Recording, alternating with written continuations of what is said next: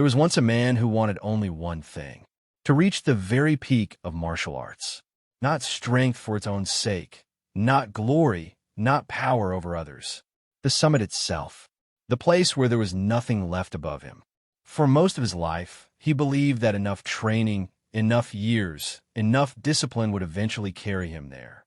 But as decade after decade passed, a colder truth settled into him.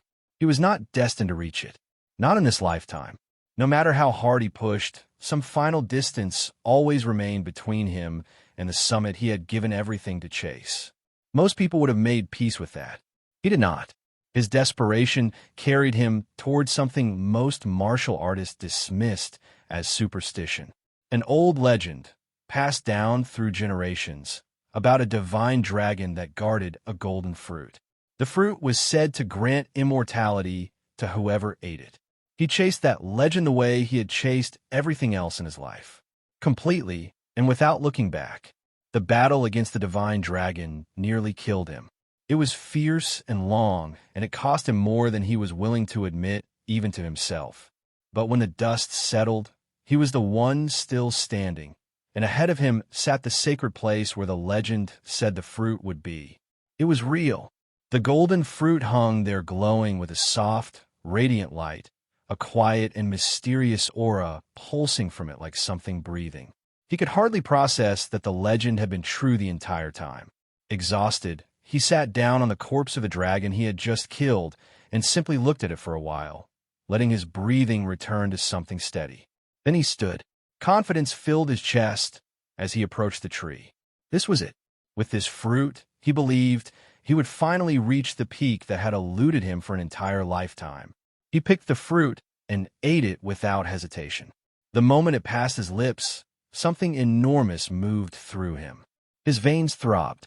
His blood felt like it was boiling beneath his skin. His entire body trembled as though it were being taken apart and rebuilt by something far older and far more powerful than anything he had ever touched in his training. The man's name was Gilfus El Dragon. He would go on to be remembered as the strongest human being the world had ever produced. Decades later, that same man lay weak and dying in his bed, surrounded by the children and grandchildren who had built their lives around him. They spoke to each other in hushed voices about how close the end had become, and how it was time to accept what was coming. His eldest son, Gilliam, held his father's hand tightly. Gilfus, now the head of the El Dragon family in name as well as legacy, told him gently that he did not want to see sadness on their faces. His time had simply come, and that was all there was to it. Gilliam forced a smile through a voice that was already trembling. He said the manor had grown quiet enough when their mother passed. It would be lonelier still once his father was gone too. Gilfus told him not to let weakness consume him, not to be swallowed whole by grief. The room fell quiet after that, and in the silence, Gilfus's mind drifted back to the golden fruit. He admitted to himself, after all this time, that perhaps no one could fully believe in the old myths anymore. Even he, who had lived the truth of one, still felt the strangeness of it. But he also felt fortunate. He had lived long enough to build a family, to watch them grow, to hold their hands the way Gilliam was holding his now. He told the people gathered around him that he had lived a long and fulfilling life and had no regrets. It was a lie. Even now, with his body failing and his breath growing shorter, he could not fully release the dream that had defined every year of his life. If he had more time, even a little more, he would have kept chasing the peak that had always stayed just out of reach. He held on to that desire the way he had held onto everything, until his very last breath. And then his eyes opened again. Confusion hit him first. He wondered if he had simply fallen asleep, if this was some strange continuation of a dream he had not finished. But everything around him felt wrong in a way sleep never did. The room was different. His body felt impossibly light. Nothing about his surroundings matched anything he recognized. He looked down at his hands. These were not his hands. Disbelief crashed in him all at once. Was he a baby? He turned the thought over, trying to make sense of a situation that defied every category he had available to him. As a 10-star level martial artist, the idea that someone could do this to him without his awareness, was almost more unsettling than the situation itself. Then the memory surfaced. The divine dragon. The golden fruit. He understood all at once. The fruit's true gift had never been immortality. It was reincarnation. The realization should have terrified him. Instead, it filled him with something close to joy. He had been given a second life. Another chance to climb toward the peak he had spent his entire first existence failing to reach. He noticed, gradually, that he was not alone in the room. Looking around, he recognized the space. The annex of the El Dragon Manor. Somehow, against every reasonable expectation, he had been reborn into the very same family he had once led. The room around him was filled with other infants, rows of them, and before he could begin to wonder why so many had been gathered together in one place, a group of maids entered carrying baby bottles. The liquid inside those bottles was not milk. It was red. He watched the maids pour the crimson substance carefully, methodically, into one bottle after another. He assumed, for a moment, that they were simply about to feed the infants. Then one of the maids lifted a goblin instead and forced the bottle into its mouth. The goblin began to tremble. Violently, a red light burst from somewhere deep inside its small body, and then it exploded into a fine spray of blood that scattered across the room. Gilfus froze. Fear and confusion collided inside him at once. What in the world was happening here? One of the maids spoke calmly, as though nothing unusual had occurred, explaining that the mixture would be safe once they adjusted the ratio of water correctly. The maids continued their work, moving down the row of infants with the same red liquid in hand. Then one of them picked Gilfus up. He looked at the bottle and understood immediately that whatever this was, it was not milk. The energy radiating off, it was terrifying in its density. He could sense, with the clarity of someone who had spent a lifetime reading energy in every form, that this was dragon blood. Far too dangerous for a body as fragile as the one he was currently trapped inside. Before he could do anything about it, the bottle was already in his mouth. Instinct took over the way it does in any infant. He drank. Power surged through him instantly. His small body convulsed under the force of it, and the pain was immediate and total. But underneath the pain, Gilfus recognized exactly what was moving through his veins.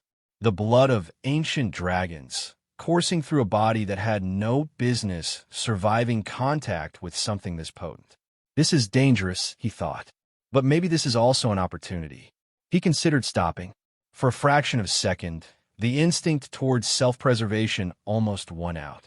Then another thought arrived behind it, quieter and far more dangerous than the first. If he could absorb this power rather than simply survive it, he might surpass even the version of himself that had eaten the golden fruit centuries ago. He might finally reach the true summit, the one that had stayed out of reach across an entire lifetime of trying. He kept drinking. His tiny veins bulged under strain. His body convulsed again, the agony rolling through him in ways that should have been unbearable for something this small and this new to the world. And still his will held, unbroken, underneath all of it. Don't underestimate me, he thought, somewhere beneath the pain, in a voice that belonged to no infant at all. I am Gilfus El Dragon. He repeated his name in his mind like a mantra, over and over, using it to anchor himself against the pain until somehow, impossibly, he came out the other side of it still intact. The maid holding him stared in open disbelief as he kept drinking, surviving something that should have ended him several times over. Inside his tiny body, two colossal dragon energies were locked in violent conflict, each one fighting for dominance over the other. When one finally broke through and overpowered its rival, Gilfus could hardly process how easily the absorption had happened. The two forces folded into each other and merged, and in that instant he understood exactly what kind of opportunity had just landed in his lap. He finished the last drop. The pain had been overwhelming, but his body had not exploded. It had adapted instead. He noticed, glancing around through eyes that still belonged to an infant, that a few other babies in the room had also survived. Something about that made him smirk inwardly. Never underestimate the survival instincts of a newborn, he thought. But baby's body has limits regardless of what soul is steering it. Exhaustion came for him fast and hard, his eyelids growing heavy despite the triumph still settling in his chest. And Gilfus El Dragon, the strongest human who had ever lived, now folded into the smallest and most fragile version of himself, slowly drifted into sleep. 7 years passed. He was deep into physical training, performing one-handed push-ups with a massive boulder balanced across his feet. When he reached his 1,000th repetition, he kicked the boulder upward and let it crash down across his back on the way down. Even he found it difficult to believe what his body had become capable of withstanding. Gilfus El Dragon, once the head of the El Dragon clan in a life that no longer technically existed, now lived under a different name entirely. Zeke El Dragon. He thought about how he had reached this level of physical power at such a young age, and the answer was not complicated. The ancient dragon blood running through his veins explained all of it. Every living being in this world carried something called a source of power, but the dragon blood given to infants in that ritual carried an extraordinary concentration of it.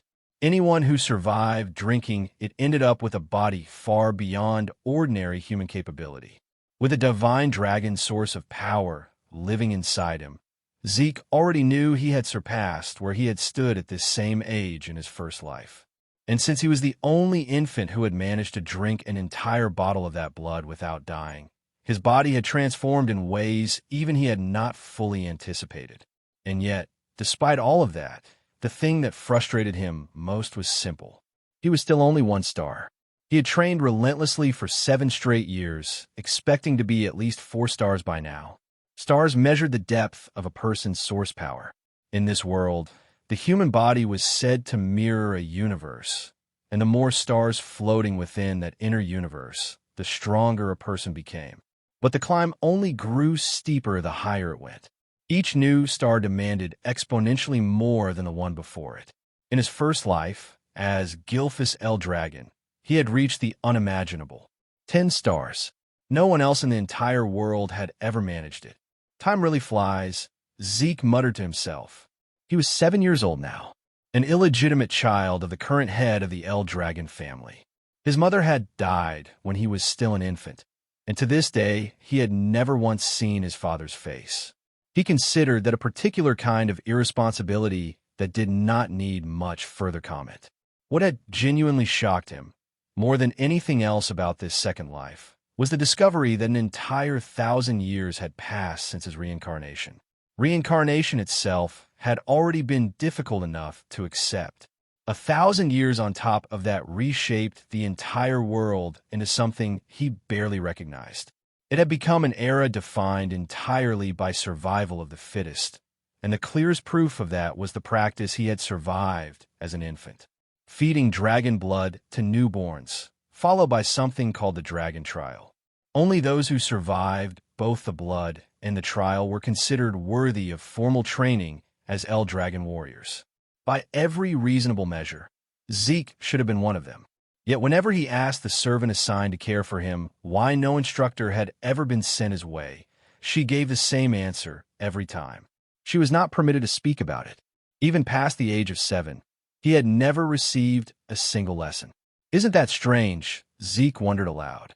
Every child who survived the dragon trial moved into combat training. Every single one of them, except him. Day after day, he lived in isolation with only the servant for company. And when he confronted her about the imbalance, all she offered in return was a question about what exactly was wrong with the arrangement. Zeke let out a sigh and told her that, for now, conditioning his body mattered more than formal combat training anyway. He could teach himself if it came to that. He had been a 10-star warrior once. The basics were not exactly a mystery to him. He asked for information about the other surviving infants, or anything at all about the main family that might help him understand a situation. The servant refused again, repeating that she was not permitted to disclose information like that. Frustration crossed his face. "Will you always refuse to answer me?" he asked, sharper this time. She stood firm. She could not speak of such matters.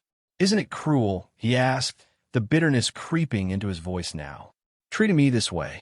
She explained, without flinching, that she was simply following orders. Her duty was to attend to his daily needs. Nothing more than that. The servant was a 3-star practitioner. She could have taught him basic combat techniques easily if she had been allowed to, or if he had even cared to ask for that kind of lesson. He had no interest in anything that small. After 7 years of the same lifeless responses, he had grown thoroughly used to the wall standing between him and any real answers. So he decided to leave. He headed for the forest. The servant said nothing. She simply watched him walk away. So she's really going to let me go, he thought, a flicker of irritation under the observation. Deep in the forest, Zeke pulled wild poisonous herbs from the ground and ate them without hesitation. The taste was as vile as it always was. This was simply part of how he trained. Then he noticed something. He took a slow breath and forced his mind into stillness, repeating to himself quietly, "Be patient, be patient."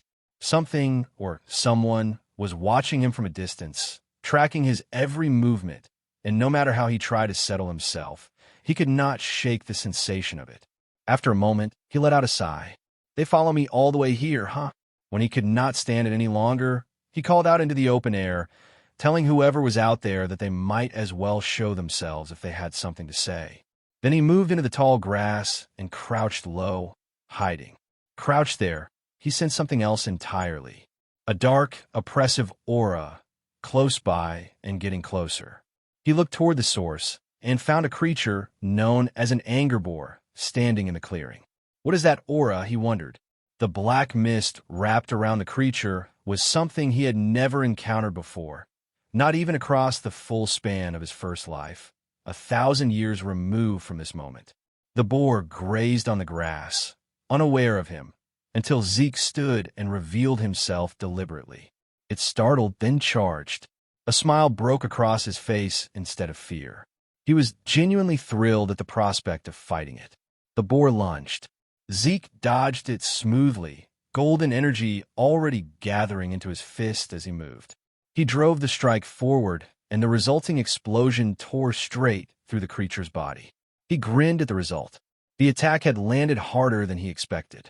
Even at 1 star, his power was already outpacing most practitioners standing at the same level. He hoisted the dead boar over his shoulder and muttered to himself that it would only get better once he raised a star level. He was tired of 7 years spent being ignored and isolated by a family that should have claimed him the moment he survived the dragon trial. He wondered if it was finally time to leave on his own, maybe travel toward the ocean, see what existed beyond the walls he had spent his entire second life confined inside. In the distance, hidden in the shadows, a cloaked man watched the entire exchange unfold. "What's going on with that boy?" he muttered to himself. No formal training, and the kid had already reached 1 star and dropped an anger boar with a single strike. What unsettled him more than any of that was the fact that Zeke had sensed his presence at all through every layer of concealment he had used to stay hidden. "That child isn't ordinary," he said quietly, mostly to himself. He knew the boy's history. The mother who had died young. The father, the current head of the family, who had shown no interest in the child whatsoever. Without proper guidance, none of this should have been possible. And yet here it was, happening in front of him. Still, illegitimate or not, the blood of the family head ran through the boy's veins, which meant he remained under the clan's watch regardless of how the family chose to treat him publicly. That was exactly why someone like this man had been assigned to observe him quietly from the shadows. An illegitimate son, yet the blood of the family head runs through his veins, the man whispered. Could that be the reason behind all of this? He was not certain. He chuckled softly to himself instead. That kid is going to be interesting to watch. Then he disappeared into the dark. Back at the house, Zeke was packing his belongings, ready to set out on his own. Before he could finish, he sensed several powerful presences approaching from outside. 3 4-star practitioners. 1 5-star. What are they doing here? He thought, moving quietly toward the door to listen. Their conversation, when it reached him, was almost disappointingly mundane. They were talking about how clean the air was out here, how peaceful the location felt with no nearby rifts to worry about. Zeke listened and concluded quickly that whoever these people were, they were not assassins. They did not sound remotely like bad people. He decided to face them directly. He opened the door and asked plainly what business they had here. The group froze, visibly startled by the sudden appearance. Then Zeke noticed the emblem stitched into their clothing. The mark of the El Dragon clan. El Dragon, he muttered under his breath, already turning over what they could possibly want from someone they had ignored for 7 straight years. The men bowed at once. Their leader spoke first, telling him it was an honor to finally meet him, young Master Zeke. They had been sent to escort him to the site of his examination. Examination, Zeke repeated, confusion settling across his face before sliding quickly into something closer to irritation. They expected him to take an exam, he thought, even though they had never taught him a single thing in his entire life. A few days after being summoned, Zeke found himself back inside the main estate of the El Dragon family for the first time in years. He had not been brought here to live again within its walls. There was a specific purpose behind the escort, and before they would let him set foot inside, they instructed him to change out of his dirty clothes first. The purpose was the dragon's nest. In 1,000 years since Zeke's first life, the El Dragon family had built something new, a school that served every branch of the bloodline. Every child born with any connection to the El Dragon family, however distant, dreamed of entering this institution once they turned 7 years old, receiving proper education and training within its walls. Today was the entrance ceremony for that academy. Zeke was here to take the entrance exam. He had learned nothing about the modern generation of his family. He had no preparation, no context, and no particular desire to be here at all. Sitting by the school gate, he felt the familiar weight of a plan interrupted. He had already decided to leave and travel the world on his own terms. And now this. A boy from Ortiscale village approached and sat down nearby. He noticed the expression on Zeke's face and asked if he was all right and what seemed to be bothering him. His name is Rangis, and everything about the way he carried himself was careful and quietly observant. Zeke asked who he was. Rangis introduced himself and explained that he had approached because Zeke looked troubled. Zeke replied casually. He studied the flow of energy moving through Rangis as they spoke and thought to himself that the boy seemed shy on the surface, but carried an unusually strong sense of perception underneath it. Zeke apologized and introduced himself in return. He admitted that his mind was in turmoil because he had no idea what the exam would actually require of him. "Is that all?" Rangis said, feeling slightly nervous at the mention of the test himself. Still, he explained that the annual entrance exam for the Dragon's Nest did not change much year to year. When Zeke told him he knew absolutely nothing about it, Rangis was genuinely shocked. Taking a test like this without any knowledge at all was not just reckless. It was dangerous. Before he could explain further, a loud voice cut across the courtyard. Arrogant, sharp, designed to be heard. It was aimed at Rangis. The boy who had spoken called him a weakling and asked why he was here, suggesting that he must have gotten lost to end up at the Dragon's Nest entrance. He told him it would be better to go home before he got hurt. His name is Retin, also from Ortiscale village, and the contempt in his voice carried the ease of someone who had practiced it for a long time. Rangis turned and recognized him immediately. He told Retin plainly that he was here to take the entrance exam. His voice trembled slightly as Retin stepped closer. Retin laughed and clutched his stomach as though the answer itself was the funniest thing he had heard all day. He declared it was impossible for Rangis to pass. And then he went further. He brought up Rangis's father, asking what the son of a pseudo-dragon could possibly hope to accomplish here. Rangis's fists tightened. He held the anger in, but did not release it. Zeke watched all of it. The El Dragon family operated on a strict and unforgiving hierarchy. At the top sat the family's elite ranks. Below them, various tiers of recognized warriors. And at the very bottom sat the pseudo-dragons, those who had failed to enter or graduate from the Dragon's Nest, considered incomplete and immature dragons in blood only. Rangis had grown up with that label hanging over his father, and with it over himself. His dream had always been to prove that even a pseudo-dragon was still a dragon. Zeke was curious. He asked Retin why he was so certain Rangis would fail before the exam had even started. Retin turned on him immediately. Who was he? And did he have a problem with him? Zeke told him calmly that he was merely asking why Retin was so confident about something that had not happened yet. Retin pointed at Rangis and said the reason was obvious. He was just a weakling. Zeke tilted his head and said that from what he could sense, Rangis actually seemed stronger than either of them. Rangis's eyes went wide. It was the first time anyone had said something like that on his behalf. The arrogant boys reacted with immediate fury, unable to accept that Zeke was suggesting a pseudo-dragon son was their equal or better. Before things could escalate past words, a figure arrived and drew everyone's attention away. The adult dragon examiner announced that the dragon's nest entrance exam was about to begin and that all participants should register and collect their numbers. As Retin turned to leave, he looked back at Zeke with a cold glare and warned him that he would not forget his face. Zeke sighed and remarked that there was no need for all that anger, noting that children of this generation seemed to carry very short tempers. Rangis pointed out, slightly awkwardly, that they were roughly the same age. He added that most people would be upset if someone told them they were weaker than him.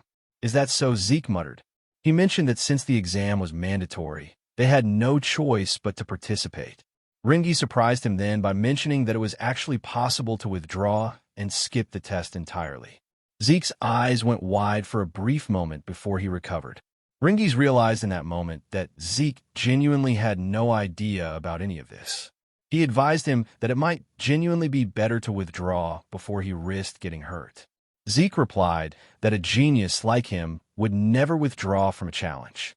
Rangis shook his head and said that Zeke was far too confident for someone who knew nothing about what they were walking into. Zeke laughed and told him that whatever the test turned out to be, they should hurry because it was about to start. Rangis had no real argument against that and agreed. At the testing grounds, the examiner laid out the rules simply.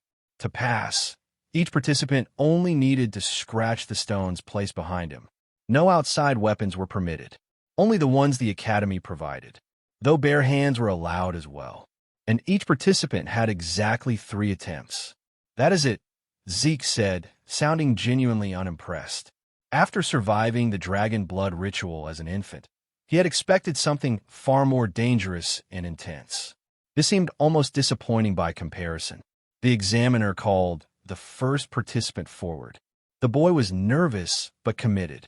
He stepped up and struck the massive stone with everything he had.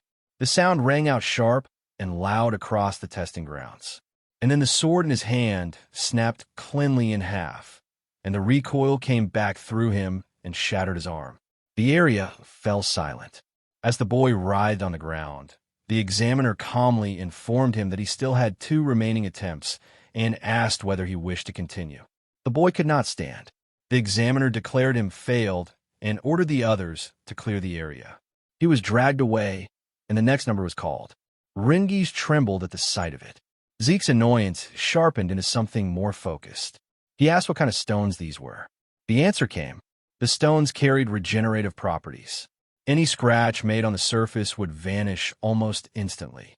Beyond that, they reflected physical force back at the attacker at 100-fold intensity when struck with raw power alone. Zeke said plainly that materials like that were far too excessive for an entrance exam.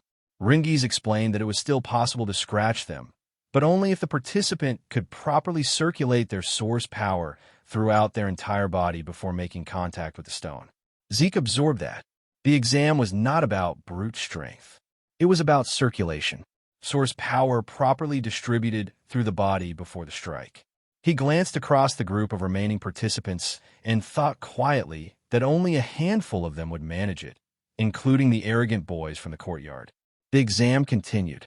More failed than passed, many of them walking away from the stone with broken hands and shattered weapons, the recoil taking them apart before they could understand what they had done wrong. Then the examiner called Zeke's number. "It's my turn," Zeke said, with a calm smile already in place. Rangis, still nervous, asked one last time if he was really not going to withdraw. Zeke simply walked forward and told him not to worry. As he approached, the examiner's eyes changed. Something in his expression shifted, catching on the faint aura beginning to radiate off the boy walking toward him. It was subtle, Most people in that courtyard would not have noticed it at all, but the examiner noticed. The aura around Zeke had begun to stir, faintly, the way a buried fire stirs when air reaches it. And underneath it, barely visible, was the weight of something that should not have belonged to a 7-year-old child standing at the entrance exam of a school. It was the weight of Gilfus, the weight of a 10-star warrior, the weight of a life that had already happened once and was not finished yet. The examiner told him to step forward and choose a weapon. Zeke said it was not necessary. His fist would be enough. The crowd murmured. It did not matter how skilled he was at circulating source power, they said to each other. There was simply no way he could scratch a regeneration stone with bare hands. His fists would shatter before the surface, so much as marked. Some of them went further and suggested his arms would go with them. Rangis heard every word and felt the anxiety tighten in his chest, followed immediately by anger at himself for not having stopped Zeke from walking into this in the first place. The examiner gave the signal. Zeke stepped toward the massive stone and placed his hand against its surface, studying it. He had never encountered a material like this before. He thought to himself that it must have formed over the course of 1,000 years, and that there were still many things about this current generation he did not fully understand. None of that mattered right now. He gathered his source power and drove it into his fist. While Rangis trembled with dread at the edge of the testing grounds, Zeke was feeling something else entirely. Excitement. For the first time in this second life, he had a real opportunity to use his full strength, and the stone in front of him was the perfect tool to measure exactly where he stood. He unleashed the first form of the dragon destruction combat technique. First strike. The impact erupted outward. Fragments of the shattered stone flew in every direction. A violent wind from the blast tore through the air, sending dust and debris swirling across the entire testing area. Rangis threw his arms up to shield himself from the aftermath. The examiner stood frozen, his eyes fixed on what remained of the stone. As the dust began to settle, Zeke stood there smiling, already critiquing himself. The technique had still been too much for his current body. His hand had taken serious damage in the process. He laughed quietly at that, realizing he still had a long way to go in terms of raw conditioning. The other participants were speechless. Retin stared at the destroyed stone with an expression caught somewhere between shock and sharp annoyance. A woman observing from the side remarked that Zeke was genuinely interesting. Everyone else was still catching up to what they had just witnessed. Zeke waited cheerfully for the examiner to announce the result. The examiner had not moved. The stone Zeke had destroyed was supposed to regenerate itself. The only people capable of breaking it entirely were those who had already reached 4-star level or above. That was simply understood as fact. And yet a child was standing in front of him having done exactly that. He's just an illegitimate son, the examiner muttered to himself, the thought tumbling out before he could stop it. Then he wondered whether it came from the blood of the family head still running through the boy's veins. And then he noticed something else. The technique Zeke had used felt strangely familiar in a way he could not immediately place. Zeke, still waiting, called out to him and asked impatiently for the result. The examiner snapped back to himself and declared that Zeke had passed. One of the other examiners stepped forward and handed Zeke a small bottle containing a green liquid. Zeke looked at it and asked what it was. The man only asked whether Zeke could please move out of the way since he was blocking the area. Zeke frowned and muttered under his breath, wondering if everyone in this generation was this rude. Before he could say anything further, Rangis came running toward him with visible excitement, praising what he had just watched. Zeke grinned and said it was nothing but peanuts. He asked again what the liquid in the bottle was. Rangis explained that it was a healing potion, the standard formula used within the El Dragon family. Zeke repeated the words slowly. Healing potion. He turned the bottle over in his hand, and since he was the illegitimate son of the family, part of him briefly considered whether it might simply be poison. But Rangis had vouched for it, and the energy coming off the liquid felt more like a spiritual medicine than anything harmful. The elixir was called Cloud Piercing Clarity Wood. It was made from herbs found only in secret realms, combined with the pure source power of divine beasts and the distilled essence of elusive phantom beasts. When used, it could heal not only fresh wounds but old scars and injuries that had been sitting in the body for years. On top of that, it had the ability to enhance one's source power. The rarity of its ingredients and the complexity of the process meant that potions of this caliber were almost never seen outside of families like this one. Zeke drank it. The effect was immediate and remarkable. He asked Rangis whether this was really a spirit medicine. Rangis said he did not know what that term meant, but he was certain that the El Dragon family's healing potions were of considerably higher quality than anything available commercially outside their domain. He asked if the potion had surprised Zeke that much. Of course, Zeke said. It had healed both his serious hand injury and the accumulated strain from his training in what felt like moments. Still, he noticed that, unlike spirit medicine, it did not appear to boost his source power directly. Rangis told him he was even more impressed by Zeke himself than by any potion. Zeke laughed and told him not to joke. He thought to himself that the existence of something like this showed just how far knowledge had advanced over the last 1,000 years. The world he had returned to had not been standing still while he was gone. Rangis praised his strength again, and Zeke replied simply that his dream was to become the strongest of all. The exam continued. The examiner called more numbers and eventually announced that Retin had passed, along with his companions. Zeke had expected that. Then Rangis's number was called, and the nervousness that moved through him was visible from across the testing ground. Despite everything, he gathered himself and walked to the front. Zeke watched his stiff, careful movements and wondered why he was so afraid. Then he shouted out, telling Rangis to trust himself. Rangis turned red and asked him quietly to please lower his voice. Rangis chose a sword as his weapon. The examiner gave the signal, and he swung. The strike failed to scratch the surface on the first attempt. He steadied himself and tried again. This time the stone's reflective force bounced the blade back and sent him off balance. He fell. His hands were trembling when he pushed himself back up, the energy from the recoil still running through them. Retin and his group started laughing. It was exactly what they had predicted, they said. The son of a pseudo-dragon was nothing but a pseudo-dragon himself. They told him to give up. Retin turned the mockery toward Zeke as well, asking if this was the same person he had claimed could pass, and whether this was what stronger than them looked like. Zeke was quiet for a moment. Then he told them to stop spouting nonsense. The examiner informed Rangis that he had one attempt remaining and asked if he wished to continue. Rangis could not answer. His head dropped. The embarrassment and the cruelty of the crowd had found the exact place inside him where all the old wounds from his father's name were still raw. Zeke walked up to him. He asked Rangis what he was doing. He pointed out that Rangis had chosen a sword when a spear was the weapon that suited him.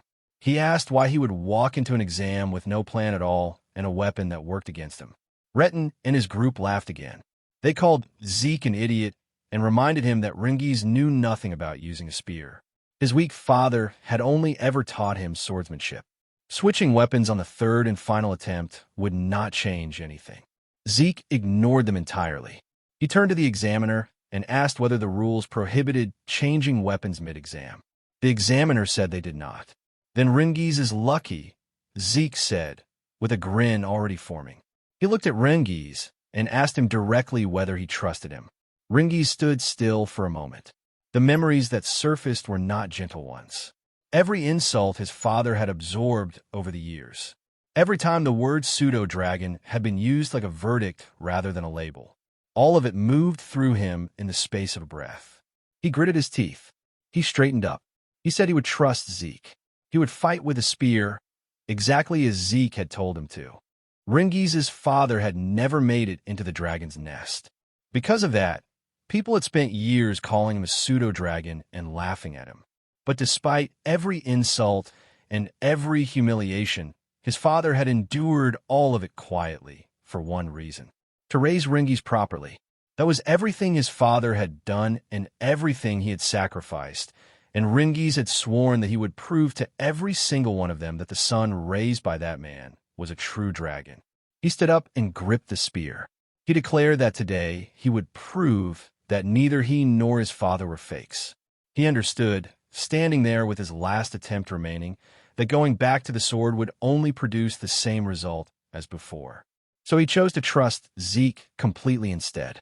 The only problem was that he had never held a spear in his life. Zeke called out to him. He pointed at the enchanted stone and told Rangis there was nothing complicated about what he needed to do. Just thrust the spear straight into the stone. Do not think about anything else. Pierce it straight through. Rangis tightened his grip. Under ordinary circumstances, stabbing directly at a stone with strong regeneration properties would do nothing at all. He knew that. But Zeke had been the first person to ever stand up for him, and they had only just met that morning. It was something he had no experience with, that kind of immediate, uncomplicated belief from someone who had no particular reason to offer it. Because of that, he chose to place his trust in it completely.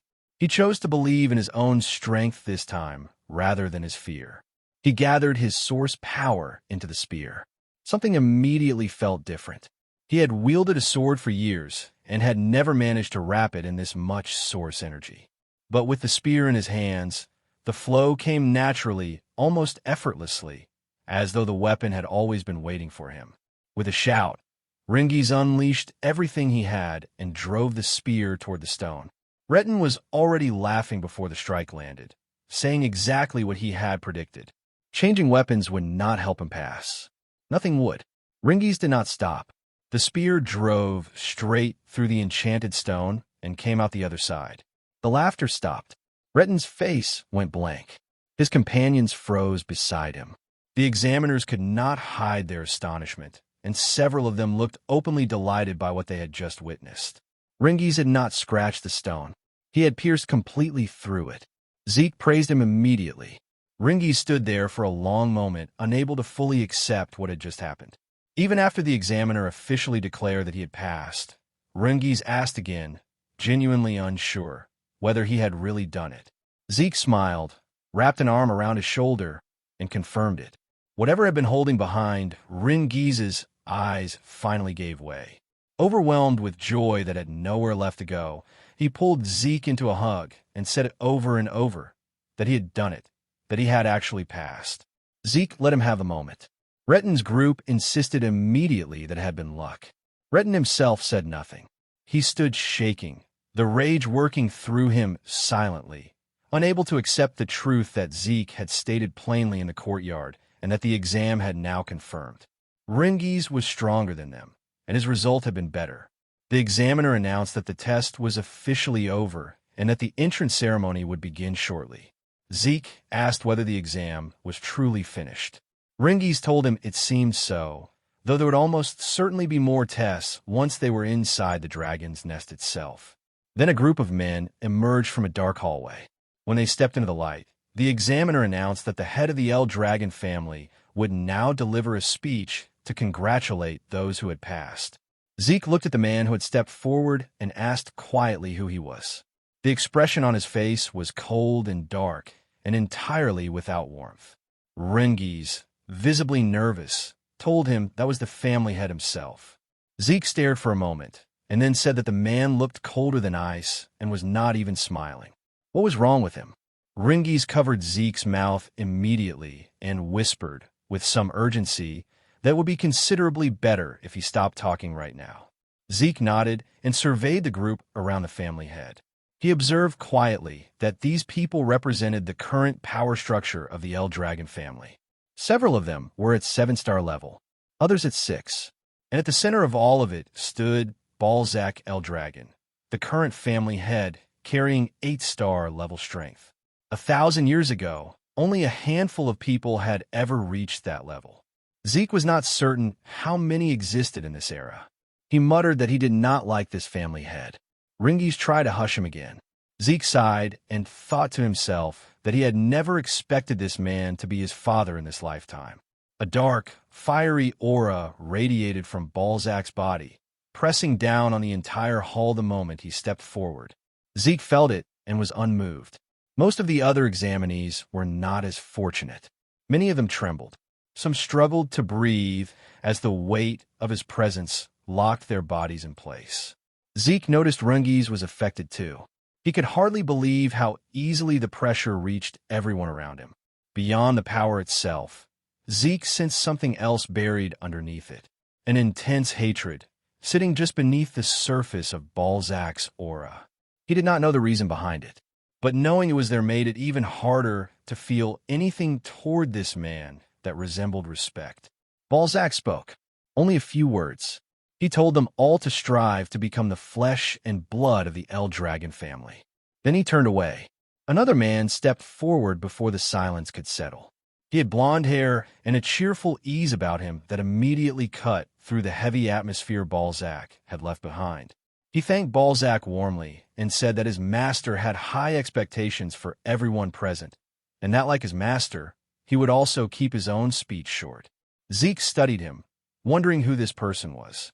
The man told everyone simply to train hard and grow stronger. That was all. One of the examiners muttered that that was it. The man smiled and pointed out that people who worried too much about small things went bald early, so he saw no reason to burden anyone with a long speech. Several people in the hall laughed despite themselves. Zeke could not quite figure out what was wrong with the man, but whatever it was, the atmosphere in the room had genuinely lightened. The examiner then announced that the new students would be assigned to their dormitories. Anyone whose number was called was to head there immediately. There were 4 dormitories: East, West, South, and North. Every student accepted into the academy would be assigned to one of them. When Zeke's number was called, he stood and waved goodbye to Rangis. He had been assigned to the East Hall. He walked the corridors and remarked to himself that a great deal had changed in this place over the past 1,000 years. It took him a while to find his room, long enough that he assumed his roommate must have arrived first. When he finally reached the door, he pushed it open with a cheerful greeting, apologized for being late, and announced that from today they would be sharing the room. His new roommate looked up at him. Zeke laughed when he saw who his roommate was. It was Rangis. He said it seemed like fate kept linking the two of them together. He asked if there was anything else scheduled for that day, and Rangis confirmed that training would begin the following morning.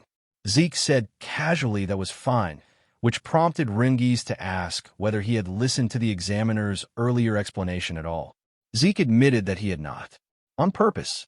Rangis sighed and told him they should rest early since the first day of real training was coming. Zeke looked out the window and let his mind wander back to his original plan, leaving the El Dragon family, traveling the world on his own terms. But the day had given him something he had not expected: the regeneration stone, the healing potion. Both of them had been genuinely interesting, and both of them pointed at something larger. 1,000 years of accumulated knowledge and development that he had not yet even begun to understand. If he truly wanted to grasp how much the world had changed, staying with the El Dragon family for a while might not be such a bad idea after all. He decided to stay. A month passed. The training inside the dragon's nest grew harsher with each week. One morning, the instructor called the class to attention, holding dumbbells in both hands as he explained that dragon's breath was one of the most important techniques ever created, the work of the 15th head of the El Dragon family. He reminded them that the technique had to be mastered under any condition and under any level of strain. His attention drifted across the students as he spoke. Several had already made clear progress. One in particular stood out. He called her Master Leica. Her overflowing energy suggested she was close to reaching 2-star level, and the precision with which she moved through the technique was difficult to ignore. But there was another student who caught his eye in an entirely different way. Zeke was performing dragon's breath with dumbbells in both hands, large stones balanced across his head and arms simultaneously, and he looked as though he found the whole arrangement mildly entertaining. The instructor stared at him and muttered to himself that the blood of the family head truly ran through that boy's veins. It was said that no one had ever taught Zeke anything since childhood, which made everything he was witnessing feel deeply unfamiliar.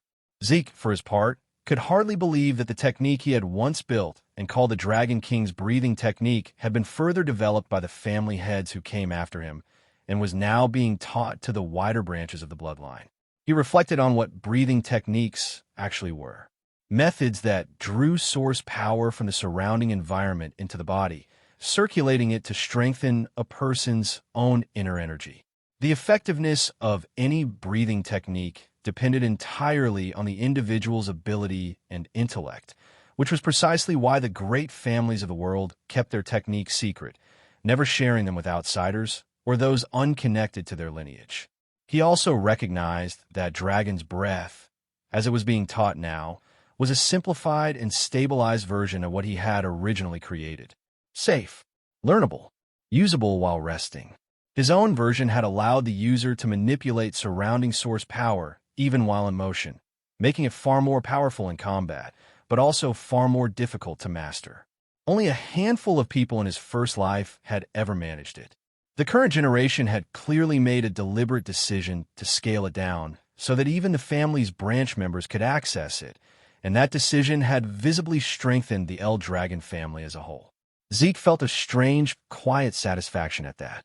He had never imagined the techniques he built would still be shaping the world 1,000 years later.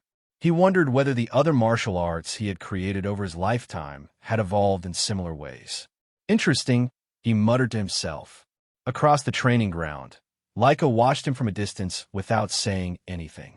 Later, in the cafeteria, the other students exchanged disbelieving looks at the amount of food Zeke was consuming. Zeke, mid-meal, noticed Rangis sitting quietly across from him and asked what was wrong. He told him he would not get strong if he did not eat. Rangis asked whether Zeke found his own stamina strange at all. Zeke told him flatly that anyone who wanted to grow stronger simply needed to eat more and train harder, and offered some of his food across the table. Rangis politely declined and said he had already had enough. As Zeke returned to eating, he thought about how several students had arrived at the academy already well-trained, clearly having prepared long before their enrollment. Then a voice came from beside the table. A girl had approached them. She said, calmly and with quiet confidence, that he was quite impressive. Zeke looked up and asked who she was supposed to be. Rangis choked on his food. He leaned in and whispered with visible urgency that Zeke did not know who she was. That was Master Laika, the daughter of the family head, Lord Balza. Zeke looked at her and said, "Oh." Then he looked back at Rangis and asked what he was supposed to do about that. He did not know her. Rangis began sweating. He told Zeke he could not speak to her like that. Master Laika was one of the candidates to become the next family head. She was not someone to address casually. Zeke shrugged and pointed out that he was also a child of the family head. An illegitimate one, granted, but still. Rangis went completely still. Laika looked at Zeke with genuine curiosity. She asked whether that was actually true. Her name is Laika Typhona El Dragon, one of the candidates to inherit the El Dragon family, and she was now standing directly in front of Zeke, studying him. "Why would he lie about that?" Zeke said, shrugging. Laika's expression shifted slightly. She asked him directly how an illegitimate child with no renowned family behind him could have destroyed the magic stone with his bare hands. Where had that strength come from? Because he was Zeke, he replied, already turning back toward Rangis and telling him to stop staring and finish his food. Both Laika and Rangis were quiet for a moment. Then Laika smiled. She told him he was a genuinely interesting person and sat down beside him. She proposed that he serve under her. She would make him one of her followers. Zeke raised an eyebrow and asked what exactly she meant by that. She explained. She wanted him as an ally. She would be his backer. Every illegitimate child needed allies and influence, and she was offering both. He could use his strength to help her become the next family head, and in return she would help him achieve his own goals once she did. Zeke did not hesitate even slightly. He said no. Laika frowned and asked why. She wanted to know whether he was planning to pursue the family head position himself. As she spoke, a faint crackling energy stirred in her aura. Zeke read it immediately. She was close to 2-star level.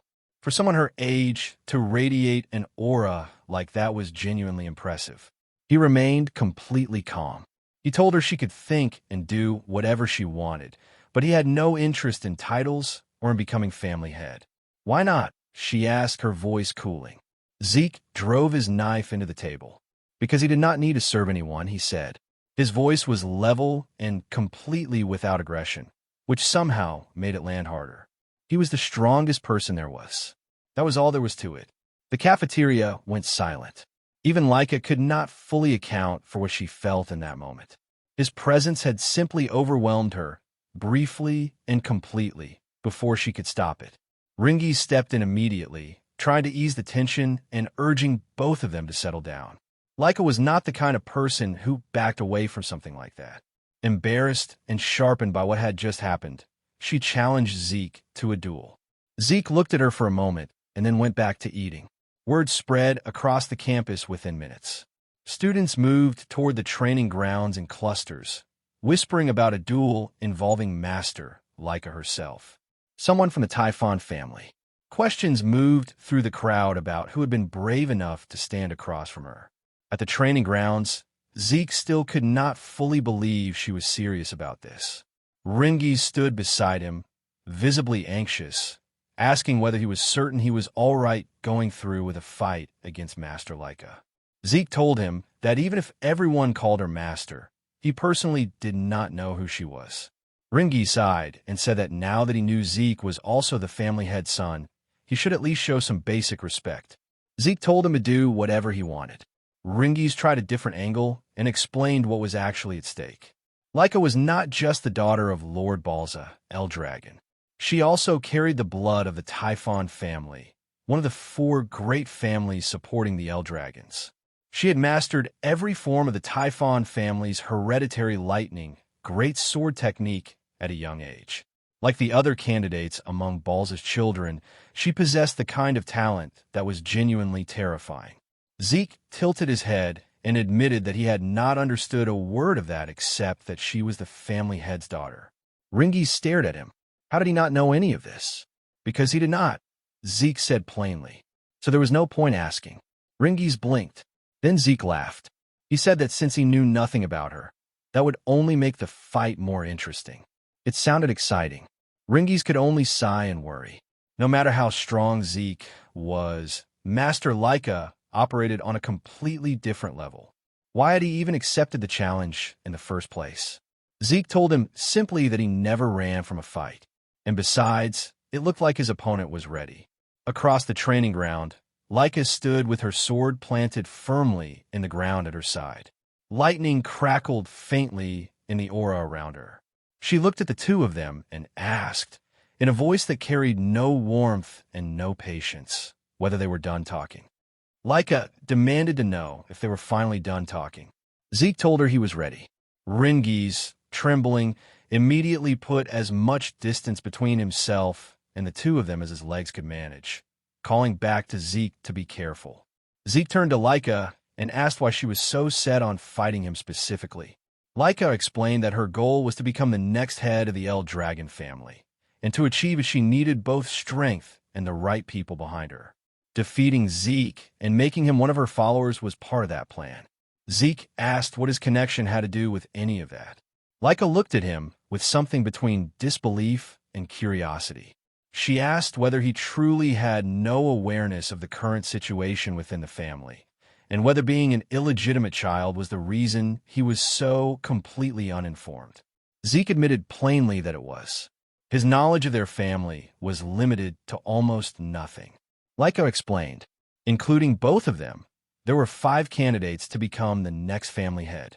Every other sibling besides Zeke was connected to one of the 4 major branch families of the El Dragon clan.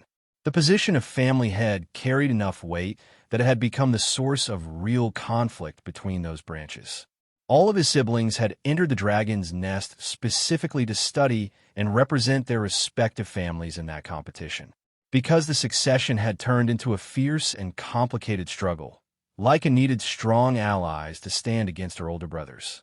Zeke absorbed this, a power struggle between the 4 main branches of the El Dragon family. He found the whole thing too complicated and was not entirely sure he wanted to understand it any further. But he understood the shape of it.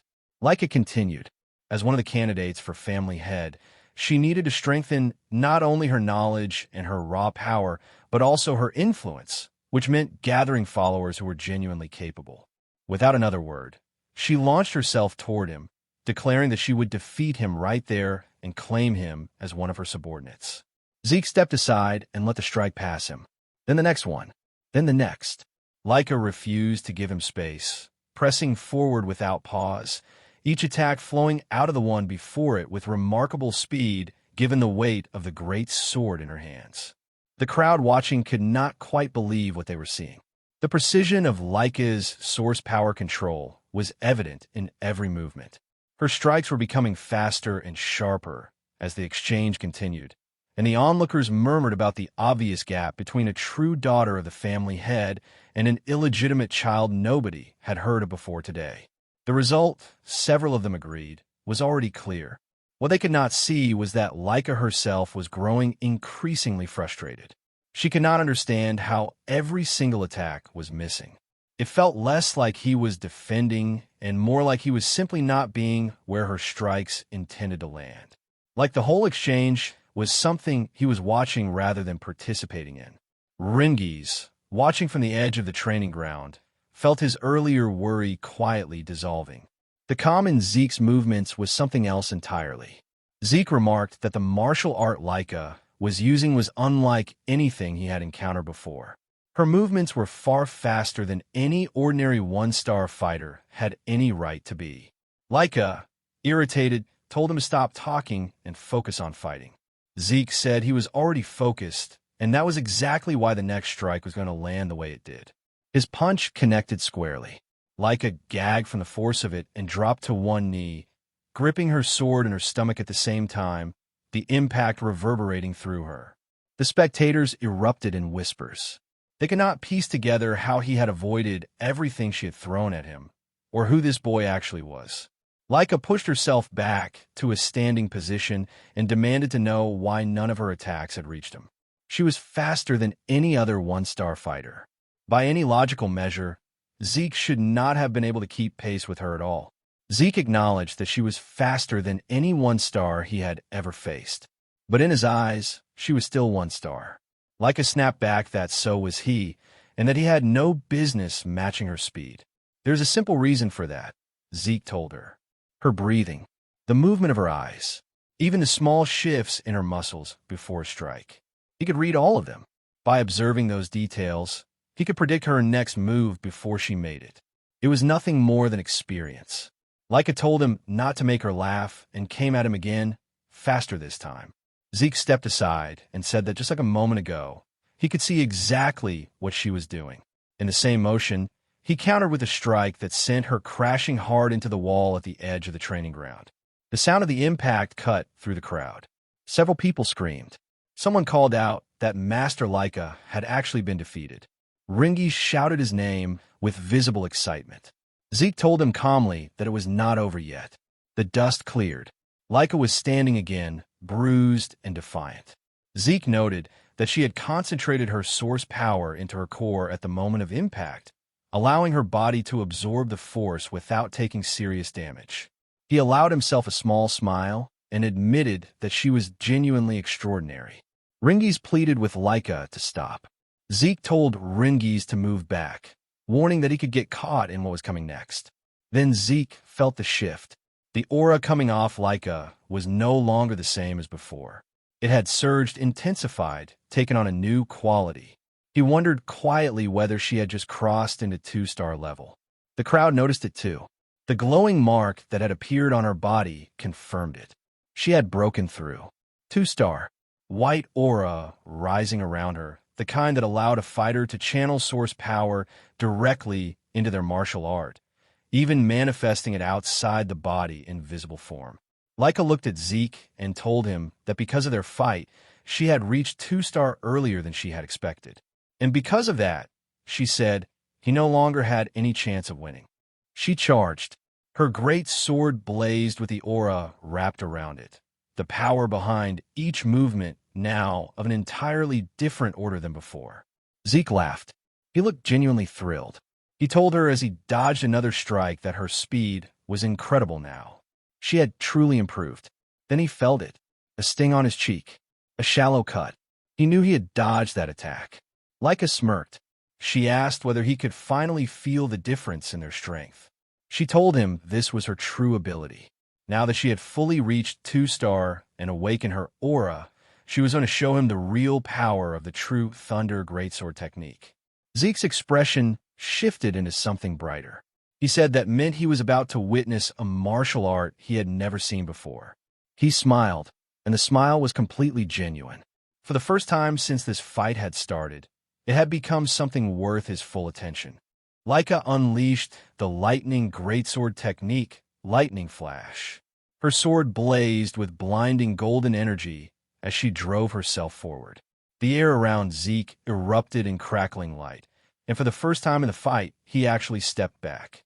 He demanded to know what that technique was, how she was manipulating lightning at that level, and whether this was really still just a sparring match. Laika planted her sword in the ground as golden light surged around her and smiled. She told him he seemed surprised. Then she called the next move, Lightning Net. Sparks tore up from the earth and formed a glowing web of electricity that launched itself toward him. Zeke narrowly got clear, landed, and muttered to himself that her power had grown tremendously. The fighter standing across from him was nothing like the one star he had been reading a few minutes ago. At this rate, the fight was not going to be easy. The audience could no longer pretend to be composed. Since Laika had broken through to 2-star, everything had shifted. Rangis, watching from the side, felt the worry creeping back in. Zeke studied her movements. The patterns themselves were not new. Her footwork, her swings, all of it was the same framework as before. But every strike now carried a weight entirely different from what it had carried at 1 star. Her lightning greatsword technique was overflowing with aura, amplifying each blow in ways that had not existed moments ago. And the speed was something else. She was moving faster than he had anticipated, and something about her lightning felt strangely difficult to read, like it carried its own rhythm separate from her body. He remained confident. Even cloaked in thunder, he was certain he could find counter. But the curiosity was real. What was this power exactly? What kind of lightning was she commanding? He kept evading and kept analyzing, watching the flow of her aura, the rhythm of each discharge. Laika noticed his expression as he moved away from her strikes, calm and studying, and frowned. She told him to stop smiling. He looked far too relaxed for someone in the middle of a duel. She wanted to see how long that lasted. She used swift thunder, her sword blazing as she wrapped herself in golden lightning and drove straight toward him. Zeke stepped aside at the last possible moment. She was as fast as lightning itself, he thought. And in mid-charge, she swung, and this time the blow connected. Zeke was sent flying backward. The shockwave from the strike scattered dust and debris across the field in every direction. Rangis gasped and started forward, and a spectator grabbed his arm to hold him back. Zeke stood up. His clothes were scorched. His expression had not changed. Laika came at him again with another lightning flash, striking head-on. He was still standing afterward. She stared at him, genuinely confused, and asked aloud how he was still upright. Rangis called out to Laika, begging her to stop. He told her they had seen enough. They understood how strong she was. Laika turned on him coldly and told him that stopping mid-battle would be an insult to Zeke himself. Rangis turned to Zeke then and pleaded with him to surrender. Laika agreed, almost pleasantly, that surrender would be the sensible choice given his condition. If he knelt and pledged loyalty to her, she would stop. Zeke only smiled in silence. Laika's eyes hardened. Even as an illegitimate child, she said, he was a truly proud El Dragon. She raised her greatsword high, her aura surging to its full height, and told him that if that was how he wanted it, she would use her full strength to end it. Lightning roared down from above. She activated her first secret art, Heaven's Thunder. A colossal wall of golden energy descended on Zeke, shattering the stones beneath his feet. Bolt after bolt tore through him in a storm of divine force. Rangis cried out and watched through his fingers as Zeke's body was engulfed completely, smoke rising from the charred silhouette at the center of the light. Laika drove her sword into the ground, exhaled slowly, and told him softly that she was sorry, but it was over. Then a voice came through the crackling air. Is that so? A brilliant golden lightning aura exploded skyward from where Zeke was standing. Laika turned, and her eyes went wide. She demanded to know how that was possible. How did he have a lightning aura? Zeke stood in the middle of it, golden arcs dancing across his skin, wearing the expression of someone who had just found something genuinely interesting. He told her that this was what she called lightning aura. As for how he had acquired it, he admitted honestly that he was not entirely sure. Laika whispered that it was impossible. Zeke smirked and told her the truth. He had let her hit him on purpose. He had wanted to study her lightning, to understand how it flowed and how it behaved. And somewhere in the process of absorbing strike after strike, he had learned to use it himself. Laika told him that was absurd. Inwardly, Zeke worked through what had actually happened. He had deliberately taken her attacks because her lightning had intrigued him. While enduring them, he had continuously activated Dragon King's breath. Something in the resonance between his breathing technique and the lightning moving through him had caused golden energy to accumulate in his body. Before he had fully understood the process, he had already been able to manipulate it. He suspected that Laika carried a unique constitution, and judging from the nature of her family's greatsword technique, the lightning affinity likely ran through her entire bloodline. He walked toward her with confidence and told her that he had never expected lightning-type source power to be this extraordinary. This duel had turned out to be perfect training. He grinned and told her that thanks to her, he had reached 2-star level himself. Golden lightning flared around him as he declared that their battle was not over yet. Laika roared and charged again. Her great sword blazed as she unleashed another blinding assault. Zeke stepped aside to counter and then vanished in a flash, reappearing at the opposite end of the arena. He looked at his own hands, momentarily confused. He worked out quickly. When source power reached a certain concentration, it transformed the body's muscles and nerves, pushing them beyond ordinary human limits. The lightning aura had changed his physiology in a way he had not fully processed yet. His speed was now beyond what he could consciously control. In the stands, Rangis had stopped trying to follow the fight. Both of them had become streaks of golden light and crackling thunder moving faster than his eyes could track.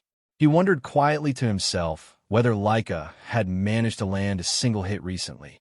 Laika, frustrated, shouted at him to stop toying with her.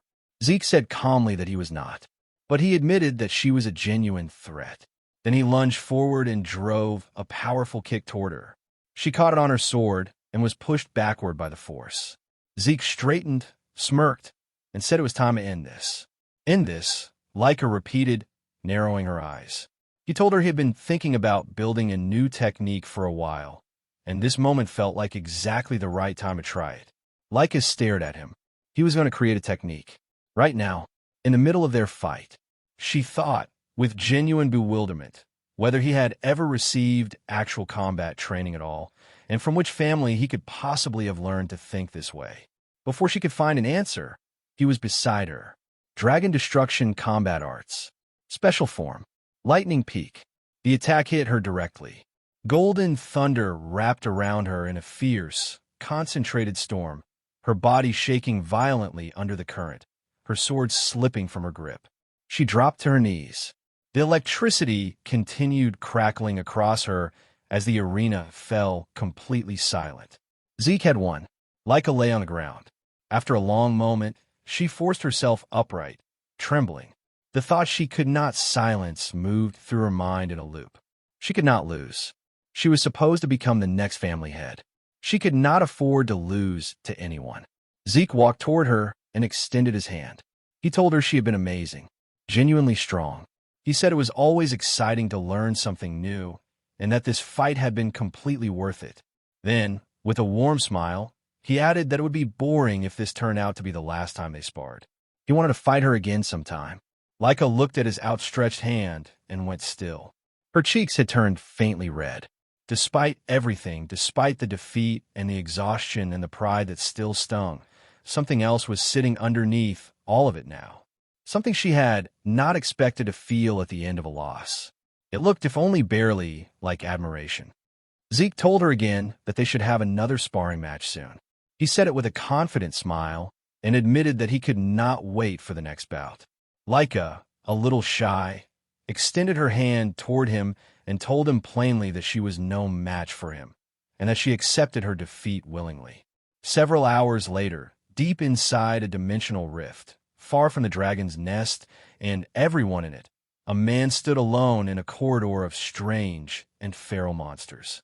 His name is Gilfus El Dragon, father of Laika and Zeke both, current head of the El Dragon family. And as the creatures charged toward him from every direction, his eyes began to glow. He released a single crushing wave of aura and dragon pressure. Every creature in the corridor froze where it stood. He drew his sword and invoked the first form of the dragon destruction combat arts, Genesis. One fluid swing, and every monster in his range was cleaved cleanly in half. He sheathed his sword before the last of them had finished falling. The El Dragon soldiers rushed forward to handle whatever might have survived their master's strike. Balza turned toward the rift's exit. Before he reached it, one of the soldiers called out that he had an important report. Balza stopped and asked what it was. The soldier told him that Lady Laika had reached the 2-star level. Balza went still mid-step. His glowing eyes flickered. When he answered, his voice was cold and completely detached. So what of it? The soldier, visibly nervous, pointed out that reaching 2-star level at only 7 years old was an extraordinary achievement. With Laika's talent, once she graduated from the dragon's nest, a 4-star or even 5-star future was genuinely possible. Balza's reply was immediate and chilling. Talent means nothing. The next time you bring a report, it had better tell him how she can be of use.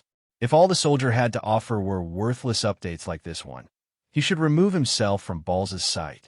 The soldier went quiet. Balza continued walking. Then the soldier quickly added that Laika had recently lost in a sparring match. Balza stopped. He turned his head slightly, his expression giving nothing away. He asked whether she had lost to one of her brothers.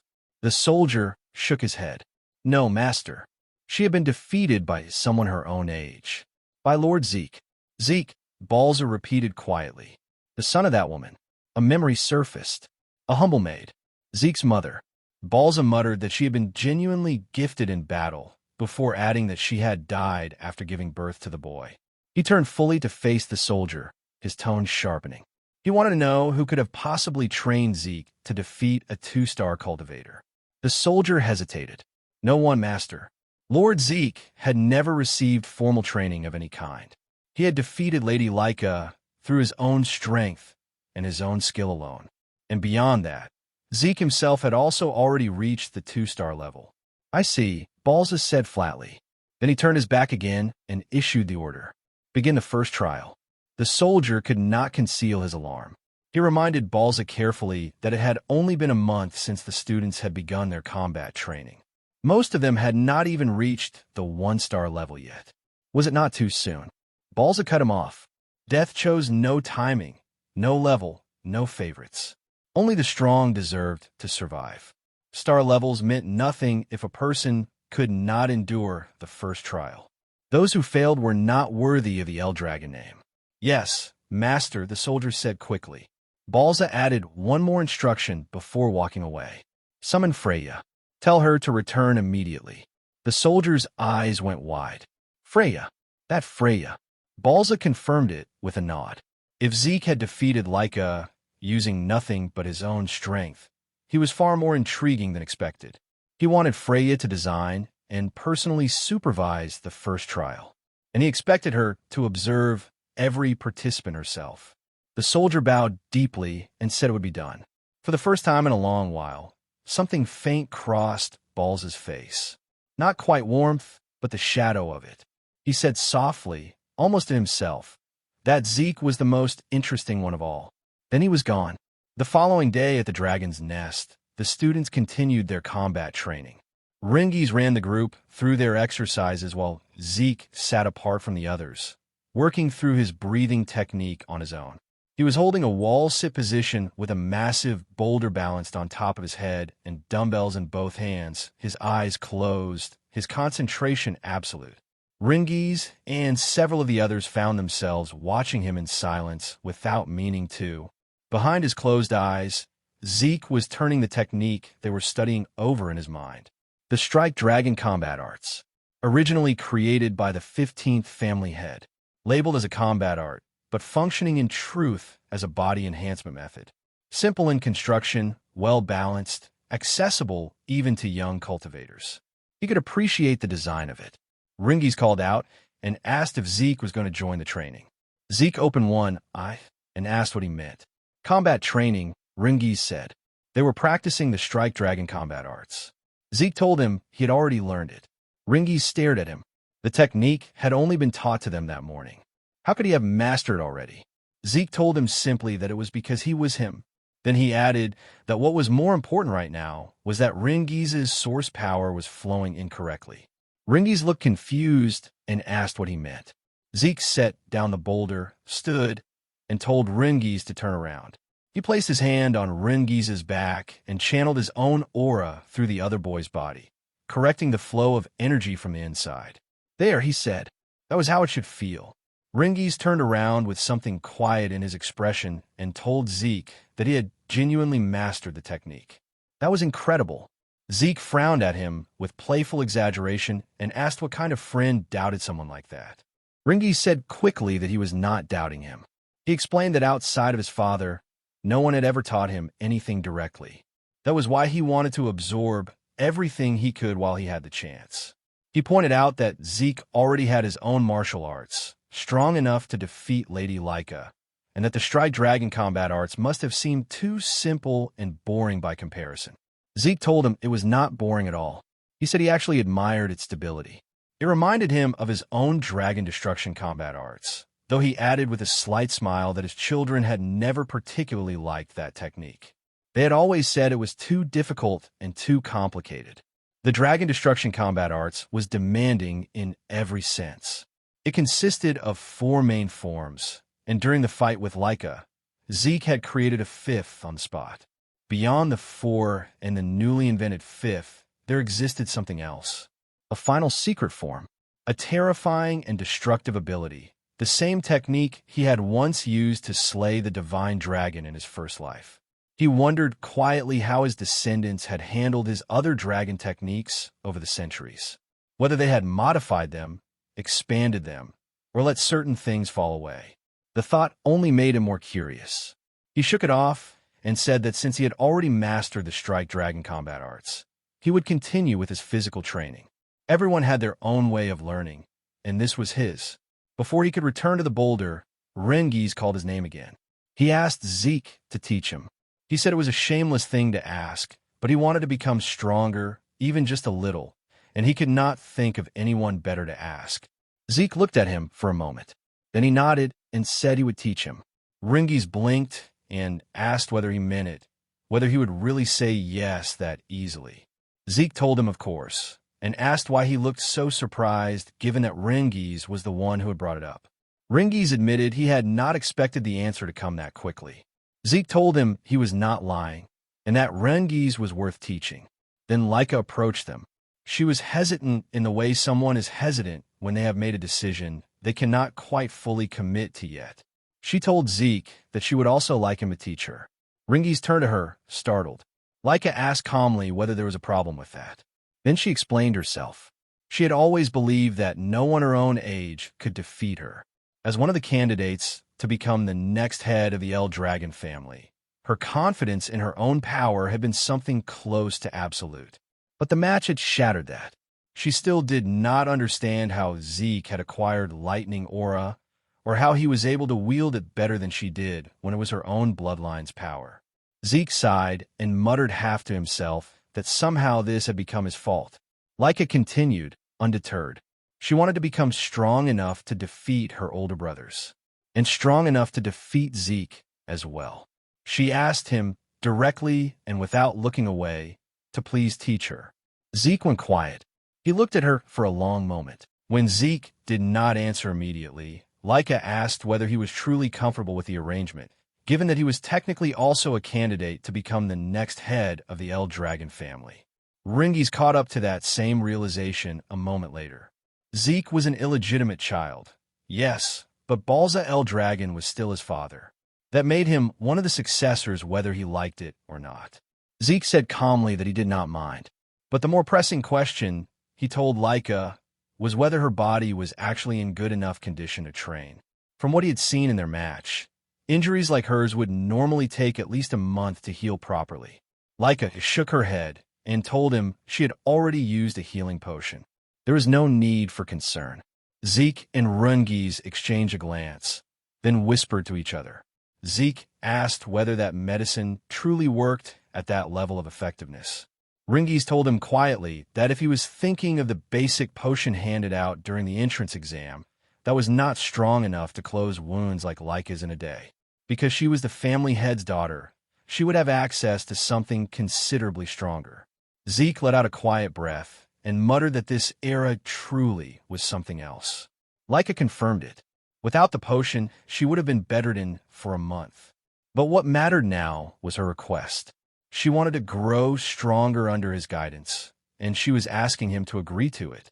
She understood that he also needed his own training time, but she still wanted this. Zeke agreed without hesitation. He told them he never turned down young people with ambition. Both of them looked slightly thrown by the answer. Laika pointed out that he was also young, just like them. Rangis added that they were all about the same age. Zeke laughed and admitted that much was true. Then, with a teasing tone, he asked whether Laika was truly certain she wanted the person who had just defeated her as her instructor. Laika told him firmly that she did not have the luxury of being picky. If she wanted to become the next head of the El Dragon family, she needed to become stronger, and that was the only thing that mattered. Zeke remembered the first time she had mentioned that goal, back when she had approached him in the cafeteria. He asked why she seemed so consumed by it. Laika answered without hesitation. If she failed to become family head, she would simply be used for a political marriage. In the best case, she said with a bitterness she made no effort to conceal, she would probably be forced to marry one of her cousins. In the worst case, a man she had never met. Something shifted in Zeke's expression. His eyes darkened, and he asked what she meant by that. She explained. The El Dragon bloodline was considered extraordinarily valuable, particularly within the 4 major branches of the family. Their source power was special in ways that made it useful in too many directions to count. That was why the family had become obsessed with keeping the bloodline pure, and why the women in it were treated as assets rather than people. Rangis felt a chill run through him as a terrifying aura suddenly radiated from Zeke. His voice had gone cold and sharp. He said that the El Dragon family had truly begun doing disgusting things like this.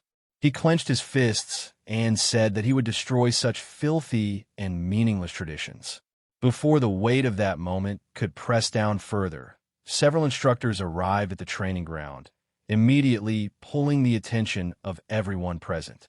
Laika blinked and wondered what had brought them here. Zeke muttered under his breath that the timing could not be worse, quietly hoping they had not overheard anything he had just said. Then a woman with fiery red hair stepped out from behind the group of instructors. One of them stepped forward and announced that starting today, the students would have a new instructor. Despite how occupied this person's schedule was, she had chosen to teach them personally, and they should be grateful for it. The red-haired woman approached Laika directly and reached out, asking whether she was Lady Laika. Something in her presence triggered an instinct. Laika felt a wave of danger and leaped backward before she had consciously decided to move. Zeke stepped forward without thinking. Rangis grabbed his arm. The red-haired woman smiled faintly and praised Laika's sharp reaction. She said the quality of her aura was not bad at all. Zeke's frown deepened slightly. He had not sensed this woman's presence at all until the moment she moved. Rangis, nervous, asked who she was. The instructor introduced her. Lady Freya. Freya Fuinkik of the Black Dragon Corps. Freya offered a polite smile and greeted everyone, saying she was pleased to meet them. Then she looked directly at Zeke and asked whether he was Lord Zeke. He confirmed it. She asked if her sudden appearance had surprised him. Zeke replied, with complete calm, that nothing she did was particularly surprising. Freya paused. Zeke's eyes had begun to glow faintly as he remarked that her stealth technique was rather interesting. Freya understood in that moment, quietly and without showing it, exactly why Gilfus El Dragon had taken such a personal interest in this boy. Zeke was already analyzing her. He had noticed that her source power was concentrated in her lower body, moving in a flow pattern he had never encountered before. That was why her footsteps produced no sound at all. A spark of excitement moved through him as he wondered what kind of martial art lay beneath it. Freya took command of the class. She confirmed that she would be their new instructor. The students began whispering among themselves. Lady Freya, the Tempest Wind, was known as one of the strongest warriors in the entire El Dragon family. The other instructor confirmed it. She was a 6-star practitioner operating under the Black Dragon Corps, the elite unit that served directly under the family head himself. The students could not understand why someone of that standing would be here at all. Freya smiled faintly and told them she would indeed be training them, but under one condition. They had to pass a simple test first. The students tensed. She told them not to worry, then said they simply needed to retrieve a crystal like the one she was holding and survive for 1 full month inside the Poison Dragon Mountain. Rangis went pale at the name. Zeke felt something closer to nostalgia. The Poison Dragon Mountain was filled with poisonous creatures of every kind. Even brushing against a single leaf in certain areas could kill an ordinary human instantly. It was a region of pure danger. In his first life, he had used that place as a personal training ground on more than one occasion. He thought quietly that this test might still be too cruel for students this age. Freya laid out the rules. Each student would receive 1 crystal orb. If the orb was broken or lost for any reason, the student was immediately disqualified. When someone nervously asked what disqualification meant in practice, Freya told them plainly. Expelled from the dragon's nest. She added that the poison itself was not an immediate concern. If they properly maintained dragon's breath throughout, they would be protected. As long as they held on to their orbs and kept their breathing technique active, survival was possible. Leica pointed out that beyond the poison, there were monsters living on that mountain as well. Freya's expression sharpened. She told them they would need to defeat those monsters themselves. Hunting was the only way to secure food inside the mountain. Without it, they would not last even a few days. The students looked at each other in horror. Retin muttered that it was impossible. Several others doubted whether the strike dragon combat arts, the only technique they had spent a month learning, was even capable of harming the creatures that lived there. Freya told them not to panic. They had 5 days to prepare. During that time, each of them could select a basic weapon art from the El Dragon family archives and study it. If they mastered it before the 5 days were up, their chances of surviving would improve considerably. If they failed to learn it in time, whatever happened on the mountain was not her responsibility. A student asked timidly whether Freya would at least help them if things became truly dangerous. Freya chuckled, the sound carrying no warmth in it at all. She told them this was the dragon's nest, the land of the El Dragon family. The weak did not last here. Only the strong survived. If they could not defeat a few monsters on their own, they might as well find a comfortable spot among the poison and go to sleep. The students trembled. Several of them were sweating visibly. Rangis looked close to tears. Leica stayed quiet, thinking carefully. Zeke frowned to himself and wondered if this was still the same El Dragon family he had once led. It felt entirely different from the one he had known when he was the family head. Freya said that was all for now. She began distributing martial arts books, 1 for each weapon type, and told the students to come forward and choose whichever technique they wanted to learn. The crowd moved toward the books immediately. Rangis hesitated, not sure which to pick. Zeke told him to take a spear technique, reminding him of what had happened during the entrance exam. Rangis agreed and thanked him. Leica said she would take a great sword technique since she already knew the basic forms of the lightning greatsword. Zeke stopped her. He suggested she try axe arts instead. She asked why. He explained that it would help cover the weaknesses in her current style. Because it was Zeke saying it, she did not argue. She simply nodded and picked up the axe technique book, trusting his judgment without needing to be told twice. Freya asked whether everyone had made their selection. When they confirmed it, she told them to make the most of the remaining 5 days. Survival in the Poison Dragon Mountain depended entirely on whether they could master what they had chosen in time. Those who failed to do so would die there. Pathetically, she was already turning to leave when she stopped and looked back. She had one more thing to tell them. During the test, their seniors would be hunting them. Rangis stared at her. She explained without softening it. The 10-year-old senior group will be taking the same test simultaneously, but their task was specifically to hunt down the younger students and steal their crystal orbs. The younger group outnumbered the seniors, and the Poison Dragon Mountain was vast enough that some of them might avoid contact entirely. But the seniors would use everything available to them to find and attack the new students. With that, she left. Rangis stood with sweat running down his face, asking what they were supposed to do. Not only were they facing poisonous creatures and a mountain that could kill them with a single wrong step, but now they had older, stronger students actively hunting them.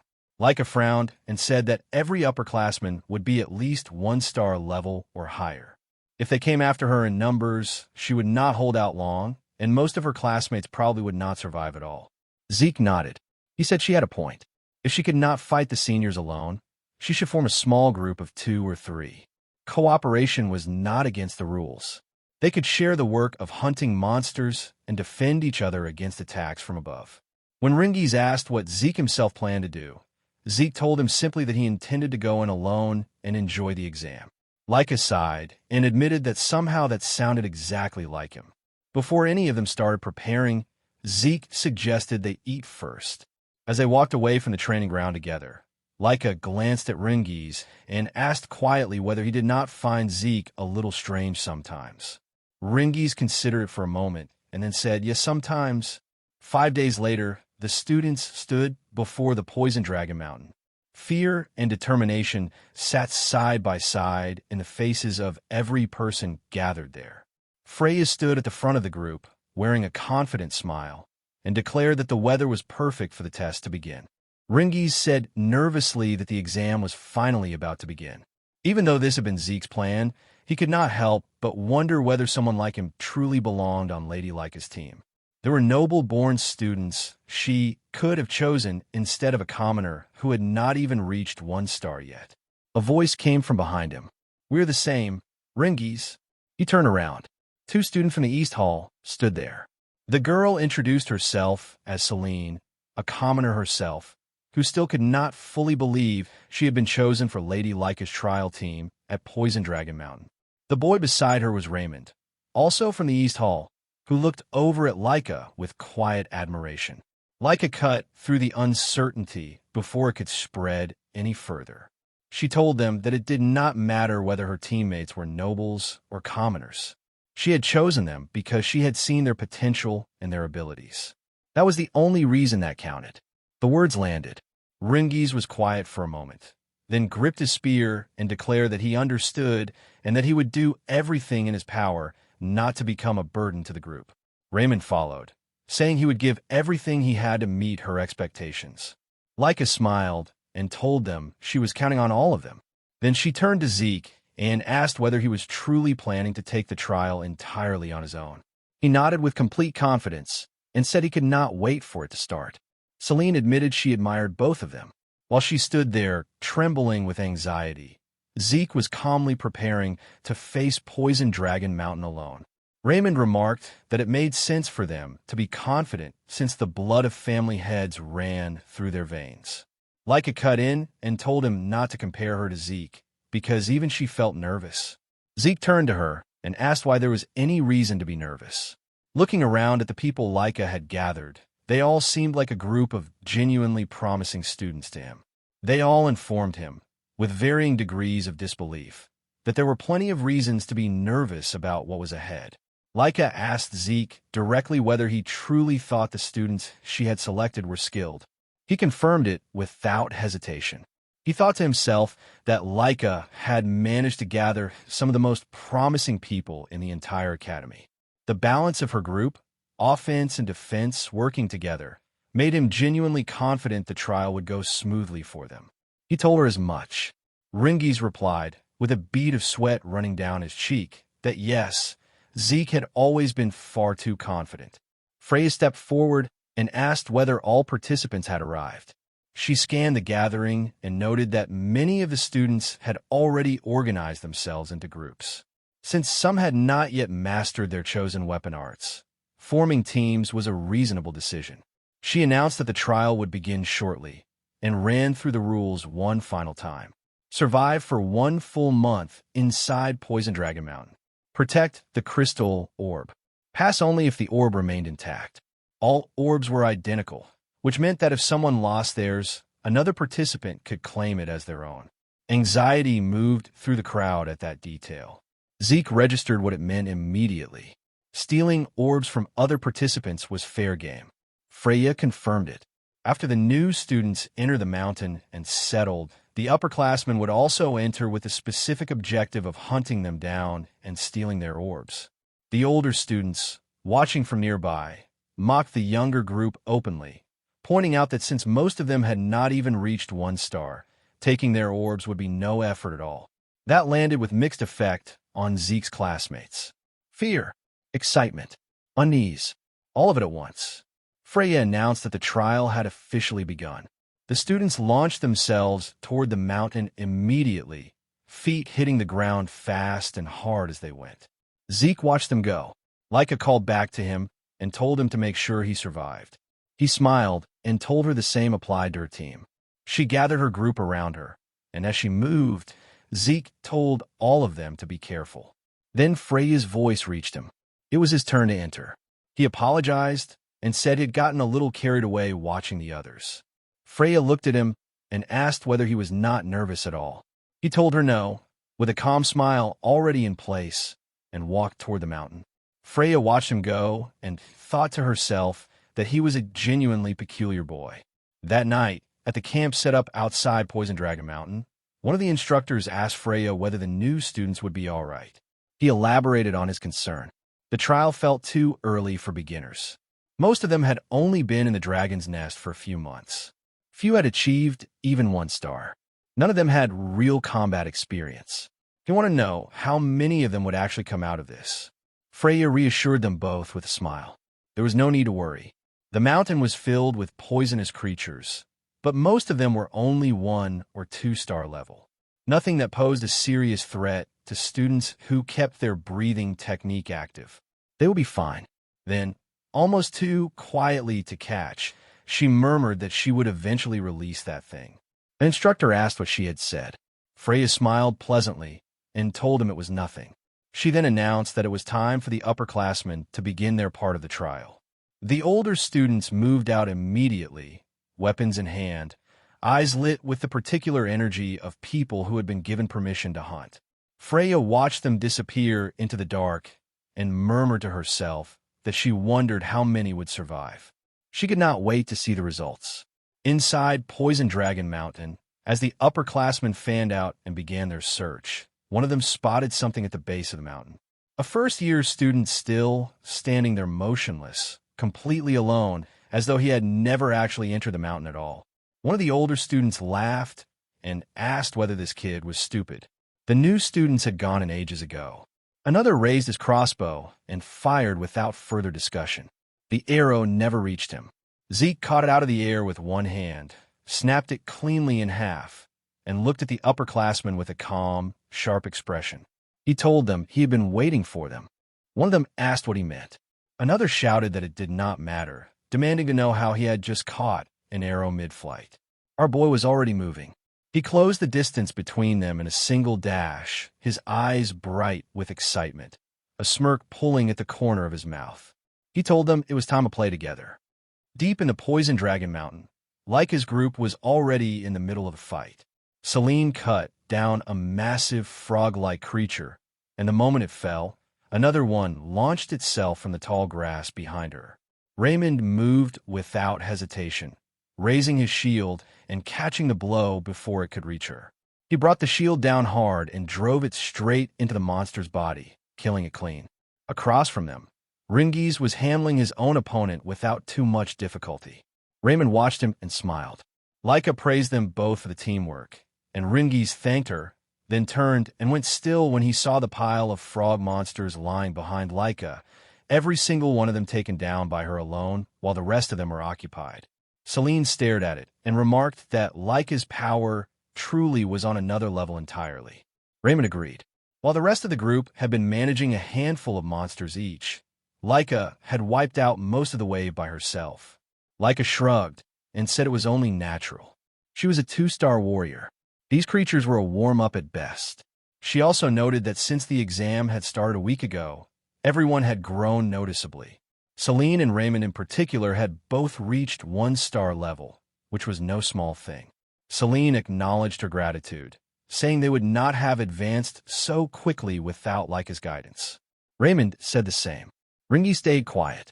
Both of his teammates had their first stars now, and he was still standing where he had started. Celine noticed his expression and told him gently that he would get there. Raymond added that he just needed to keep working and be patient. Rangis thanked them both, managing a smile. Laika pointed out that he had taken down 3 giant frog monsters without a single star to his name, which was not something most people could say.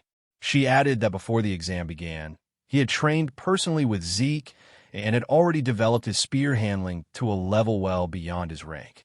His first star was only a matter of time. Rangis nearly teared up at that. Laika looked up at the sky. Night was closing in fast. She told everyone they needed to move back to base. Celine agreed immediately, warning that Poison Dragon Mountain was far more dangerous after dark than during the day. They had not gone far when Laika stopped walking without warning. Rangis asked what was wrong. She did not answer right away. Her expression had darkened, and her eyes were fixed on something ahead. She asked, quietly but sharply, what a certain student was doing near their base. A figure emerged from the tall grass a moment later, stepping out with a loose, comfortable posture and a smirk already in place.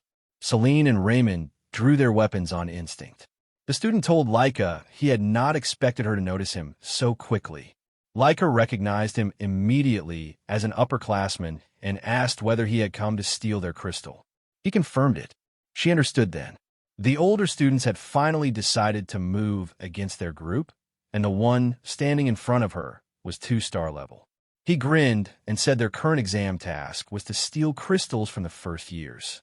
He had not expected his first target to be Lady Laika's group specifically, but here they were. Laika told him that realizing whose base he had walked into, she assumed he would be leaving. She warned him that a single upperclassman stood no chance against her team. His grin widened into something colder. He asked who had said he was alone. 3 more upperclassmen rose from the grass behind him, all 1-star level. Their leader sneered and said that even Lady Laika would find things difficult when her teammates were nothing but burdens. He drew his sword, shouted for them to hand over their crystal orbs, and charged directly at Laika. She stepped aside effortlessly, let the strike pass, and ordered Celine and the others to hold their battle formation while she dealt with him. Across the clearing, Rangis found himself matched against one of the 1-star upperclassmen. Without a star of his own, defending against the assault was difficult. His opponent taunted him and told him it would be easier to just surrender and hand over his crystal. Rangis hesitated, and then a memory came back to him. Before the exam, he had asked Zeke the question that had been sitting at the back of his mind since the day they met. Was there any way for someone weaker to defeat someone stronger? He was still starless, and he was afraid that when stronger enemies came, he would only pull his team down. Zeke's answer had stopped him cold. He told Rangis to surrender. He explained, if the opponent was 3-star or 4-star, surrendering was the only logical choice. A starless fighter had no realistic path to victory against someone that far above him. But if the opponent was around 1-star level, there was still a chance. Rangis had asked how. Zeke told him it was nothing unusual. He just needed to exploit an opening. Rangis had not understood. What opening? Zeke said simply that he had to endure. Keep enduring until the opponent showed one. There was no other method. You could not force an opening against someone stronger. You could only wait until they made a mistake.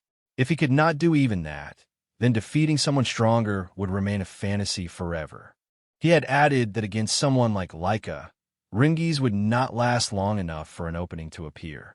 But against an ordinary 2-star, he would be fine.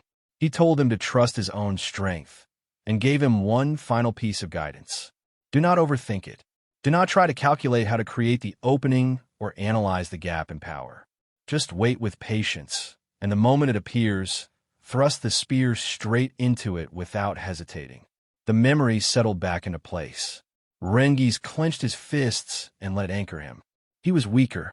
That was simply the truth. So he endured. He absorbed every blow his opponent threw at him and kept standing. The upperclassman's frustration grew with every passing exchange. He screamed at Rangis to just fall down already and threw a powerful strike with everything behind it. And there it was, the opening. Rangis drove the spear forward without hesitation, straight into his opponent's body. The upperclassman coughed once, then collapsed and lost consciousness. As he hit the ground, a radiant light bloomed on Rangis's chest. His first star, earned in the middle of the fight, not before it. Lyca noticed immediately. She looked at him with quiet pride. Across the clearing, the upperclassman leader had stopped understanding what he was dealing with. Lyca's power felt far beyond what 2 stars should produce, and he could not reconcile the gap. Lyca understood it herself. Since she had started mastering the axe arts technique Zeke had recommended against her initial instincts, she had learned to channel greater force and energy through her greatsword in ways the lightning technique alone had never allowed. The difference in power between them now was the product of that change. She told him it was his misfortune to have chosen her group. Then she gathered the golden lightning around her blade and said simply that the battle ended here. The strike landed with blinding force, and the leader dropped. Lyca moved immediately to check on her team. Everyone confirmed they were safe. The relief that went through the group was loud and genuine. Their first real battle against upperclassmen, and they had held. Celine and Raymond turned to Rangis and congratulated him on his first star. He thanked them with a smile that came easily this time, the kind that does not need to be forced. Lyca looked at each of them in turn. Every member of her team had now manifested their first star. She said that the battles ahead would be considerably easier from here. Then she paused, and with a thoughtful expression, wondered aloud how Zeke was doing. Elsewhere in Poison Dragon Mountain, an upperclassman was running. Not walking, not retreating, running, with tears streaming down his face, muttering the same words over and over under his breath. Please do not come here. Zeke, please do not come here.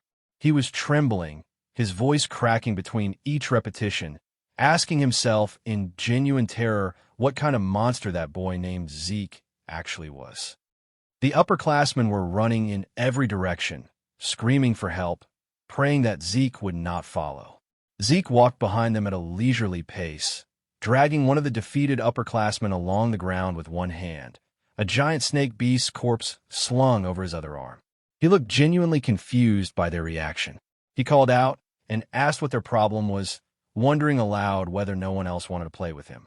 The fleeing upperclassmen called him insane without slowing down. Several of them tried to make sense of it while running, pointing out between terrified breaths that a lower classman was the one hunting them. They were supposed to be the hunters here. That was how this exam worked. That was how it had always worked. One of them tripped and hit the ground. He scrambled to get back up and then stopped completely. Zeke was already standing directly in front of him. His crimson eyes were faintly glowing. He sighed and told the upperclassman that he was getting a little tired of chasing him. He reached out a hand to help him up and calmly added that once he stood, he would have to fight. The upperclassman's eyes went wide. Then his body went limp entirely and he fainted on the spot. Zeke tilted his head and muttered to himself about what had just happened. He looked around and asked out loud what was going on with everyone. They had been so aggressive the first time they spotted him, and now they were running away in complete terror. He called them pathetic and shouted after the others not to leave him behind. Then he felt it, a faint presence, nearby, watching him from the trees. He turned toward it and asked, without raising his voice, why the watcher did not come closer if they wanted a better look. No reply came. Zeke chuckled and said that since whoever it was had been observing without interfering, that probably meant there was nothing wrong with what he was doing. With that settled, he announced he would stop holding back and continue his little game with the upperclassmen. A man stepped out from the direction of the presence. One of the overseers assigned to monitor the examination. Sweat ran down his face as he stared at Zeke and whispered to himself, unable to piece together what kind of child this was. He had watched Zeke dismantle upperclassmen who were supposed to be significantly stronger than any first-year student. And beyond all of that, Zeke had detected his hiding spot. He made the decision immediately. Everything he had witnessed needed to be reported at once. At the camp outside Poison Dragon Mountain, Freya was not expecting the observers to arrive in the state they arrived in. According to their report, 1 week had passed since the examination began. 30% of the lower-classmen had already withdrawn. The rest were gradually adapting to both the environment and the dangers of the mountain, and the observers did not expect many more to drop out. Freya nodded and asked about the upperclassmen. The observers exchanged uneasy looks and could not answer directly. Freya's expression darkened. She told them to speak clearly. One of them admitted that the upperclassmen were constantly fleeing. Freya frowned. She asked what they were running from. As far as she knew, there was nothing inside Poison Dragon Mountain strong enough to threaten upperclassmen. The observer took a slow breath and told her they were not running from a monster. They were running from Lord Zeke. Freya raised an eyebrow. The observer explained. Zeke had been relentlessly hunting the upperclassmen from the moment he entered the mountain. At first they had tried to fight back. Eventually they had simply run. Another observer added that what he had witnessed was something completely without precedent. Zeke appeared to be genuinely enjoying it, cutting down the older students and pursuing them like prey. A second observer agreed, saying that whatever Zeke was, he was no longer just a prodigy. He was something else, a true monster in human form. Freya listened to all of it without interrupting. When they finished, she spoke with a quiet, calm certainty. She admitted she had suspected from the very beginning that Zeke was unusual. Unlike the others, he had chosen to enter the exam alone, and he had walked into Poison Dragon Mountain looking completely at ease. There was only one explanation for that. He had never intended to hide from the upperclassmen. From the very start, his plan had been to hunt them down himself. She thought back to the look in his eyes when they had first met. She thought to herself that the boy was indeed a monster. Then one of the observers frowned and asked what that strange sound was coming from outside. A faint smile crossed Freya's lips. She said that was something she had been waiting for.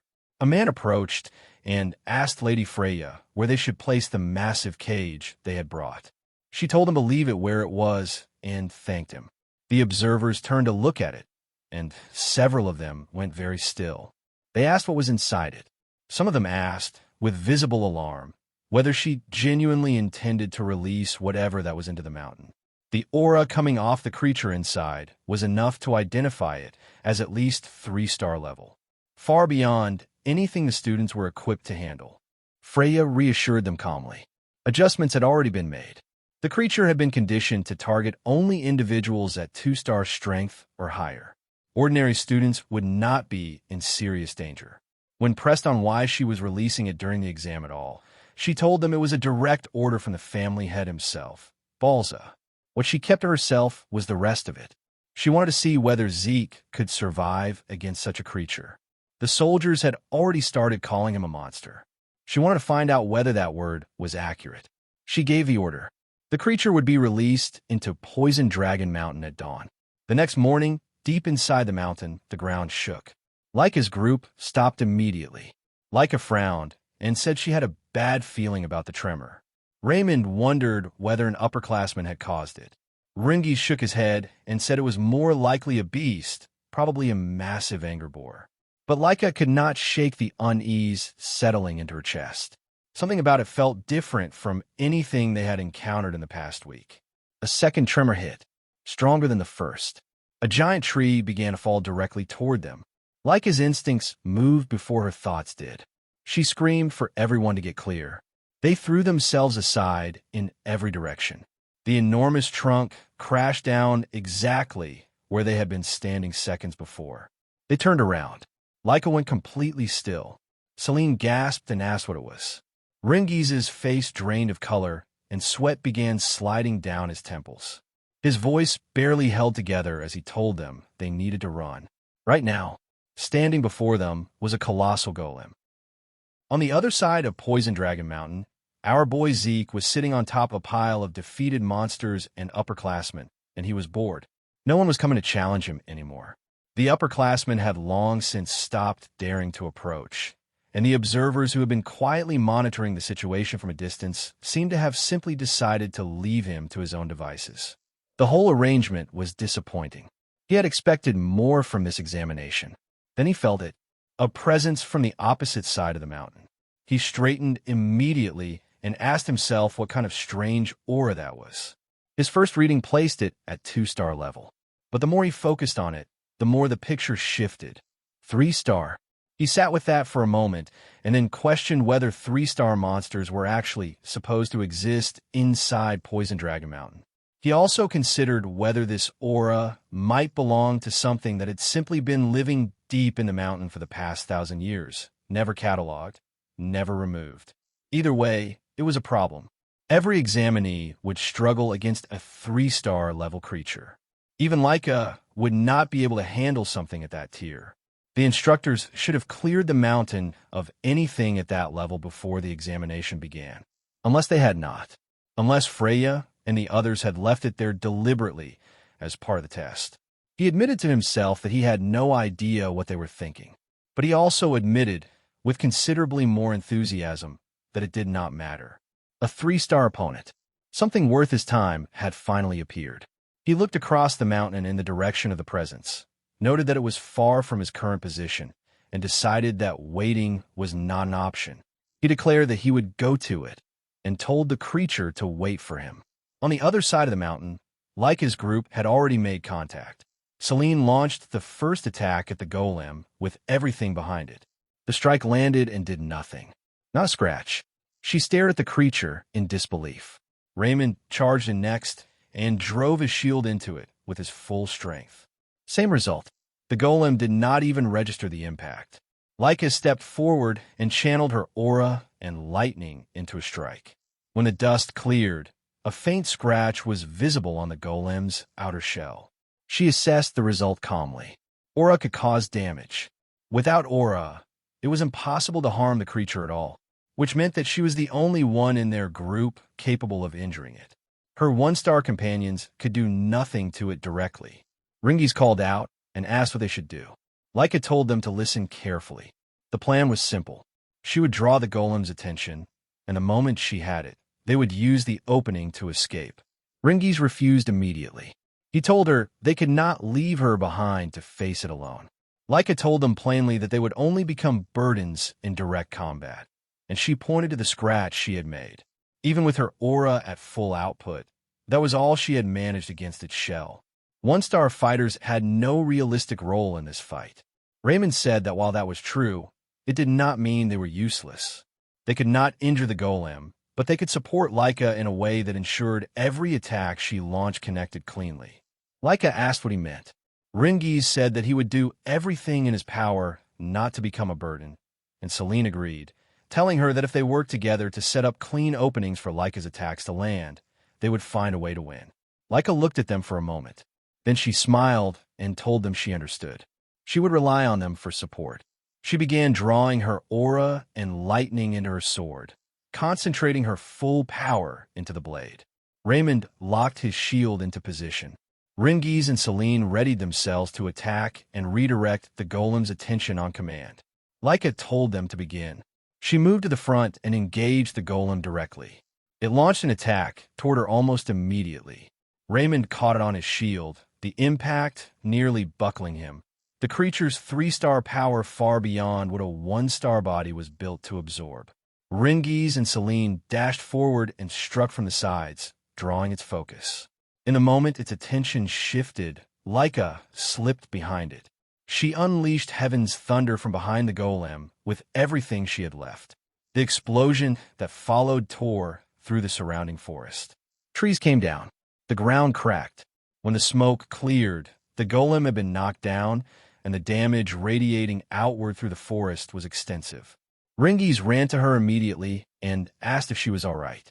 Leica said she was fine, though she had exhausted the source power in her entire body to land that strike. She asked about Raymond. With Selene holding him up, Raymond confirmed he was managing. Laika told them they needed to move back to base. Then she felt the presence behind her. She shoved Rangis out of the way. The golem seized her instead. She could not believe it. After taking a full-strength Heaven's Thunder at point-blank range, the golem was still moving. She had grown complacent the moment it went down, and now she was paying for it. Celine stared in shock at the sight of the creature still functional after absorbing everything Laika had. Rangis attacked the golem with his spear immediately, trying to force it to release her, but the golem swung Laika in its grip, and he could not get a clean strike through. The concern on his face was raw and uncontrolled. Then a tree came hurtling in from the tree-line and struck the golem squarely. The grip released. Rangis grabbed Laika the moment she was free and pulled her away from the creature. Laika, still catching her breath, asked what had just happened. She could not account for the tree.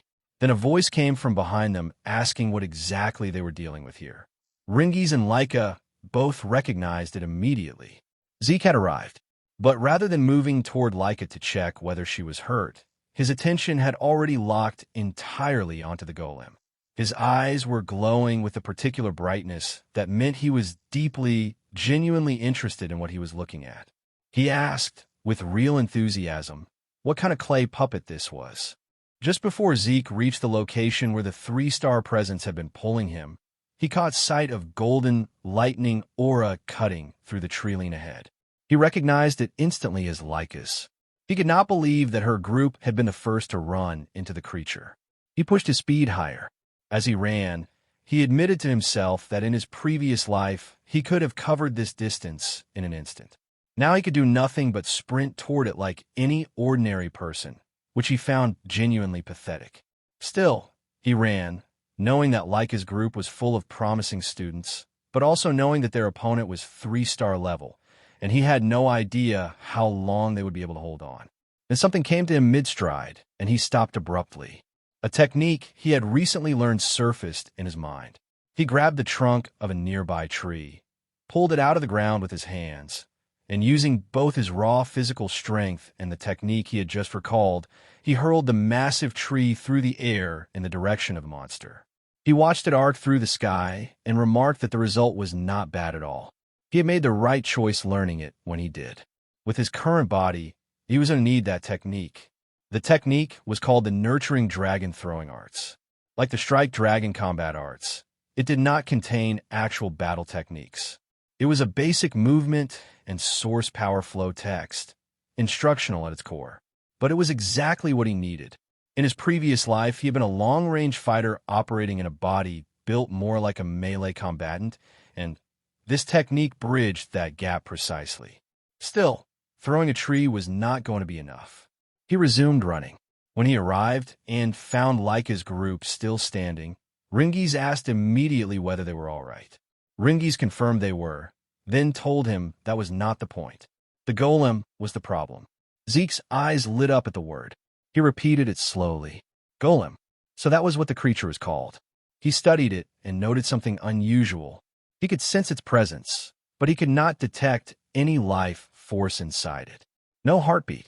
No inner energy. Just mass and movement. The golem rose again and launched an attack immediately toward Zeke. Laika called out a warning. Rangis shouted that the creature was extremely dangerous. Zeke caught the incoming fist with one hand, absorbing the impact and remarking that the creature was indeed tough. He understood immediately that normal strikes would not get through its shell. Aura was going to be necessary to gradually break down its defenses. He pushed the fist aside with a swing of his arm and commented that defeating the golem through conventional methods would be far too boring anyway. Laika, exhausted and exasperated, told him he was always too reckless. Rangis could not process the fact that Zeke was standing there finding the golem boring to fight, given that their entire group had nearly died against it moments ago. The golem prepared its next attack. Zeke noted that the creature's large size made it genuinely dangerous despite its slowness, and without hesitation, he raised both arms and blocked the blow head-on. The impact shook the surrounding area. He held through it and told Laika's group to move. The location was too dangerous for them to remain. They obeyed without argument and evacuated the immediate area as fast as they could. Once they were clear, Zeke gathered himself and threw the golem with tremendous force. It crashed away through the trees. He watched it land and remarked that the outer shell was genuinely durable. He gathered his aura into his fist and started moving forward, curious about whether the interior of the creature was just as hard as its surface. He leapt into the air above it and declared it was time to find out. He activated the first form of the Dragon Destruction combat arts. Burst World. The strike hit, and a massive explosion erupted on impact. Rather than trying to chip away at the golem's outer defenses over a prolonged fight, he had injected source power directly into the creature's body and destroyed it from within. The plan worked exactly as intended. Zeke landed and said with genuine satisfaction that fighting this way made the whole thing considerably more enjoyable. 1 month later, inside the El Dragon Estate main building, our boy was irritated. He had been pulled out of his training without warning, and he wanted to know why. The explanation came. The 1-month examination at Poison Dragon Mountain had concluded without further serious incident. After the 3-star golem encounter, nothing comparable had appeared. The number of 7-year-old class members had dropped to 30% of the original group, the harsh environment and constant danger having pushed most of them to withdraw. But the 30% who remained had endured the brink of death repeatedly, and because of that, every single one of them had reached 1-star level by the time the exam ended. The results were notable, and apparently, so was Zeke's conduct during the exam. Gilfus El Dragon had summoned him directly. As Zeke walked through one of the hallways of the main estate with Freya beside him, he asked what the family head actually wanted from him. Freya was immediately displeased by the way he phrased it. She told him he needed to address the family head as Master Head, not simply Head. Zeke argued that it was practically the same thing. Freya let that go and moved on. She told him the reason for the summons was already obvious, and that he had brought this upon himself. He asked whether it was truly because of his behavior during the exam. She confirmed it without hesitation. The purpose of the upperclassmen component of the exam had been straightforward. The older students were supposed to attack the lower-year students and steal their crystal orbs. Instead, Zeke, a lower-classman, had turned that entirely on its head by hunting the upperclassman himself, something no one had expected or accounted for. She added that because of what he had done, not a single upperclassman had managed to take a crystal orb from any lowerclassman during the entire month. Every one of them had been too busy running from him. As a direct consequence, the upperclassmen had been required to retake the exam entirely. Zeke pointed out that attacking upperclassmen had not technically been forbidden by the rules. Freya replied that no one would have ever imagined a lowerclassman bold enough to actually do it. She sighed, turned away from him, and told him that whatever happened next, his attitude was going to need serious correction before he stood in front of the Master Head. Freya reminded Zeke again to fix his attitude and the way he addressed the Master Head, especially once they were standing directly in front of him. Zeke asked why. Freya told him plainly that even at his age, a terrible attitude could get him killed. She did not want to watch him be executed by his own father over something as avoidable as his behavior. Zeke only commented that if that were the case, then Balza was apparently quite violent. They reached the door. Freya knocked, announced herself as Freya Winkick of the Black Dragon Corps, and stated they had come in response to the Master Head summons. Balza's voice came back, serious and flat. He told them to enter. Freya opened the door and stepped in first, announcing that she had brought Zeke as ordered. Balza was still writing when they entered. He looked up from the paper, fixed his eyes on Zeke, and asked directly why he had attacked the upperclassmen during the examination. Zeke was quiet for a moment. Then he said that everyone kept asking him the same repeated question. Rather than answering it again, he turned it back on Balza and asked whether attacking the upperclassmen had actually been prohibited. Balza asked what he meant. Zeke explained that the condition for passing the test had been straightforward. Survive 1 month inside Poison Dragon Mountain. Keep the crystal orb intact. No other rules have been stated.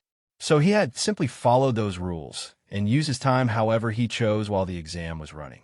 If there had been prohibited actions, he said, they should have been made clear before the test began. Freya felt the fear move through her before she could stop it. She immediately demanded to know what he was saying and why he was speaking to the Master Head that way. Then Balza released his dragon aura. The pressure of it dropped through the room like something physical. Freya's knees hit the floor. She thought, with genuine alarm, that the aura alone could kill Zeke where he stood. She turned toward him, expecting the worst. Zeke was standing, completely upright, completely calm. The pressure had not touched him. He told Balza to stop trying to intimidate him because it was becoming extremely annoying. Balza's expression shifted, something between shock and dark irritation crossing his face as he absorbed what he had just heard from a 7-year-old child. Freya was still on her knees. Zeke, standing beside her, asked whether Balza had genuinely summoned him just to ask meaningless questions. Balza asked how. Zeke did not follow the question. Balza elaborated. According to the reports, Zeke had not only defeated upperclassmen, but had brought down a 3-star golem. And he had just stood through a wave of dragon pressure that had floored everyone else in the room. He demanded to know, in a tone that carried real weight, how an illegitimate child had obtained strength and power that defied all comprehension. Zeke said that if Balza truly wanted to know the reason, it was very simple. The only reason was that he was Zeke. Balza's brows furrowed. The silence that followed was the kind that comes from two people who have decided to hold their ground and wait for the other to move first. After a long moment, Balza said that Zeke's personality was every bit as terrible as the reports had described. And then, despite all of it, he told him he would be rewarded for defeating the golem. Freya could not quite process what was happening. Balza told him to choose. He could take any single item from the dragon treasury, or he could gain access to the 2nd floor of the dragon hall. Freya explained it internally to herself as much as to anyone. Both the dragon hall and the dragon treasury were repositories that the El Dragon family had been building for over 1,000 years, dating back to the patriarch Gilfus El Dragon himself. The dragon hall held books of every kind, including techniques now classified as forbidden. The dragon treasury held relics from the family's previous heads across every era. Legendary weapons, spirit medicines, artifacts, objects whose significance had grown with the centuries. Both facilities were among the most heavily guarded locations in the entire estate. Access to the 2nd floor of the Dragon Hall was reserved for those who had demonstrated extraordinary results. The fact that Balza was offering either of those things to this child, despite everything that had just happened in this room, was something she could not reconcile with what she knew of him.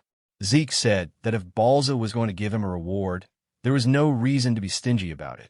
He asked why he could not simply have both. Balza told him to choose one. Then he told them they could leave. Zeke pointed at him. He said that their conversation could not be over already because he still had things he wanted to say. Freya grabbed him by the collar before he could continue, physically pulling him toward the door, smiling through gritted teeth as she announced that receiving a direct reward from the Master Head was a great honor, that she now understood his orders, and that they would be leaving immediately. As Freya turned and dragged him through the doorway, Zeke said there was one last thing he wanted to tell Balza. He said that as long as Balza continued killing off his own emotions the way he was doing, he would never become any stronger regardless of what else he did. Balza released his aura again. It meant something. A divine dragon presence pushed back against it from the direction of the door, suppressing it. Freya was trembling. She whispered at Zeke to be quiet. The door closed behind them.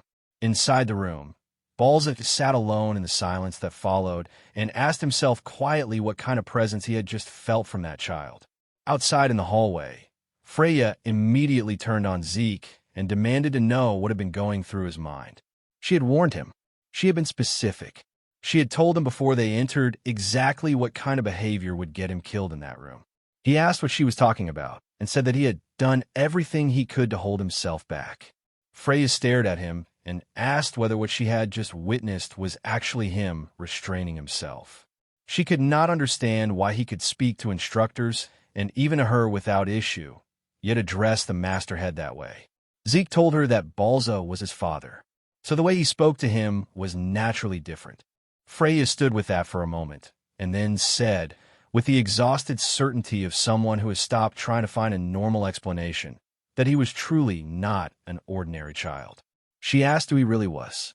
Zeke asked if she was seriously questioning who he was, and reminded her, as he always said, that he was Zeke. Freya went silent. She turned it over in her mind. Every child who had drunk ancient dragon blood as an infant, herself included, could not defy the Masterhead. Balza carried the power of the Dragon King, a superior species among all ancient dragons. No one born into this family should have been able to stand calmly under that pressure. And yet, she decided quietly that she needed to investigate Zeke's birth records thoroughly. She asked him which reward he would take: the Dragon Hall up to the second floor, or the Dragon Treasury with any item of his choosing. One of the two. Zeke asked again whether he could have both. She said no. He chose the Dragon Hall. Knowledge, he said, was more important to him right now. He lacked a clear understanding of how the world had changed over the past 1,000 years, and the hall was where he would find it. Rangis appeared moments later, still barely believing any of this was real. He could not process that they were actually being allowed into the Dragon Hall of the El Dragon family. Zeke asked if he was happy about it. Rangis said yes immediately, saying that the Strike Dragon combat arts and the Nurturing Dragon Spear arts had already been incredible, and now there was a chance to find something even better within the hall itself. He could not believe this was a reward they were receiving for passing the exam. Laika arrived soon after, already thinking about strategy. She wondered aloud how much knowledge she could absorb before the time limit ended, and said she would need to read with every bit of focus she had. When Zeke asked whether there was a time limit, she confirmed it. The rules that applied to the higher floors applied here as well. Each of them could borrow one book to take with them. They could read as many others as they wanted during their allotted time, but managing those hours carefully was going to be essential. Laika asked why Zeke had chosen the Dragon Hall over the Dragon Treasury, saying she had expected him to go for the Treasury based on what she knew of him. He told her he had considered it, but knowledge mattered more to him right now. She pointed out that the second floor held significantly rarer books than the first, especially when it came to martial arts, the gap in quality between floors being considerable. Even so, she said she doubted anything inside could compare to her lightning great sword technique. Zeke was staring at the building. Laika asked if he had heard a word she said. When they arrived at the Dragon Hall, the Guardian announced that their allotted time inside would be 5 hours.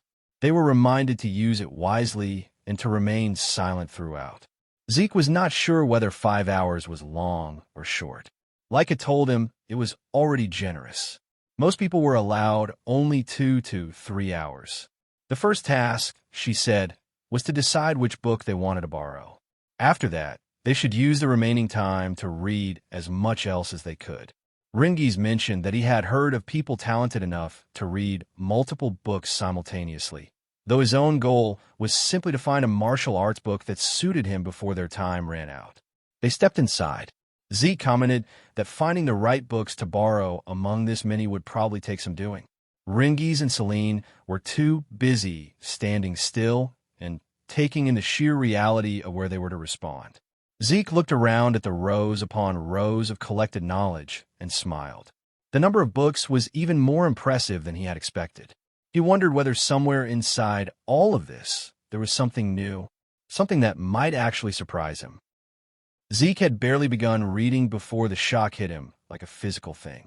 He sat surrounded by a mountain of books stacked on every side, and the more pages he turned, the harder it became to keep his mind from racing ahead of what his eyes were taking in. Rifts, chaos, magic, 1,000 years of history that had fundamentally reshaped the world he had once known, compressed into rows and rows of text that he could not read fast enough. Eventually, he simply laid down beside the books he had already finished, exhaling slowly, and said aloud that the events of the past 1,000 years were terrifying. What truly undid him was the scale of it. He still could not accept that within just 1,000 years, their world had become connected to another one entirely through dimensional rifts. The books told him what had happened. 900 years ago, the first rift appeared, tearing through the dimensional wall for the first time in recorded history. Beyond it lay what was now known as the Chaos Realm, a world where creatures called Chaos roamed freely, and where humans carrying powerful source power had been fighting those creatures for as long as anyone could remember. When the El Dragon family discovered these people existed, they joined forces with them. The wars they fought together forged a bond that went beyond strategy and survival. In time, 4 powerful female warriors from that other world married into the El Dragon family. Their names were Typona, Fafnilde, Levius, and Bahamut, the founders of the 4 great branch families that still existed in the present day. Zeke's thoughts drifted to the anger boar he had killed in the forest during his first days in this new life. The strange black mist wrapped around it, and Laika's lightning aura, the first time he had seen it in their duel. He admitted to himself that he had known nothing about either of those things at the time. Both the black mist and the lightning aura had their origins in the other world, carried into this one through those 4 founders and the bond built across a dimensional boundary. But what caught his attention above everything else was magic. To him, it felt like an advanced form of technology, something the people of the other world had brought with them and introduced into his own. His eyes shone with a particular brightness that meant he had found something worth pursuing. He looked around and immediately started wondering where the books on magic would be shelved and why he could not find a single one that might actually teach him how to use it. Then a voice told him to be quiet inside the Dragon Hall. He turned toward the sound. A golden aura was visible in one of the darker corners of the hall, faint and deliberate.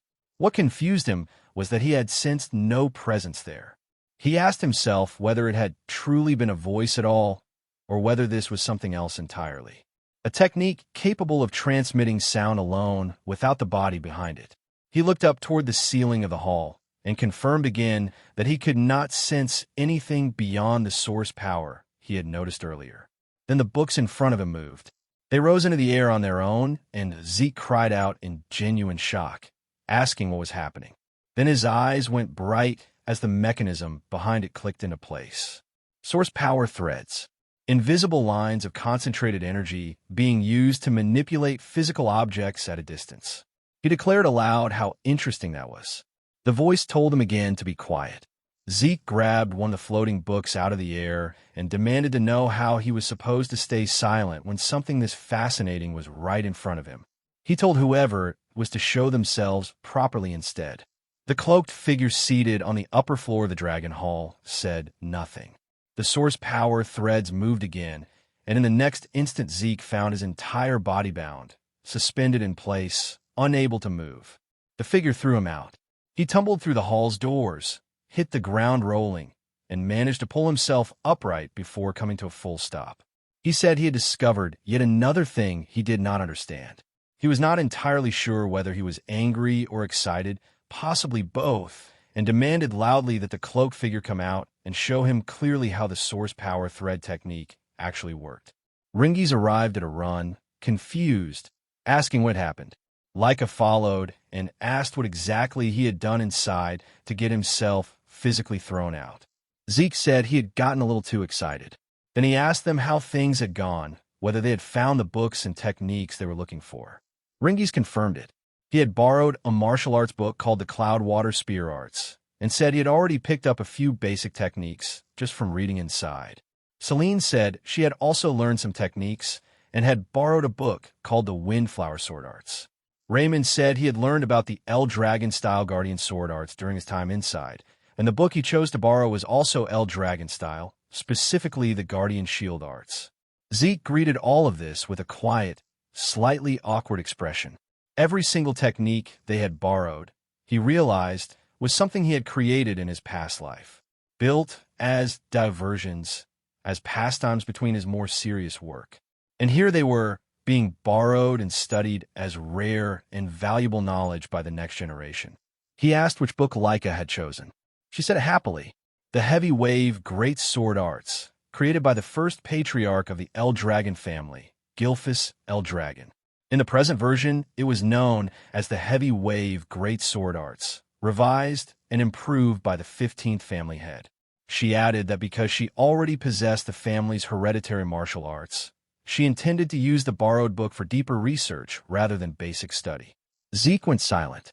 Another one of his techniques had been revised by the 15th family head, just like his dragon's breath and his strike dragon combat arts. He also remembered seeing, while he had been inside, many other books in the hall that connected back to things he had built in his first life. Almost all of them, now, had improved versions sitting alongside the originals. He found himself wondering more and more about this 15th family head. Whoever had done all of that revision work was someone he was becoming increasingly curious about. He glanced back at the Dragon Hall. He had assumed, before entering, that it would satisfy his curiosity and perhaps bore him. Instead, he could not wait for the next time he had the chance to go back inside. 5 years passed. Laika, now 12 years old, was walking through one of the hallways when she stopped and realized she had not seen Zeke or Rangis anywhere. A group of classmates passed her and greeted her, informing her that Lord Zeke and the others were at the training ground again. Laika muttered again under her breath, thanked them, and changed direction. When she arrived at the training ground, she found Rangis, Raymond, and Celine all in position, weapons ready, preparing to launch an attack at the same time. And, standing across from all three of them, arms relaxed at his sides, was Zeke, also 12 years old now. In Balza's office, a report had just arrived about the appearance of a special rift. Balza asked whether the information was reliable. It was confirmed immediately.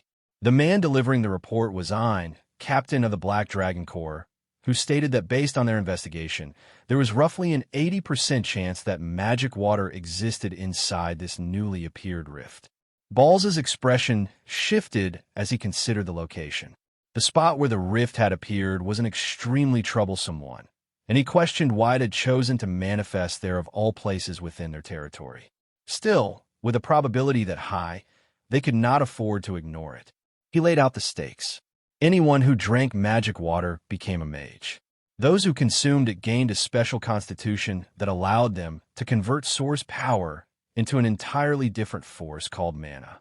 The introduction of mana-based magic had brought new techniques into the world unlike anything that had existed before. And at the same time, it had ignited fierce territorial struggles over the sources of magic water, known as magic springs. In this age of magic, the number of mages a house commanded determined its military strength directly. The El Dragon family had no magic springs, not a single one within their territory. For a house in that position, conquering special rifts was the only available path to magic water. At present, the number of El Dragon mages was extremely small, including Balza himself. All of them were hardened veterans who had obtained magic water through previous rift conquests. Even so, in raw numbers they were being outpaced by houses that owned springs outright. Conquering special rifts was not one priority among many. It was the top priority. The location of this new rift made things complicated. The abundant dragon forest was a vast woodland that fell mostly within El Dragon territory, but a portion of it stretched into the lands of another house. The Cerberus family claimed broader ownership of the region and referred to it as the Great Abundant Forest. Ein reported that while the rift itself was certainly within El Dragon lands, the special domain that had formed around it might extend into Cerberus territory, depending on its scale. Those mongrels, as Balza put it, would detect the rift sooner or later. Their instincts for that kind of thing were the one area where they excelled. That meant the El Dragon family had to move with the assumption of a struggle with the Cerberus family already baked into the plan. Since it was a special rift, both sides would be operating under limited options, but the window before the Cerberus family caught on needed to be used. Balza gave the order immediately. Ein was to inform all Dragon's nests at once. A selection exam would be held as soon as possible. Back at the training grounds, Laika stood at the edge watching what was happening in the middle and commented that Rangis and the others really did go all out every single time they trained with Zeke. In the center of the ground, Zeke stood completely relaxed and waited. Rangis, Celine, and Raymond came at him simultaneously from 3 different directions. Zeke's expression did not change. He strengthened his body and absorbed all 3 blows at once without retreating a single step. Rangis' spear tip pressed into his cheek and held there. Zeke told him that their coordination was good, but that Rangis was putting too much force into the spear, which actually undermined the true strength behind spear arts. Rangis was 11 at the time. He told Celine, who was 12, that she was too focused on speed and volume of strikes, leaving no real weight behind any of them. She needed to find a proper balance. He told Raymond, also 12, that his shield work and movement were correct. Even so, Zeke said, all three of them were still far too passive. He told them to get more comfortable with attacking and instructed them to come at him again. Rangis charged immediately. Leica watched and said that observing this training still looked completely insane to her no matter how many times she saw it. Zeke asked what exactly she found crazy about it. She told him that letting himself get hit with no source power defense and no protection was total madness. Zeke told her this was simply proper training for him, then flexed beneath his shirt and told her she should take a proper look at what years of this had produced. His body, he said, had become genuinely sturdy even without source power reinforcing it. Leica complained that he should at least have them pause their attacks while they were having a conversation. At that exact moment, Rangis drove a full-force spear strike into Zeke from behind. Rangis declared that Leica should watch closely and see for herself just how insane Zeke's body actually was. Leica shut her eyes and grabbed her own head, muttering that all of them were genuinely abnormal. Raymond asked how Zeke could maintain that level of defense with no source power at all. Celine said it was too far beyond what the human body should be capable of to have a simple explanation. Leica told them not to make the mistake of lumping Zeke in with ordinary humans, because he simply was not one. She told them the seniors had a name for him and revealed it: the Eastern Hall's demon child. Zeke asked whether that was meant as an insult. Then he asked what Leica's actual reason was for coming out here and whether she wanted to join their training. She told him there was something she needed to tell him first. When he asked what it was, she said it looked like they would be seeing students from the other dragon's nests, and sooner than anyone had expected. Rangis went visibly tense at that. Raymond said he had always known the day would come eventually, even if the timing was earlier than he had imagined. Celine asked whether this was connected to the next test. Leica said she did not know the specifics yet. Zeke asked where she was picking up information like this.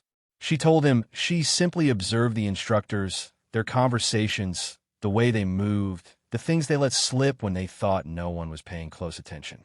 Zeke admitted that he had never bothered with that kind of thing himself. Leica said that regardless, they needed to be careful. The West Hall had that person. By that person, she meant one of the other candidates to become the next family head. Someone other than herself and Zeke. Zeke said that now it sounded fun. A few days later, the students of the East Dragon's nest were gathered in the arena. Students from other halls were present too, faces Zeke did not recognize among the assembled crowd. He noted that everyone had been brought together without any distinction by grade or seniority. Leica agreed and said that just as she had predicted, the meeting between Dragon's Nest students had arrived. Then the arena went quiet. Freya had appeared. She stepped to the front and immediately told everyone to settle down. Freya dropped the announcement like a grenade and walked away. 3 days from now, they would be fighting the students of the other dragon's nests. The dragon halls. The murmuring started before she even finished the sentence. These cross-hall battles were supposed to happen at graduation. That was the rule. That was always how it worked. Nobody could understand why this was being called now, ahead of schedule, with no context attached to it. She told them there were reasons she could not discuss yet. Then she added one more detail. The winners would be given a special mission. Our boy's eyes lit up like someone had just told him the buffet was free. He turned the word mission over in his mind and decided this situation was getting more interesting by the second. Freya laid out the structure. Elimination style. 7 participants from each of the 4 halls. East, West, South, North. The students would decide among themselves who competed, and the selection had to be done today. An upperclassman raised his hand and asked whether the 7 spots were reserved for upperclassmen only. Freya responded by asking him why he thought she had gathered every student in the hall, regardless of grade, into the same arena. She told him participants would come from all grades. Then she left them to figure out. The moment she was gone, an upperclassman named Rick stepped into the space she left behind and declared that the 7 fighters would be chosen exclusively from the upperclassmen. He asked if any lowerclassmen had a problem with that. Leica said she did. She told him plainly that lowerclassmen had equal right to participate and that cutting them out entirely was wrong. Rick gave her the kind of smile that thinks it is condescending, but mostly just looks tired. He told her that what they were discussing was ability, and that no matter how noble her bloodline happened to be, in a contest of skill it meant nothing. She started walking toward him. Her aura came with her. 3 full stars, clean and unmistakable, radiating outward like a declaration. The upperclassmen went quiet the way a room goes quiet when someone walks in and the temperature drops. Several of them had been operating on the assumption she was still at 2 stars. They had been wrong. She told Rick she agreed with him completely. Strength and ability should determine the selection. She then asked him loudly whether 7 upperclassmen existed who were stronger than her. And if the answer was no, then the lowerclassmen needed to be in the conversation. Rick went silent. When he finally responded, the best he could manage was that her bloodline was special and that she was an exception. Then he doubled down and called every other lowerclassman trash. Our boy told him he was too noisy. Rick turned on him and demanded he repeat himself. Zeke obliged. Same words, same tone, 0 effort. Rick's anger climbed fast. Zeke asked him calmly whether he genuinely believed every lowerclassman was a weak and worthless being. His expression shifted and his aura came forward. He suggested, with the casual energy of someone ordering lunch, that perhaps everyone should just fight each other until 7 were left standing. Leica grabbed her own head and told him that was not a solution, that was a riot. She offered the alternative before anyone could take Zeke's suggestion seriously. Open preliminaries. Any student from any grade who wanted to compete could enter. The results would determine the 7. She asked the upperclassmen what they thought, adding that if they were genuinely confident in their abilities, the format should pose no problem at all. Rick agreed, the way someone agrees to something they're already planning to ignore. He called it a waste of preparation time and turned away. As he did, he threw one last look back at Leica and Zeke. She asked our boy if he was entering. He confirmed it without pausing. He also said Rangis, Celine, and Raymond should enter as well. The 3 of them looked at each other like they had just been voluntold into a duel they had not agreed to. Rangis asked whether Zeke was actually serious about putting them against upperclassmen. Zeke told him yes, and then reminded them that they had been training with him through all of this. If they could not show the results now, he genuinely wanted to know when they were planning to.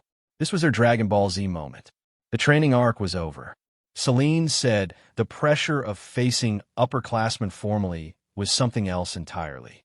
Raymond said that since the decision had already been made, there was nothing left to do but give everything they had.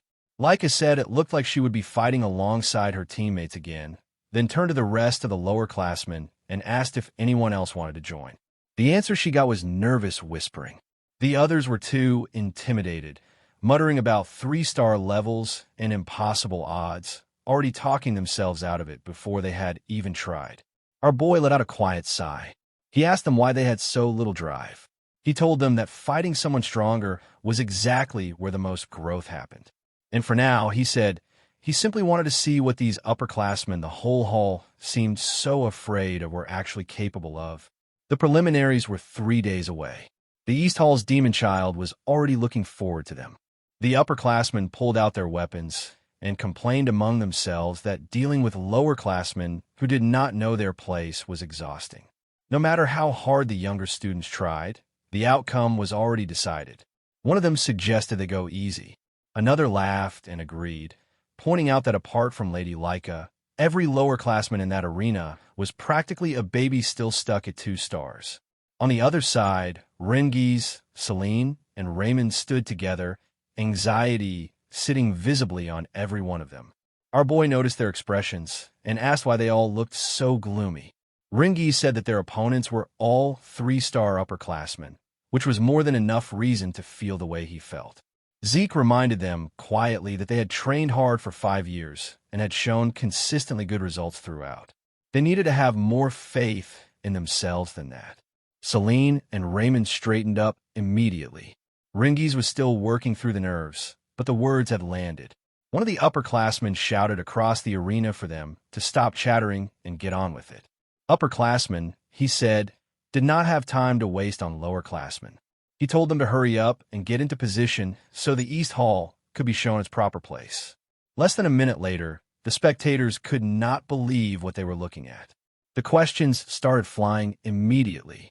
How had the lowerclassmen done that so quickly? Were the upperclassmen really this weak this year? Someone else corrected that immediately. The upperclassmen were not weak.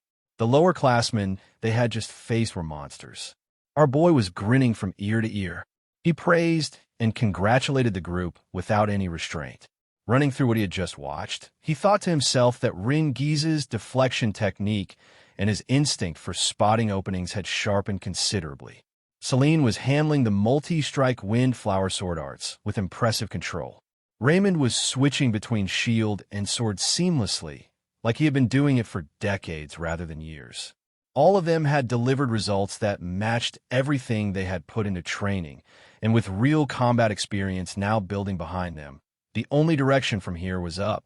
Leica had handled her side with the kind of efficiency that does not leave room for discussion. One strike, one opponent down. Lightning aura at full output. Opponent gone before they could process what hit them. She said simply that decisiveness was the right response to arrogance. Some lessons needed to be taught clearly. Rick, however, was not accepting the result. He insisted that 3-star upperclassmen losing to 2-star lowerclassmen was simply impossible. Our boy walked toward him at an unhurried pace and told him that after watching it happen with his own eyes, he was still saying things like that. He told him that age and star count were indicators, not guarantees. In real combat, the strong won and the weak lost. That was the entirety of it. Rick pointed a finger at him and called him stupid. He insisted that stars were power, full stop, and asked whether Zeke did not even understand something that basic. Our boy told him calmly that whether Rick had stars or not, if his heart stopped, he was dead all the same. Stars did not change that. Rick went quiet for a moment. Zeke told him not to lose sight of what strength actually meant, because in combat it came down to one thing only: whether you won or not. Nothing more. Rick snapped. He told him to shut up and demanded to know who Zeke thought he was. He said that as an upperclassman he was not going to sit there and let some brat twist logic at him. He declared that he had been holding back out of consideration for the fact that they were kids, but after this conversation, that consideration was gone. He would not hold back anymore. Our boy said he was already tired of talking. He told him that children should use their bodies before their mouths. Since they were the only two left in the arena, he invited Rick to show him the martial arts he had been training so hard and was apparently so proud of. Rick charged forward screaming, his great strength technique loaded with everything he had. He never got there. Our boy's eyes flashed gold. One punch to the face. Rick cleared the arena horizontally and hit the ground at a distance. The whole thing lasted less time than it takes to blink. The audience went completely silent. Rick knelt on the ground, trying to make sense of the ceiling he was now staring at. Zeke looked at him and said, with genuine appreciation, that Rick had trained well. The silence stretched. Then someone in the crowd said what everyone was thinking. He had called that train well. Rick had not even been able to show a single technique before he was already on the ground, and the person who put him there was complimenting his training like a sensei after a sparring session. Leica put her hand over her face. Several other students just shook their heads. Our boy was unbothered. Across the estate, at the West Hall training grounds, the scene looked considerably less triumphant. Students were scattered across the ground groaning, clutching injuries from whatever selection process had just concluded. A man stood over the result of it all and let out a slow, heavy sigh. Every single one of them, he said, was useless. His name is Gilfus El Dragon, one of the candidates for the next family head. And the way he looked at the groaning students around him made it very clear he was not someone who accepted second place as a personality trait. A group of students arrived behind him. One of them, a composed 3-star fighter named Alan who served as Venial's right hand, addressed him directly and reported that the West Hall selection was complete. Behind Alan stood the others who had made the cut, all 3-star level. Among them was a 12-year-old lower-classman who caught Venial's attention immediately. His name is Retin, the same boy from the Dragon's Nest entrance exam who had laughed at Rangis. 12 years old and already sitting at 3 stars. Venial called him over and asked whether he was genuinely already 3-star despite being a lower-classman. Retin confirmed it. Venial told him he liked capable people and that if Retin proved useful, he would make him a direct subordinate. Retin bowed immediately, thinking to himself that Lord Venial had acknowledged him, and that with someone like this leading the West Hall, there was simply no way they could lose. He let himself imagine further down the line. Great results on the special mission. Venial named the next family head, and himself right there beside him at the top. Alan stepped closer and told Venial there was something he needed to know. He lowered his voice and said that Lady Laika would apparently be participating as part of the East Hall selection team. Venial scratched his head. The irritation on his face was immediate and unfiltered. He called her an endlessly annoying pest. Then he stood up and said it did not matter. No matter how exceptional Laika was, the West Hall was going to win. He said it again for the room. They would win, complete the special mission, and prove to every one of his older brothers that the seat of the next family head had always belonged to him. Selection day arrived, and the arena filled up fast. Students from every Dragon Hall had come to watch, and the sheer volume of people packed into the space made Rangis mutter to himself that he had not expected this many. Laika explained that most of the student body from the different halls had gathered specifically to witness the selection, and noted that since a significant number had dropped out during the various exams, the crowd they were looking at was already a reduced version of what it used to be. Rangis went quiet instead of answering. He thought about the ones who had not made it here, the ones who had been sent home and given a label instead of a future, called pseudo-dragons, the same word that had followed his father around for years. Laika caught the look on his face before he could hide it and immediately changed the subject, putting a hand on his back and telling him that what mattered right now was that they had been chosen to represent the East Hall. That was something to be proud of. Rangis agreed and told her he would give everything he had. They found our boy a short distance away, standing quietly among the other participants, unusually still for someone who had spent the last 5 years being the most energetic person in any room he entered. Rangis asked if something was wrong. Laika remarked that he seemed different today. He told them there was no problem. He was simply reading the room, gauging the fighting strength of the students around him like a scout doing a pre-match analysis. Then a loud voice cut across the arena. As expected of Lord Zeke, to think he could do something like that. Rangis collapsed from shock of it. 2 upperclassmen came running toward them, both members of the selection, both apparently very eager to be near the person who had punched their teammate across an arena and then complimented his training. Rick was one of them. He said that after their battle, he had genuinely reconsidered how he thought about strength. He respected the strong. That was simply how it was for someone of El Dragon blood. Our boy told him that was not a bad way to think. So it was fine. Meanwhile, Rangis was clinging to Zeke's legs, trying to recover from having his heart nearly leave his body. They peeled him off the ground while our boy thought through what he had observed so far. Every participant from the other halls was at 3-star level. No 4 stars as expected given the special Rifts entry restrictions, but several of them were sitting right on the edge of it. The kind of fighters who were technically 3-star, but felt like something closer to 4 when you stood next to them. He was genuinely looking forward to seeing what techniques would show up in these matches. Before that thought could develop further, someone grabbed Laika from behind. A girl had wrapped her arms around her and was making enough noise for the entire arena to turn and look. Laika recognized her immediately. Her name is Sandy Typhona, daughter of the Typhona family head and Laika's cousin. Arriving like she owned the space she walked into and fully expecting the room to agree. She asked how Laika had been, whether anyone had been giving her trouble, and pulled her in tighter while she waited for answers. Celine asked who she was. Laika introduced her properly. Sandy, one of the 4 great families. The room around them shifted slightly at the name. Sandy's mood turned a degree cooler when she turned her attention to the group standing with Laika. She asked in a tone that carried the particular weight of someone who has never had to soften anything in their life, whether these were really her companions. She acknowledged that getting along with people was fine, but pointed out that none of them had the ability to truly stand beside someone who was a candidate for the next family head of El Dragon. They simply lacked the quality for it. Our boy cut in and said that would only become clear once they actually fought. Sandy asked who he was. Leica said quickly that he was Zeke, also a candidate like herself. Sandy looked at him and asked whether he was really that one, the rumored illegitimate child of the current family head. Then she said, with complete bluntness, that she had never expected a mere bastard like him to still be alive. Our boy kept smiling. Leica did not. She immediately asked Sandy why she was speaking like that in front of her friends. Sandy looked genuinely surprised by the reaction. She told Leica that even if Zeke was an illegitimate child, he was still her rival, and that Leica could not afford to walk around with that kind of attitude if she intended to defeat the other candidates.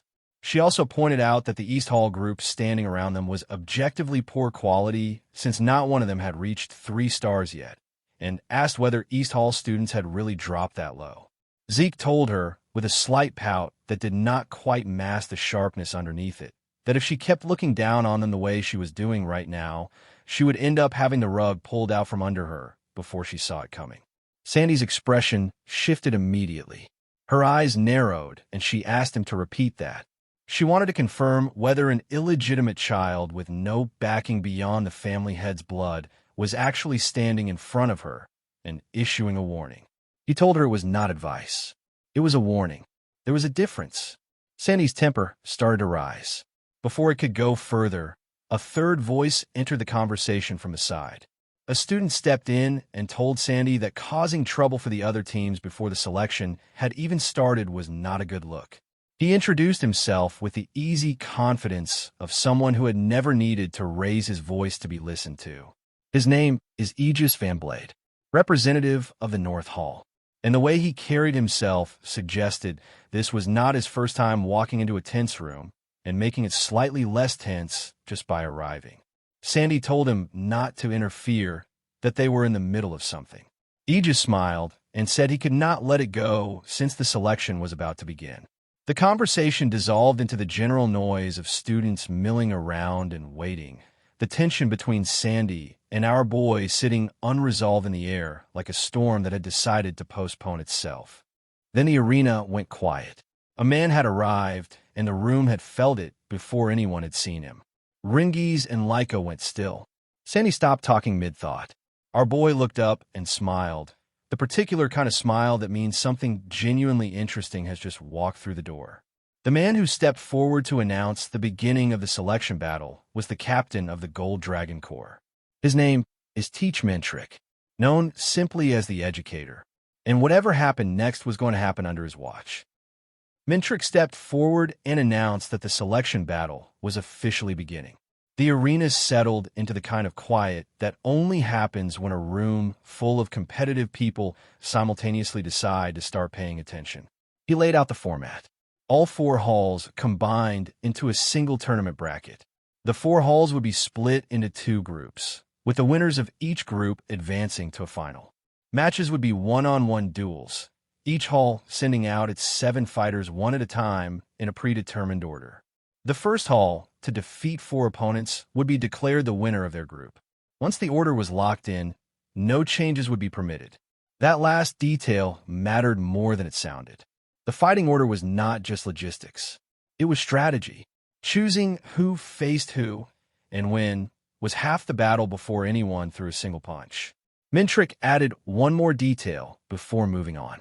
The hall that won this selection would be assigned the special mission, an extremely important one for the El Dragon family. Anyone who contributed to its success would make a significant mark on the family record. For Leica and Venial, that contribution was not just about the mission. It was a direct step toward the head seat. The bracket draw came next. Each hall's representative would step forward and pull a stone from a box. Mentrick called the West Hall first. Venial Fafniled El Dragon walked to the front without hurrying. He reached into the box, took his stone, and was sent back to his position. As he walked away, he turned and looked at Leica's group with a slow, deliberate smile. The kind of smile that is not trying to be friendly. A bead of sweat ran down Leica's face as she watched him. Our boy noticed immediately and asked whether she knew that man. She confirmed it and told him that was the West Hall's head candidate she had mentioned. Venial Fafniled El Dragon. Her older brother. Our boy said, "I see," a faint smile forming as he turned it over in his mind. The West Hall was strong overall. He could feel that clearly just standing in the same arena as them.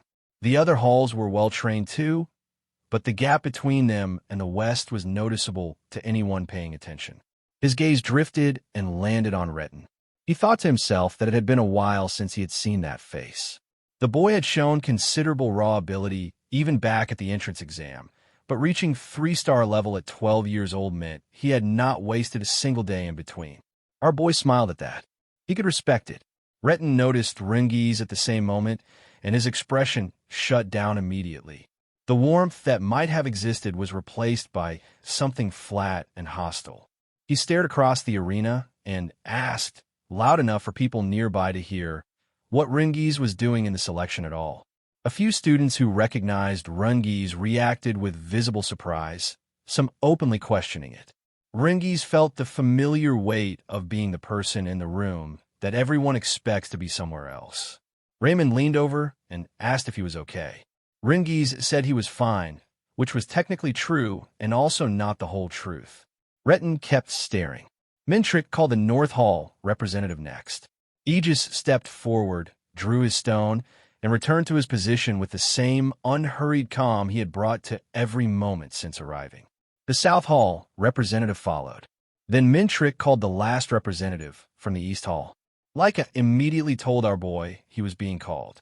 He looked at her and asked why he had to be the one. She told him the reason was straightforward. He was the strongest in the group.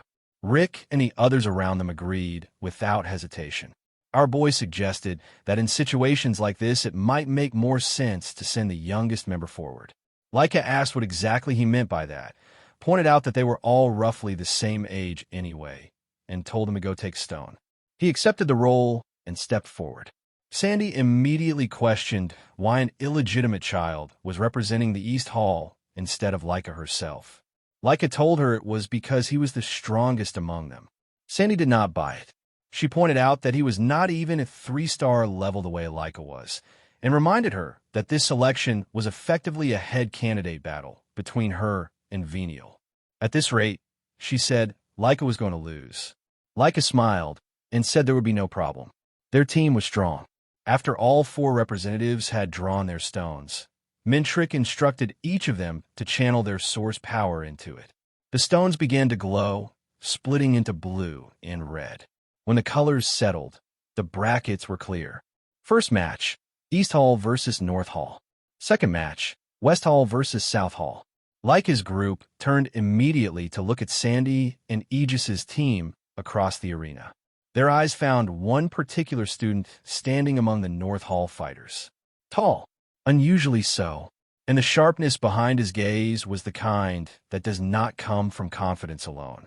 Rangis stared and asked quietly whether that person was actually a Dragon's Nest student. Leica confirmed it, though she admitted she had not expected to be drawing the North Hall in the opening match. Across the arena, Sandy was already done waiting. Her lightning aura came forward and she pointed directly at Leica's team, declaring that this was a good opportunity to wake Leica up properly. She said she would crush her thoroughly enough that she remembered her position and her purpose. Leica did not blink. Her golden lightning aura surged out around her in answer, steady and bright, and she told her cousin simply to bring it on. Our boy stood holding the blue stone, watching all of this unfold, when he felt someone's attention shift toward him. Aegis was looking at him with a calm smile, saying that it looked like they would be meeting in the first match, and that he was genuinely looking forward to it. Our boy looked back at him and decided immediately that he liked this one. He told him it seemed like they would get along, and that he could not wait for the fight to start either. 2 people who had both shown up to this selection actually wanted to be here, and both of them already looking forward to each other. The silence in the arena broke when Mintrick announced that the first match would be East Hall versus North Hall. Rick immediately turned to our boy and declared that he would do everything in his power to win. His voice was determined. His face was sweating through the determination.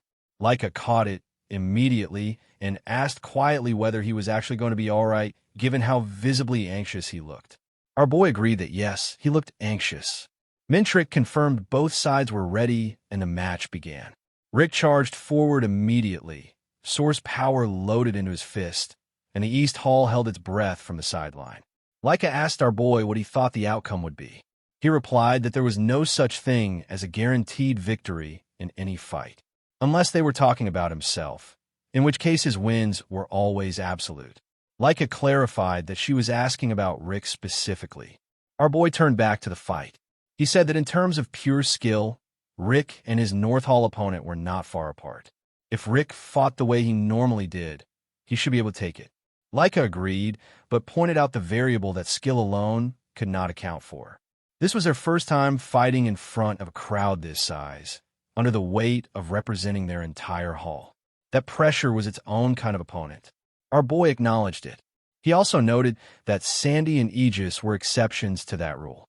Both of them were already brushing the edge of 4-star level. Pressure in front of a crowd was not going to rattle people sitting that close to the next threshold.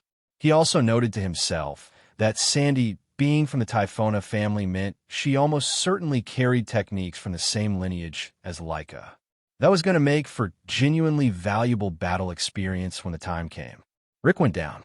Mintrick announced North Hall as the winner of the first match. Marin stepped up next, visibly shaken, but telling herself she needed to win. Laika encouraged her and told her she would be fine. Marin was defeated before the encouragement fully landed. Laika and our boy both sighed at the same time. Rick and Marin came back to the group, trembling, and apologized for their losses. Our boy laughed and told them he had already known they were overwhelmed by the atmosphere the moment they stepped in. He said they did not need to carry that. If this had been a real battlefield where lives were actually on the line, the results would have been different. The arena they were standing in right now was built for learning and testing, not for killing. The losses today were not failures. They were the kind of experience that could only be gained safely here, and on a real battlefield in the future, those lessons would become the foundation they fought from. Both of them straightened up almost immediately. 2 straight losses. The next match was critical. Our boy turned to Rangis and asked if he understood that. Rangis, who had been anxious since morning, begged him not to make it worse. And then he looked across the arena at his opponent, and his expression collapsed entirely. The North Hall fighter waiting for him was enormous. Glowing red eyes. The kind of size that makes a crowd start doing math they do not like the answer to. Rangis burst into actual tears, nose running, clinging to our boy's arm and saying that his opponent was terrifying and the crowd was massive, and he was genuinely scared. Our boy reminded him that he had already fought upperclassmen when they were forming the team. Rangis insisted that none of those upperclassmen had looked anything like this. He also pointed out that fighting someone this intimidating in front of a crowd this large was an entirely different kind of pressure. Our boy sighed. He put his arm around Rangis, told him to look at his opponent carefully, and asked what weapon the man was carrying. Rangis looked. A massive sword. Our boy told him that was all he needed to know. He was simply fighting someone holding a sword. Nothing more than that. He broke it down. If the opponent thrusts, parry it. If he slashes upward, pull back. If he swings downward, step in and thrust the spear. Focus on the weapon in front of him. The same way he always trained. Nothing about this situation changed that. Rangis's breathing steadied. Our boy watched his eyes and saw the shift happening. The focus Rangis had been building over 5 years of training was quietly sliding into place beneath the fear. He thought to himself that Rangis still needed external guidance to reach that state right now, but the day he could enter it naturally on his own was the day his growth would become genuinely difficult to predict. The two of them stepped into the center of the arena. The crowd noticed the size difference immediately, and several people said aloud what everyone was already thinking. There was no way the smaller one could match him. Mintrick gave the signal. The giant came forward instantly with the triple-leaf sword-style, single-blade branch. Rangis stepped out of the way before it landed. The giant declared that Rangis would not be able to keep avoiding him and followed with the twin-fong branch, a barrage of strikes coming from multiple angles. Rangis dodged each one, parried the ones he could not fully avoid. The crowd that had been dismissive went quieter. Laika watched with tight concern from the sideline. Celine noticed that the giant was gradually cutting off Rangis's preferred distance, trying to collapse the range advantage a spear fighter relied on. Raymond asked our boy if Rangis would be all right. Our boy pointed at Rangis's eyes and told him to look. He was getting more focused with every exchange, not less. The pressure was working for him, not against him. The giant launched the Leaf Storm dance technique, a wide, sweeping assault. Rangis's eyes flashed. Something clicked behind them, clean and sharp, the kind of focus that does not look for openings so much as simply see them. He activated the Cloud Water Spear style, flowing clouds and water, and parried the incoming sword with a deflection that redirected the force and threw his opponent off balance. He did not wait. Raging Current Strike. He drove the spear into his opponent's chest with everything behind it. The giant hit the ground and did not get up. The crowd that had been doing unfavorable math went very still. Mintrick declared the match over. East Hall wins the third bout. Rangis exhaled so hard it was almost audible from the sideline. Our boy smiled and said simply that it was time to start turning this around. Rangis's win lit something in the East Hall that had not been there before. The momentum carried. Celine took the fourth match. Raymond claimed the fifth. 3 straight wins after going down 2, the kind of comeback that makes the crowd start paying attention to the wrong team. Then the 6th match arrived. Laika stepped into the arena. Sandy was already waiting on the other side. Laika greeted her and said it had been a while since they had crossed swords like this. Sandy admitted she had not expected North Hall's fighters to fall to students who had not even reached 3-star level yet. Laika told her calmly that, as she had said before, her companions were strong. Sandy conceded the point with a mocking smile, said she had underestimated them, and then made clear that they were not the real issue between her and Laika anyway. Her golden aura came forward as she said it. Laika felt the pressure immediately, and her expression shifted. Sandy told her that her companions were a side conversation. If Laika genuinely wanted to become the next family head, she needed overwhelming power of her own. And right now, she was sitting at 2nd place within the East Hall. Sandy asked her whether she understood just how precarious that position actually was. Laika glanced briefly back toward our boy, then turned to face Sandy again. She said she understood her standing completely, and she had not given up on the family head seat. She had not given up on surpassing Sandy either. Her current strength, she said, was enough to beat her. Sandy said she wanted to see that for herself. She activated her ability and vanished. The spectators reacted immediately, several of them making sounds of disbelief at the speed of it. She reappeared behind Laika in an instant and said she wanted to witness that confidence up close. Laika got her sword up in time to defend. Sandy dropped immediately into a crouch and launched from the front this time, the angle completely different from where the last attack had come from. The two of them fell into a fierce exchange, lightning against lightning, blade against blade. Edges watched from the sideline and noted that Sandy had the advantage, which was not surprising. She was wielding the same lightning greatsword arts as Laika, but better. He wondered quietly how long Laika could manage against someone who outpaced her in her own fighting style. Sandy activated the lightning greatsword art called Judgment. The strike opened a wound along Laika's side. Celine and Marin both reacted from the sideline. Laika stepped back, assessed the damage, told herself it was only a scratch, and steadied her breathing. Rangis said quietly that Sandy was incredibly strong. He had not expected to see Laika push back that quickly. Raymond mentioned that he had heard Sandy was the one who had trained Laika when she was younger. Laika went back in. Sandy dodged the strike easily and told her that she still had not fixed the same bad habit from when they trained together years ago. Whenever Laika felt cornered, she started swinging wildly. Laika ignored the commentary. Their lightning auras crashed against each other alongside their blades, and the explosion that erupted at the center of the arena pushed the crowd back from the edge of the stands. Laika came out of the exchange carrying several new injuries. Sandy shook her head. She told her that her bad habits had not improved at all, and that she could not even hold the #1 position in her own hall. She added that if Laika had simply joined North Hall from the beginning, she never would have allowed things to end up this way. Laika did not respond. She raised her sword again. Sandy said she was being stubborn, and that left her no choice but to teach her a proper lesson. She vanished again, reappeared behind Laika, lightning wrapped around her, and launched. Laika moved to block with her sword. Sandy kicked her in the side mid-block, breaking her balance before the sword could do its job, then followed with another strike. What came after that was a relentless sequence, one strike feeding into the next without giving Laika room to reset. Injuries accumulated across her body faster than she could absorb them. Celine and the others on the sideline looked genuinely afraid. Our boy watched with calm eyes and said quietly that Laika looked like she was about to break through another barrier. Sandy set up for the finish.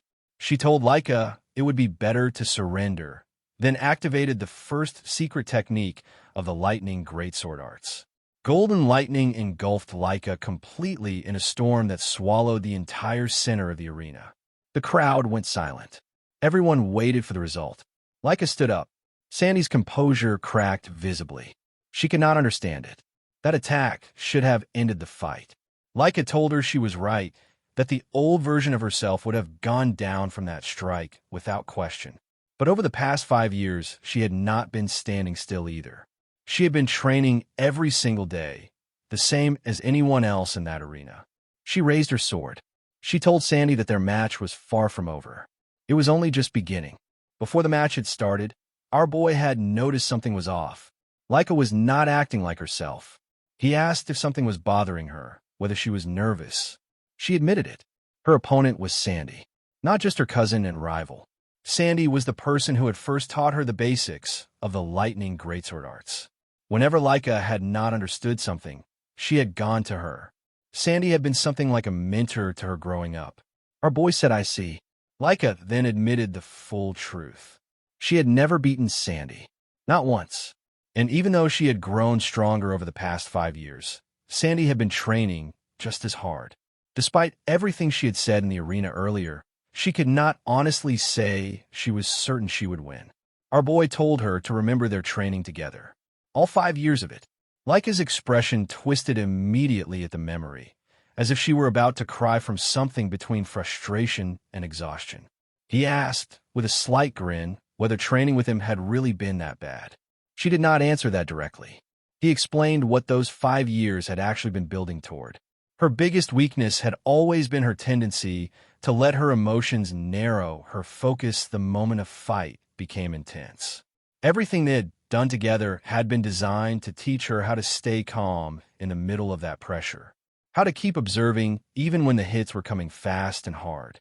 Laika said he had certainly attacked her quite freely during those sessions. Our boy winked and called it true spirit. She asked what kind of spirit that was supposed to be. He told her the results would speak for themselves, and that she could now analyze her opponent's movements calmly even while fighting, which was something the old version of her had not been able to do. She admitted it might be true, but she still did not know if it would be enough against Sandy specifically. He told her she would find out the moment she was actually standing in front of her, and that someone with her talent, once she truly began observing an opponent's movements, would discover very quickly how powerful that ability could be. He also reminded her that she had been trained by the strongest person in existence, so she had no reason to carry past results into this fight. Laika laughed a little at that, thanked him for helping her relax, and stepped forward. He called out one more thing before she went. Since Sandy was the one who had taught her the lightning greatsword arts in the first place, this was the perfect opportunity. Just like in training, all she needed to do was observe carefully. If she did that, she would grow stronger than Sandy before the fight was over. Back in the present, with her body carrying injuries from Sandy's relentless assault, Laika told her sister something that stopped her mid-preparation. She said she had spent the entire fight carefully studying Sandy's lightning greatsword arts. She had taken the attacks head-on specifically to read them, and now she was beginning to see through them. Sandy asked what she was talking about. Laika answered by attacking. Her sword generated afterimages that made it impossible for Sandy to read whether she had slowed down or stopped. The strike connected before Sandy could account for it. Sandy was still processing the shock when the next strike came, and the one after that. A relentless barrage of lightning-infused sword strikes that gave her no choice but to endure every single one. Sandy kept asking herself why Laika had suddenly become so fast. Laika attempted to replicate Judgment, Sandy's finishing technique. It failed. She identified the problem immediately. She had not captured the tempo variation that Sandy carried naturally in her movement, something Laika had not possessed before. Now that she understood it, she only needed to apply it correctly.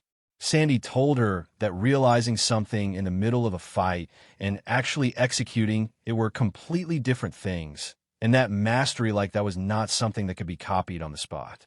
On the sideline, Rangis and the others watched Laika's transformation in open disbelief.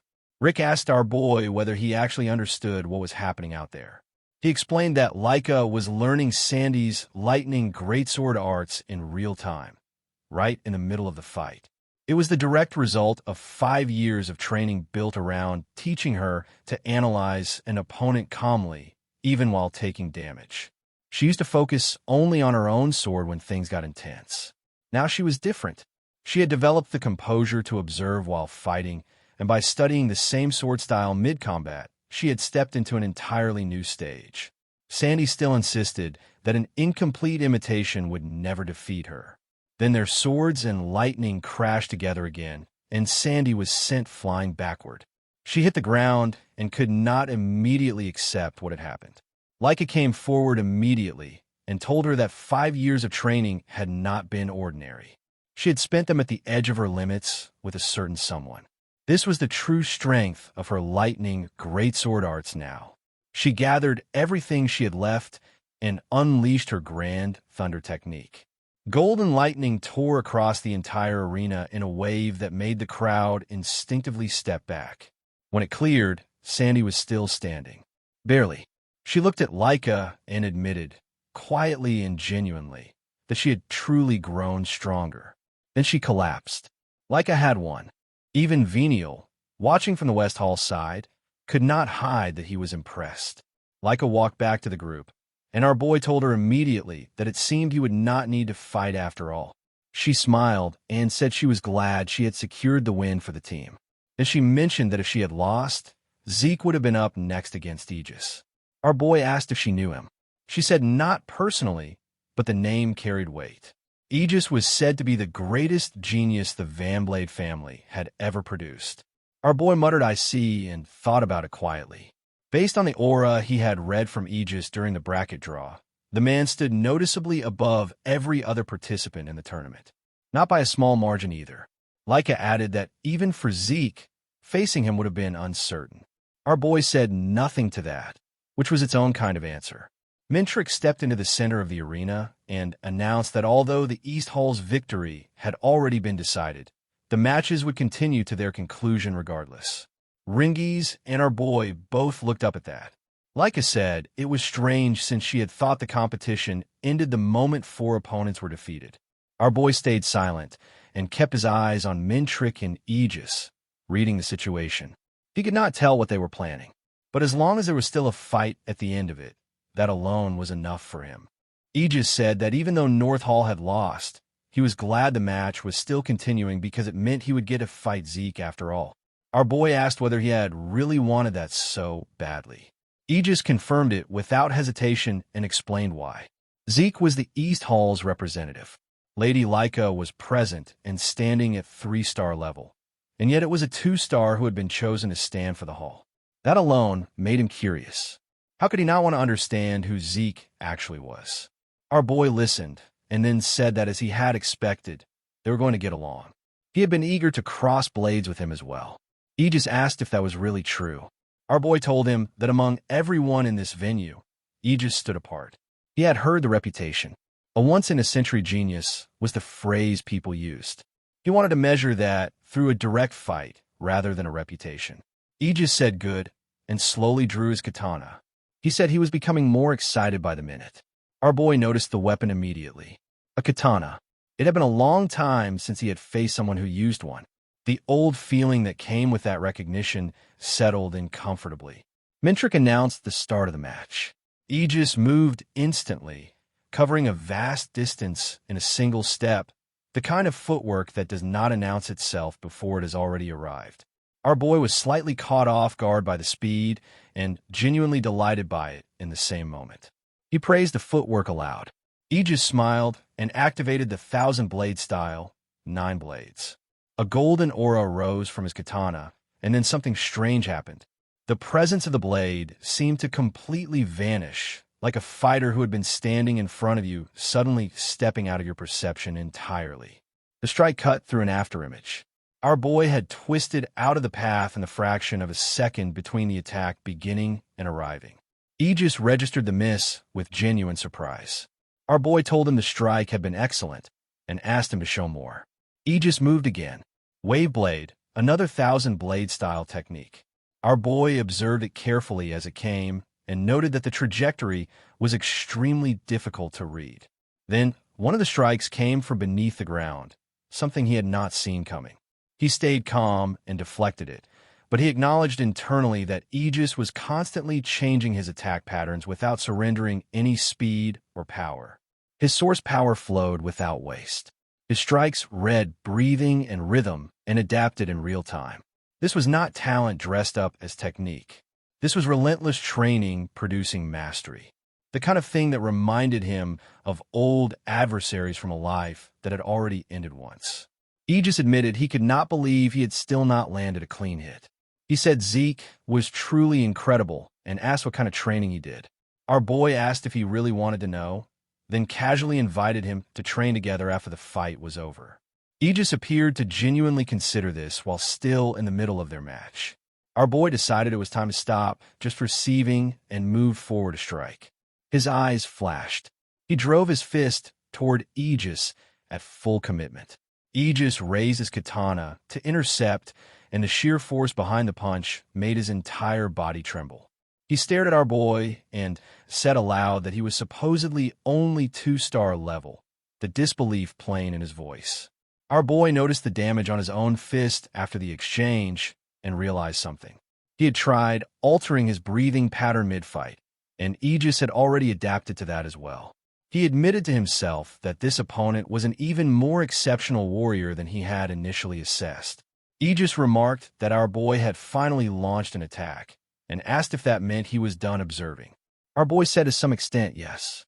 Aegis wondered whether that meant he had already figured out his abilities. Then he attacked again.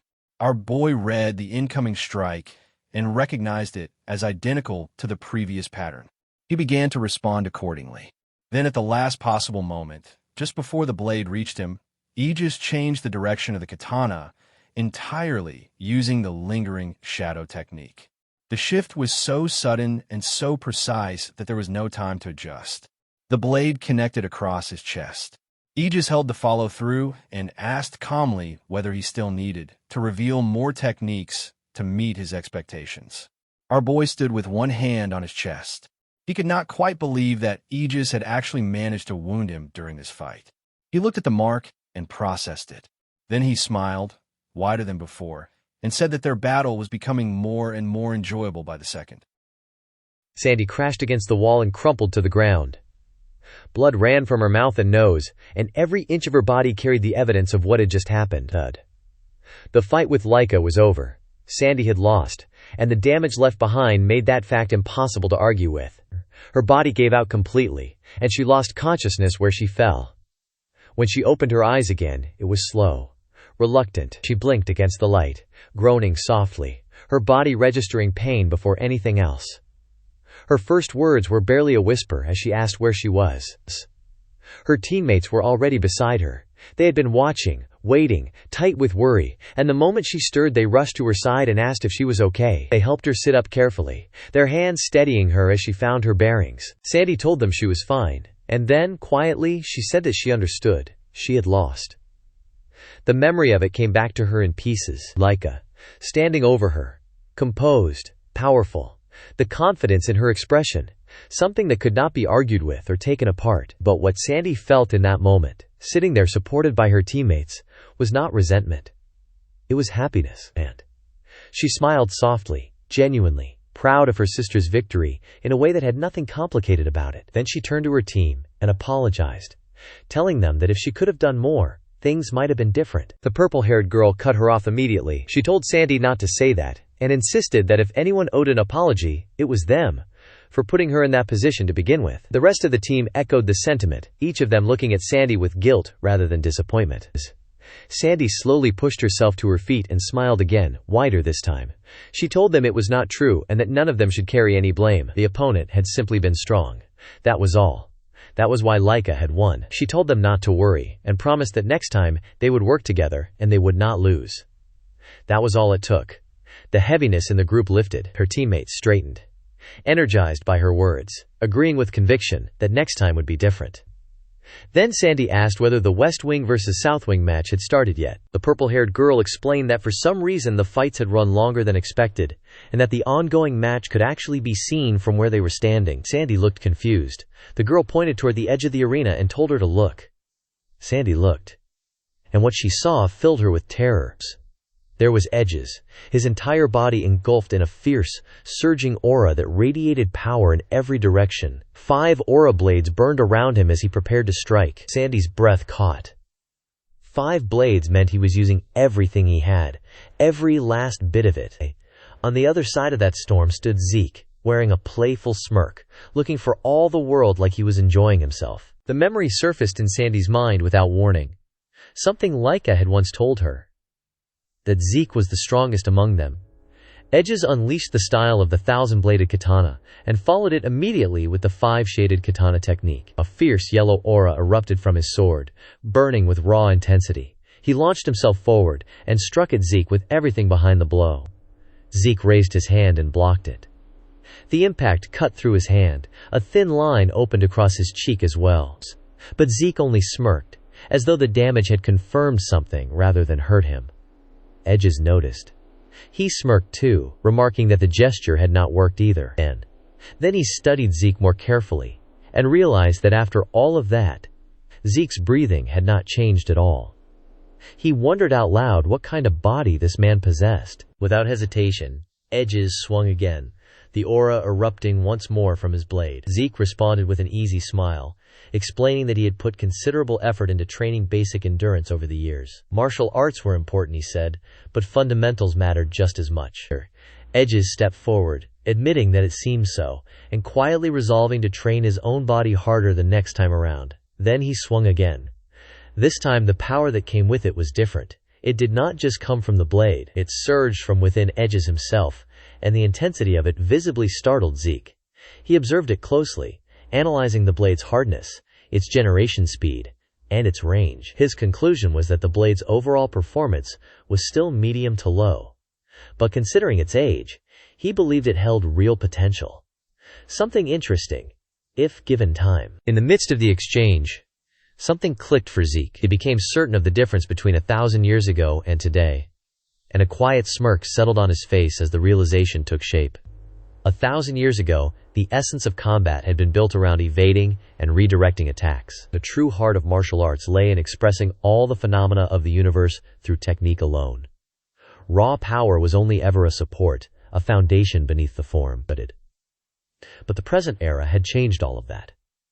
By materializing the source of true power directly, one could represent those same phenomena without relying on technique at all. Power itself had become the decisive factor. The handling of it was everything now. Edges activated the true essence of martial arts in the modern age. Countless floating swords materialized around him, hovering in the air with deadly precision. One by one, he launched every single one of them toward Zeke in a relentless, controlled storm of steel. Zeke prepared himself. A faint smile crossed his face as he reflected that he had been dazzled by martial techniques for too long and had arrived at this truth far later than he should have. 1,000 years, and nothing had been this interesting until now. He began shattering each sword with his fists, one after another, the blades breaking apart on contact, and then he started laughing, openly, freely, the joy of the fight written all over him. Edges attacked from another direction. Zeke answered it perfectly. Then another answered again. Edges felt astonishment creeping in as he watched each of his attacks met without hesitation, without error. What he was seeing was not normal. It was beyond human. From the sidelines, Rangis grew visibly anxious. He noted that they had been fighting for 2 hours already with no winner in sight. Laika, standing nearby, acknowledged that neither of them was anything close to normal. But she added that it was probably about time for the battle to reach its conclusion. Edges smirked and acknowledged that his moves had been completely read. Zeke smiled and admitted the fight had been very fun. Edges agreed with that. A moment passed between them, mutual and genuine. Then Zeke clenched his fist. He declared that he would show his respect. What he had learned in this battle would now be revealed. He called it the New Moon Technique. For just a moment, Edges felt a flicker of unease at the confidence radiating off Zeke. But it passed quickly. Edges smiled, admitted that it was no wonder he could not win, and then resolved to fight to the end regardless. To win at any cost. He activated the style of the 1,000-bladed katana secret technique, the extreme katana of the 5-leaf. Zeke smirked. The fiery aura that erupted from his clenched fist was overwhelming. He unleashed the destroying dragon combat technique. Second form. Modified Starfist. Countless clenched fists launched forward from the technique, and they did not target only Edges. They spread across the entire arena. Students caught in the blast were thrown and injured. Panic broke out immediately. People ran in every direction, scrambling for safety as the ground shook and cracked beneath each impact. Wherever a fist landed, the surface was completely destroyed, leaving wide craters and devastation spreading outward in every direction. Then an enormous fist came down directly on Edges. The explosion that followed swallowed everything. Smoke and debris filled the space where Edges had been standing. Nothing could be seen through it. Students who had not fled pulled up shields and watched from a distance, one of them muttering quietly that the power was something else entirely. Sandy watched from where she stood, her concern pulling tight in her chest. She could not tell who had won. The examiner stepped in and declared that it was enough. The fight was over. As the smoke slowly cleared, the picture became visible. Edges' sword lay broken in the dirt. Edges himself had fallen, his body covered in wounds, his breathing labored and heavy. But there was a smile on his face. He admitted that he could not move a single finger, and acknowledged the absurd level of strength he had been up against. In the end, he accepted that his training had not been enough. The examiner officially declared the winner. Zeke. East Wing. Zeke stood with his arms crossed, breathing steadily, a bright smile on his face as the results settled over the arena. The students were stunned into silence. Edges had been considered the strongest. Everyone had expected him to win. Instead, they had just watched him fall. The murmurs began spreading through the crowd almost immediately. They questioned what kind of battle they had just witnessed. They could not accept that Edges had lost, and more than anything, they wanted to know who Zeke of the East Wing truly was. The examiner announced that once the arena was restored, the next round of battles between the West Wing and the South Wing would begin. Everyone was told to prepare. Rangis and the rest of the teammates turned to Zeke, visibly amazed. They told him this was exactly what they had expected from him, and praised him for the victory. Laika smirked, and pointed out that he had destroyed everything again, and remarked that he was strange in more ways than one. Zeke pouted slightly, and said there was nothing wrong with it since he had secured the win. He brushed off the comment and shifted his attention to what was coming next. Laika told him that the other candidate for family head, Vananiel, would soon be making his appearance. The scene shifted. Vananiel sat like a king while his teammates stood guard around him, watchful and composed. Zeke crossed his arms and observed. He noted that the West Wing carried the best overall quality of any group he had seen. But he also noticed that within the South Wing, there was at least one person who looked genuinely strong. His eyes moved with quiet interest. A fight broke out between Vananiel and a member of the opposing team. Zeke watched with a playful smile, curious about what he was about to see. What he saw was not a contest. The students watching fell into terror and shock as Vananiel dismantled his opponent with complete, effortless ease. The other boy ended up on the ground, badly injured, while Vananiel stood over him and gave him a cold, expressionless death glare. The scene shifted back to Zeke, standing amid the aftermath of his own battle. He looked around at the heavy destruction surrounding him, and casually admitted that he might have gone a little overboard. With that much damage, he remarked, the arena probably would not be fixed anytime soon. Rangis told him not to worry, and pointed toward the arena floor. Zeke looked. And then he shouted in genuine confusion, asking what he was seeing. Everything had been completely restored. Every crater, every broken surface, every trace of destruction, gone. As though it had never happened. Rangis explained that a rare mineral called etherite had been used throughout the stadium. If true power was channeled into it, the material could restore itself entirely to its original form, like staring into the void and resetting everything back to zero. Zeke stood there quietly for a moment, taking it in. He thought to himself that something truly incredible had appeared before him. He admitted it was impressive, genuinely awesome. Rangis agreed with full enthusiasm, saying that seeing something so rare and valuable built into a structure this size was something else entirely. The duel was over. Vananiel stood in the center of the arena, untouched, victorious, the silence around him carrying more weight than any applause could.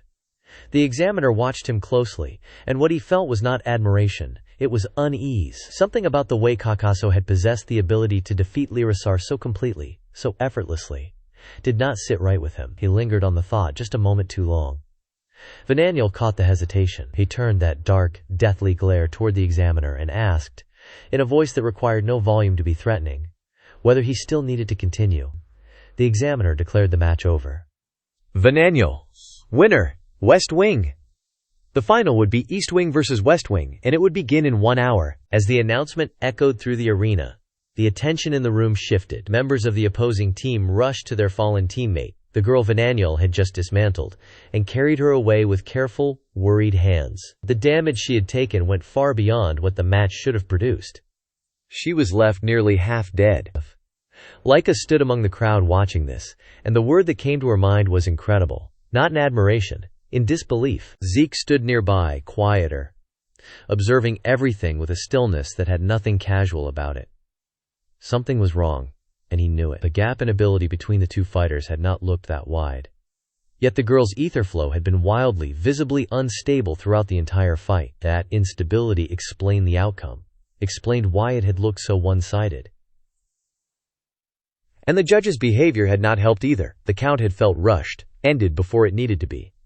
All of it together left a residue in the air, the kind that comes from things happening just beneath the surface. Zeke's blonde teammate could not wrap his head around it. LRA, of the Sonar family, had been left completely defenseless. He acknowledged, though, that a candidate for the next boss would naturally exist on a different level entirely. The blue-haired girl beside him was less philosophical about it. It had gone too far, and she felt it. The orange-haired girl tried to find reason in the chaos, reminding herself that this was her first time witnessing someone of that caliber from another wing, so perhaps she was not the right person to judge what was normal here. Rocky, on the other hand, was smiling. He looked around at the group, named Laika and Zeke and Vananiel in the same breath, and declared that this was exactly what made it all so exciting. The rest of the team nodded, the tension in the air briefly cut through by his energy. Then they noticed Rangis. He was standing slightly apart from the others, visibly tense, something eating at him from the inside. They asked him what was wrong. He took a moment before answering. He said Vananiel had been incredible, yes, and then added that everyone on the West Wing was extremely strong. There was an apology in his voice before he had even finished the sentence. He knew how it sounded. He said as much himself, admitting that he was already talking like a weakling before the fight had even started. Some of the team bristled at that. The final was an hour away, and this was not the time.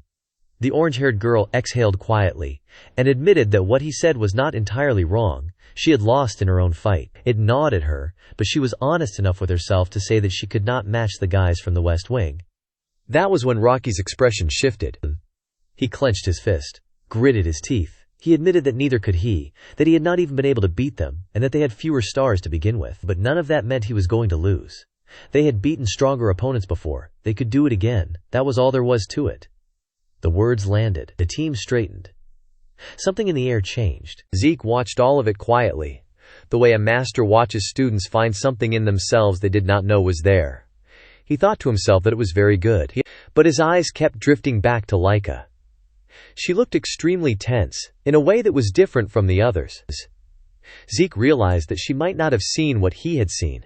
If she had watched that entire fight and read it simply as proof of Vananiel's overwhelming power, then the weight she was carrying right now made complete sense. But because he himself did not have the full picture yet, he could not offer her guidance that might do more harm than good. He stayed quiet, uncertain, watching. Rangis noticed it too. He stepped toward her gently and asked if she was okay. Leica told him she was fine. She thanked him. She just needed to organize her thoughts, she said. Then she said goodbye to the group and walked away alone. Rangis watched her go, and the tension that had briefly left his face returned. Leica found a circular stone fountain and sat at its edge, her posture slightly slouched under the weight she was carrying. She turned the fight over in her mind again and again. Vananiel had defeated LRA in a way that was completely unilateral. She knew what that meant, because even edges would not have been able to overwhelm LRA like that without taking damage in return. And yet Vananiel had done exactly that.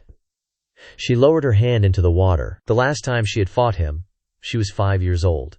She had only reached 10% of her strength back then, and she had still lost. Since that day, the desire to beat him had been the thread running through everything she had worked toward. She had trained, grown, pushed herself, believing that she was finally closing the gap.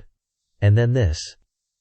According to the order of matches, Vananiel's next opponent would most likely be Zeke. She felt a faint relief at that thought, at the fact that she would not have to face him herself. And then she hated herself for feeling it. To her, relief like that was the same as admitting defeat. She clenched her fist, knuckles pressing against the stone, and made herself a quiet, firm promise. She was going to defeat him. That was still the truth, whatever today had looked like. She did not have long to sit with that thought. Vananiel arrived at the fountain with his subordinate, and the moment he spotted Leica sitting alone, a smirk formed on his face. He approached without hesitation, his voice light and mocking, asking what was wrong with her, and commenting that she seemed very serious. Leica looked up at him. The look in her eyes was not subtle. She told him she had nothing to say to him, and made it clear he should move on. He did not move on. He told her not to be so cold, and then, in the same easy tone, suggested that if he became the boss, perhaps she would end up as his wife. Leica stood up immediately. She told him to shut up. She told him she would be the one to become the boss. Vananiel stayed relaxed, almost bored. He pointed out that she had believed she could not win against him. He reminded her of the fight that had just taken place. He implied that the evidence had spoken for itself, that this was simply the pattern, then and now. Leica turned and walked away. His grin widened, and he reached out and placed his hand on her shoulder. She stopped. His grip tightened, his tone dropped. He told her to admit the truth, that in the past and now, she would never be able to defeat him. He told her to surrender and submit, and that if she did, he would treat her kindly. Leica forcefully removed his hand from her shoulder.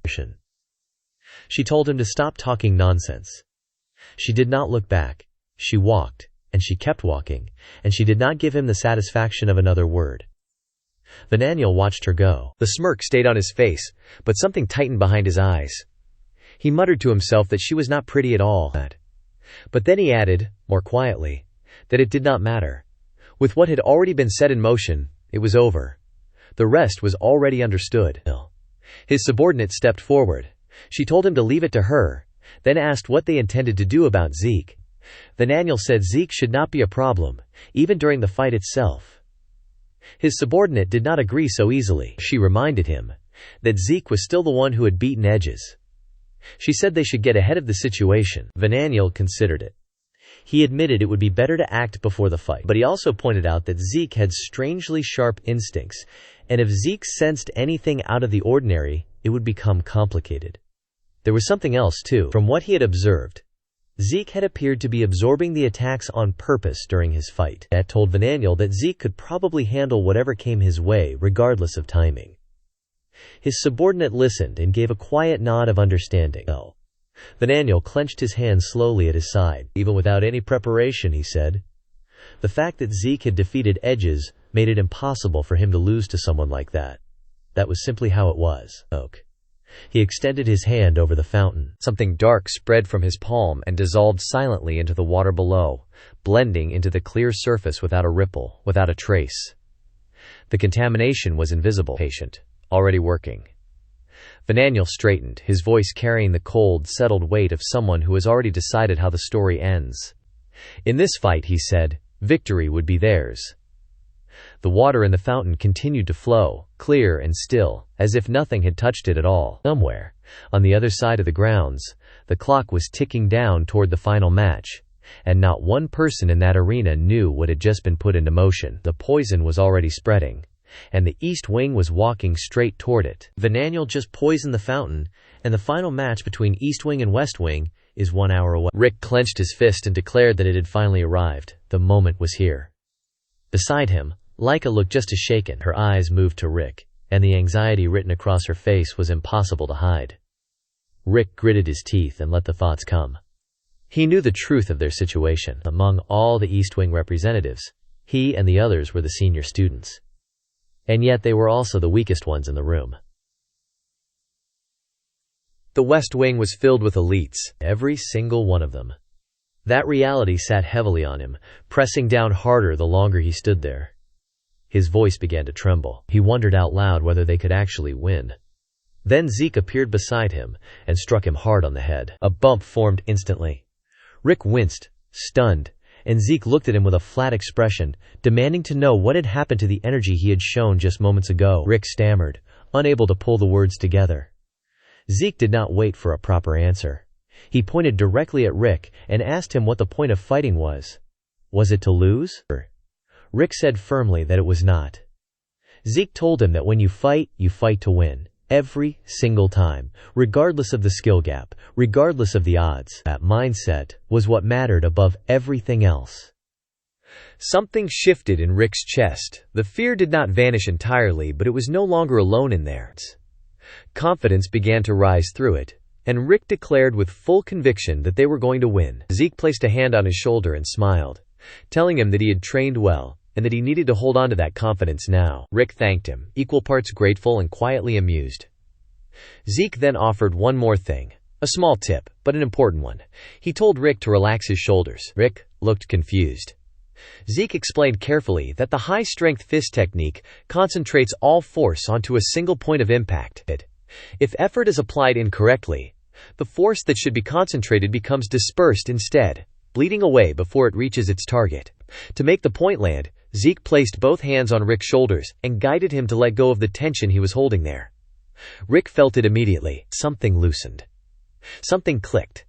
He told Zeke that he now felt like he could win, and thanked him with full sincerity, calling the relaxation technique the best thing he had ever been taught. Zeke felt a quiet swell of pride at that. He told Rick to go forward and win. Rick walked toward the duel like a different person entirely. His earlier fear had been replaced by something bright and energized, and he chanted to himself with every step that they were definitely going to win. Zeke and Laika watched him go from behind, observing his stride. Laika broke the silence. She remarked that something felt curious to her. Zeke asked what that was. She pointed out that Rick had not learned the Great Force Fist technique, and yet Zeke seemed to understand it deeply and intimately. She added that this was not the only time he had displayed knowledge of martial arts that should have been outside his reach. It felt strange, she said, and she wanted to understand why. Zeke responded with a calm smile and told her it was not a silly question at all. His tone carried the suggestion that there was something more behind the answer. His expression turned briefly serious as he continued. Laika's eyes widened with shock at whatever she heard in those words. Then Zeke broke into a smile again, pointed at himself, and declared that the reason was simply because it was him. Laika stared at him. Then she remarked flatly that she had been foolish to ask him anything serious in the first place. On the arena floor, Rick stood before his opponent and steadied himself. The memory of the first battle he had witnessed in this tournament was still vivid in his mind. He had seen what this level looked like. He knew what he was walking into, but this time his resolve held firm beneath all of it. He made a quiet vow to himself that he would not lose again. His opponent looked back at him with cold arrogance. He scoffed and mocked Rick openly, declaring that a nobody who had already lost to the North Wing had no right to carry such an expression on his face. Rick matched his energy without flinching. He carried himself like someone who had already decided the outcome, and told his opponent plainly that he was no longer the same person as before. His opponent grinned at that, a dirty, disbelieving smile, clearly unconvinced. The examiner announced the beginning of the first match between the East Wing and the West Wing. The atmosphere in the arena pulled tight. The instant the signal dropped, Rick's opponent drew his dagger and came forward at full speed. As he charged, he shouted at Rick to stop talking nonsense and face reality, insisting that nobody changed within just a few hours. He taunted him further, reminding him that minutes ago he had been nothing more than a weak, frightened mouse pretending to be a tiger. The burst of speed was genuine. Rick's eyes went wide as the ferocity of the incoming attack registered fully. His opponent launched himself into the air mid-charge, both hands gripping short blades, a bright green wind-like aura spiraling around his entire body. The energy formed sharp, curved streaks that radiated speed and destructive force. This was not a warm-up. This was a finishing move from the first breath. The combat insect dagger technique. The devastating mantis cut. The technique tore through the air with tremendous pressure. Rick crossed both arms in front of him and barely managed to block it. The force behind the impact sent him flying across the arena regardless. He hit the ground hard at a distance, but he got back up. His opponent's expression darkened at the sight of Rick standing, jealousy and rage ignited behind his eyes. He gripped both daggers again and exploded forward for another assault. This time with even greater intent. He unleashed the total devour of the lobster. The sheer power radiating from the technique silenced the crowd watching. Rick could barely defend against it, catching the strike with his bare hands, and once again the impact launched him backward. His body hit the ground hard. Injuries were visible now. He groaned, gritting his teeth against the pain. His opponent laughed. He ridiculed Rick's condition, and asked sarcastically what had happened to all that change he had been talking about. Rick groaned through his teeth. In his mind he acknowledged the truth plainly. The power behind those attacks was overwhelming. But even with pain radiating through every part of him, he refused to let it end here. He gathered everything he had left, speed, energy, and will, and launched a relentless barrage of punches forward. Each strike carried every bit of desperation and determination he possessed. His opponent dodged every single one without breaking a sweat. He moved through the assault with smooth, effortless footwork, slipping between each punch like it was nothing. He called Rick a fool and declared that attacks like these would never reach him. Then he slipped behind Rick and drove a dagger into his back. Blood stained Rick's clothes. The sharp pain shot through him, and he groaned hard, his body buckling under it. But even as it hit, Zeke's voice came back to him clearly. The words, the instruction, the reminder to move forward. The explanation that the powerful fist technique concentrates all force onto a single point of impact. Rick wiped the blood from his mouth. His eyes hardened. This was do or die. He understood that now. His opponent positioned himself for the finishing blow, both daggers raised, his stance loaded with intent. He screamed as he charged forward and unleashed the flash of the stinging bee. But Rick did not flinch this time. He did not widen his eyes in panic. Instead, a grin formed on his face, confident and certain, and he declared that he had finally caught him. His opponent faltered. Confusion and rage twisted his expression as he demanded to know what Rick was doing. Rick clenched his fist. A powerful yellow aura surged from his hand, radiating with focused, concentrated energy. Without hesitation, he reached out and grabbed the incoming blade with his bare hand. The edge cut into his palm. He did not let go. His strength fist technique, and the name of it left his lips like a battle cry. A fiery aura erupted from his fist, blazing and overwhelming, the flames wrapping around his arm as he drove the punch forward with every last piece of force inside him. The blow connected. His opponent was sent flying across the arena and crashed violently into the wall. The surface shattered on impact. Debris scattered outward as a massive explosion echoed through the battleground. The students watching stood frozen, their faces locked in shock, struggling to process what they had just seen. From a distance, Laika and Zeke watched, and both of them felt it. Zeke in particular felt a pride so deep it was almost difficult to contain. The dust settled. The examiner stepped forward and declared the match over. The winner was the East Wing. Rick turned to look at his opponent slumped against the cracked, crater-marked wall behind him. He stood frozen for a moment, unable to fully accept what his eyes were telling him, and then it hit him all at once. He raised his hand into the air and erupted into celebration.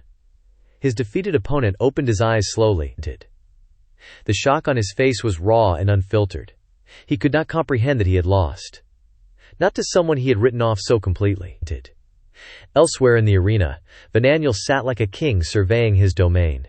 Authority radiated off him without effort. With a single gesture, he summoned the defeated fighter to come before him. The injured man dragged himself forward and knelt at Vananiel's feet, trembling, his head bowed in shame as he offered his apology. Vananiel's expression darkened. He delivered a powerful punch that sent the man flying without a word of acknowledgement. Then he turned slowly and fixed his gaze on the rest of his subordinates, dagger in hand, his eyes carrying a warning that needed no elaboration. They already knew what would happen if they lost. His subordinates stiffened in unison. The fear was immediate and absolute. They shouted together that they understood, their voices trembling with it. On the other side of the arena, the air could not have been more different. Rick turned to his teammate and told her to give everything she had. He told her she could do it and reminded her that she needed to win. She clenched her fists. Her name is Marin. And the confidence that settled into her eyes in that moment was complete. She declared that she could do it, and that she would definitely win. Her opponent watched her from across the arena with cold, calculating eyes. No emotion on his face. Just focus and readiness. The examiner announced the beginning of the second fight. Marion did not hesitate. She rushed forward with fierce momentum, gripping her sword tightly, her movements sharp and fearless. Her opponent, a red-haired fighter, met her advance from a solid defensive stance with a spear in hand. Flames and sparks surged around both of them as their energy flared outward. The ground beneath their feet crackled with the force of what was building between them. Marin gathered her full power and activated her sword technique of red fire, unleashing the spark cut. Her blade burned bright yellow-orange, flames spiraling around it as she launched herself forward through the air with explosive speed, screaming as she committed to the strike. Her opponent did not retreat. He stepped forward aggressively and swung his spear in a wide, sweeping arc. A brilliant blue crescent-shaped energy wave formed along the blade and sliced through the air to meet her advance head-on. The two forces collided. A violent burst of light erupted between them, shaking the ground. Moraine was struck by the spear's force mid-charge. Pain shot through her, and she groaned against it. Her opponent pressed the advantage without mercy. He activated the Great Chaos Spear technique, Chaotico Blow Barperforn, and thrust the spear directly into Marin's stomach. The blow sent her flying backward. She crashed to the ground hard, coughing blood, her strength draining rapidly from the impact. He moved in immediately. He raised his spear and brought it down toward her head. Blood hit the ground. The arena went silent. The spectators processed what they were seeing, and fear spread through the crowd like a wave. Rangis trembled and questioned aloud how it had escalated this far. Marin's teammates, Laika among them, were gripped with shock and dread. Laika was not only frightened, she was furious. There was no rule that justified this level of violence, and her eyes locked onto Marin's opponent with a rage that was building fast. The blue-haired girl standing nearby admitted she could not keep watching. Rick's body moved before his mind could stop it. He started toward Marin instinctively, driven purely by desperation and guilt. A blonde-haired teammate grabbed him and held him back, warning him that the match had not been officially declared over. If he interfered now, it would be a forfeit. Then the examiner's voice cut through the arena. The match was over. The winner was the West Wing. The image that followed was brutal in its clarity. The West Wing fighter stood with his foot placed on top of Marin's head. She lay on the ground beneath him, limp and battered, blood running from her mouth, her nose, and her head, pooling on the floor around her. Rick rushed to her the moment the announcement landed. He knelt beside her and lifted her carefully into his arms, his face flooded with panic and guilt in equal measure. Laika arrived at her side moments later, tense and shaken, calling out to Marin repeatedly, asking if she was okay, begging her to respond. Zeke stood at a distance through all of it. He did not move. He did not speak. He watched everything with a steady, unreadable expression, his gaze calm and deeply focused, taking in every detail of what had just unfolded before him. The score was level. Marin's teammates crowded around her, calling her name over and over, shaking her shoulders, desperate for any sign of response. Nothing worked. She had been left nearly half dead by the beating she had taken, and her body was not answering anyone. As they looked at the state she was in, the questions started coming. Low at first, then louder. They asked each other whether what had just happened was truly acceptable, whether any of this was supposed to be allowed. Zeke stood to the side and watched all of it in silence. Rick could not stay quiet. He stepped forward and confronted Marin's opponent directly, demanding to know if there had really been any need to take things that far. The opponent looked back at him with complete arrogance, as though the question itself was barely worth acknowledging. Rick's expression sharpened at the attitude.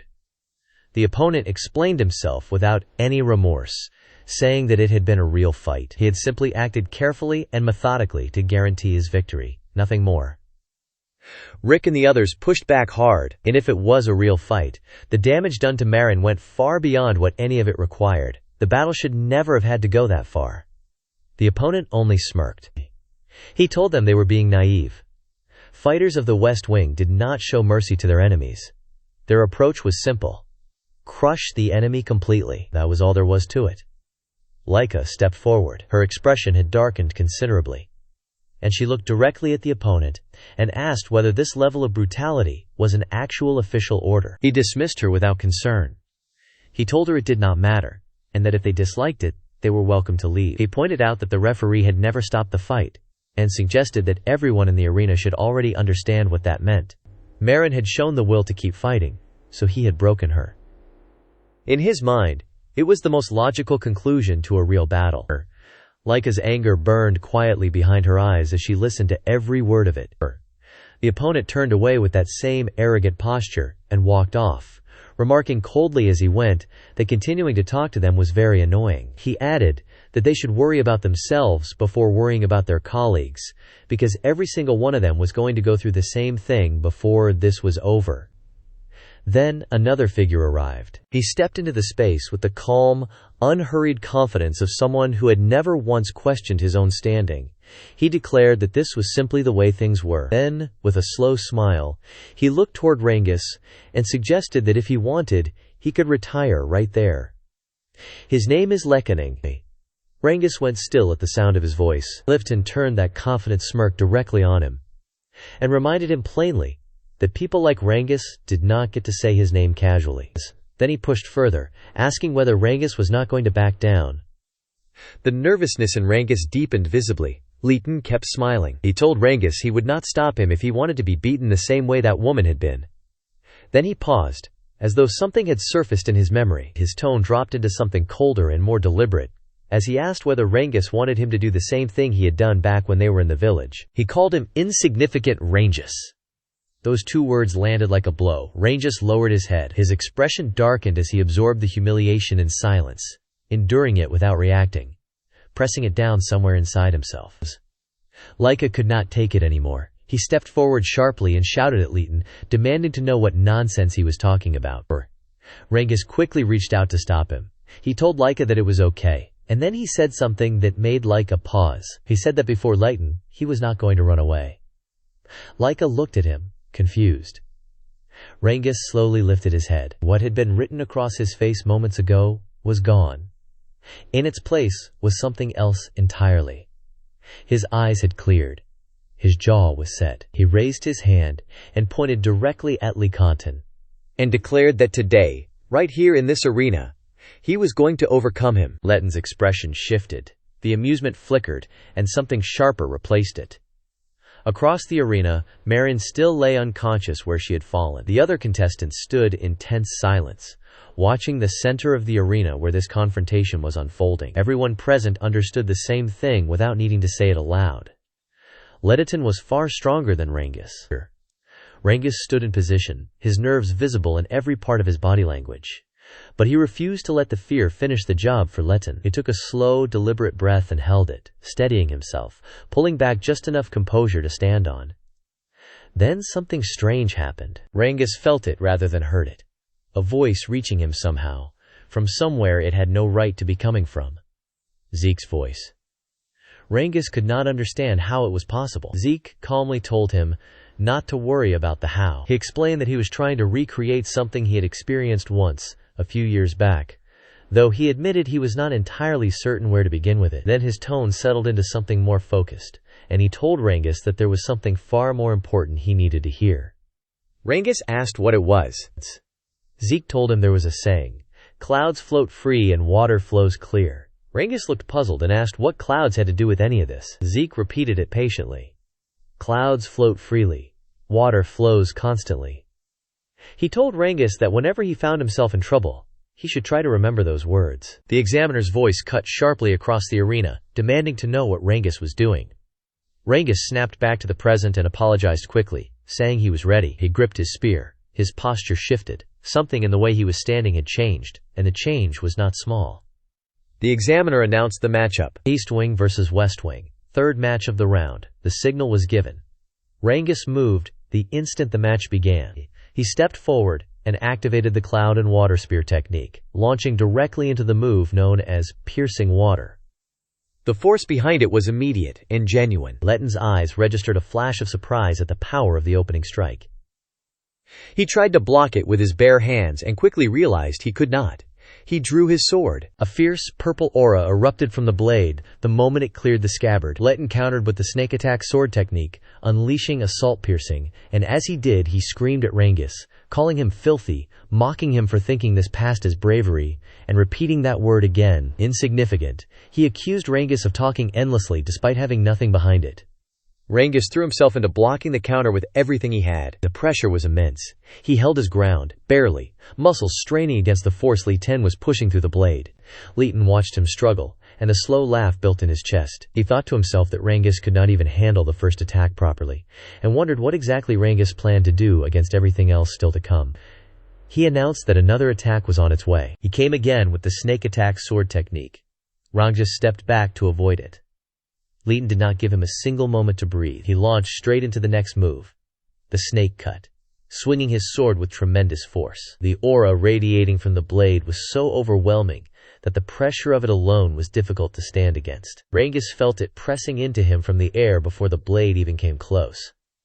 Li-Ten closed the distance instantly and attacked again. Rangis panicked internally.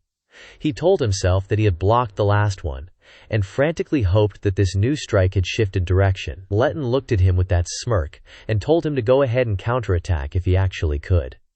Rangis gritted his teeth, and held Letton's blade back with his spear.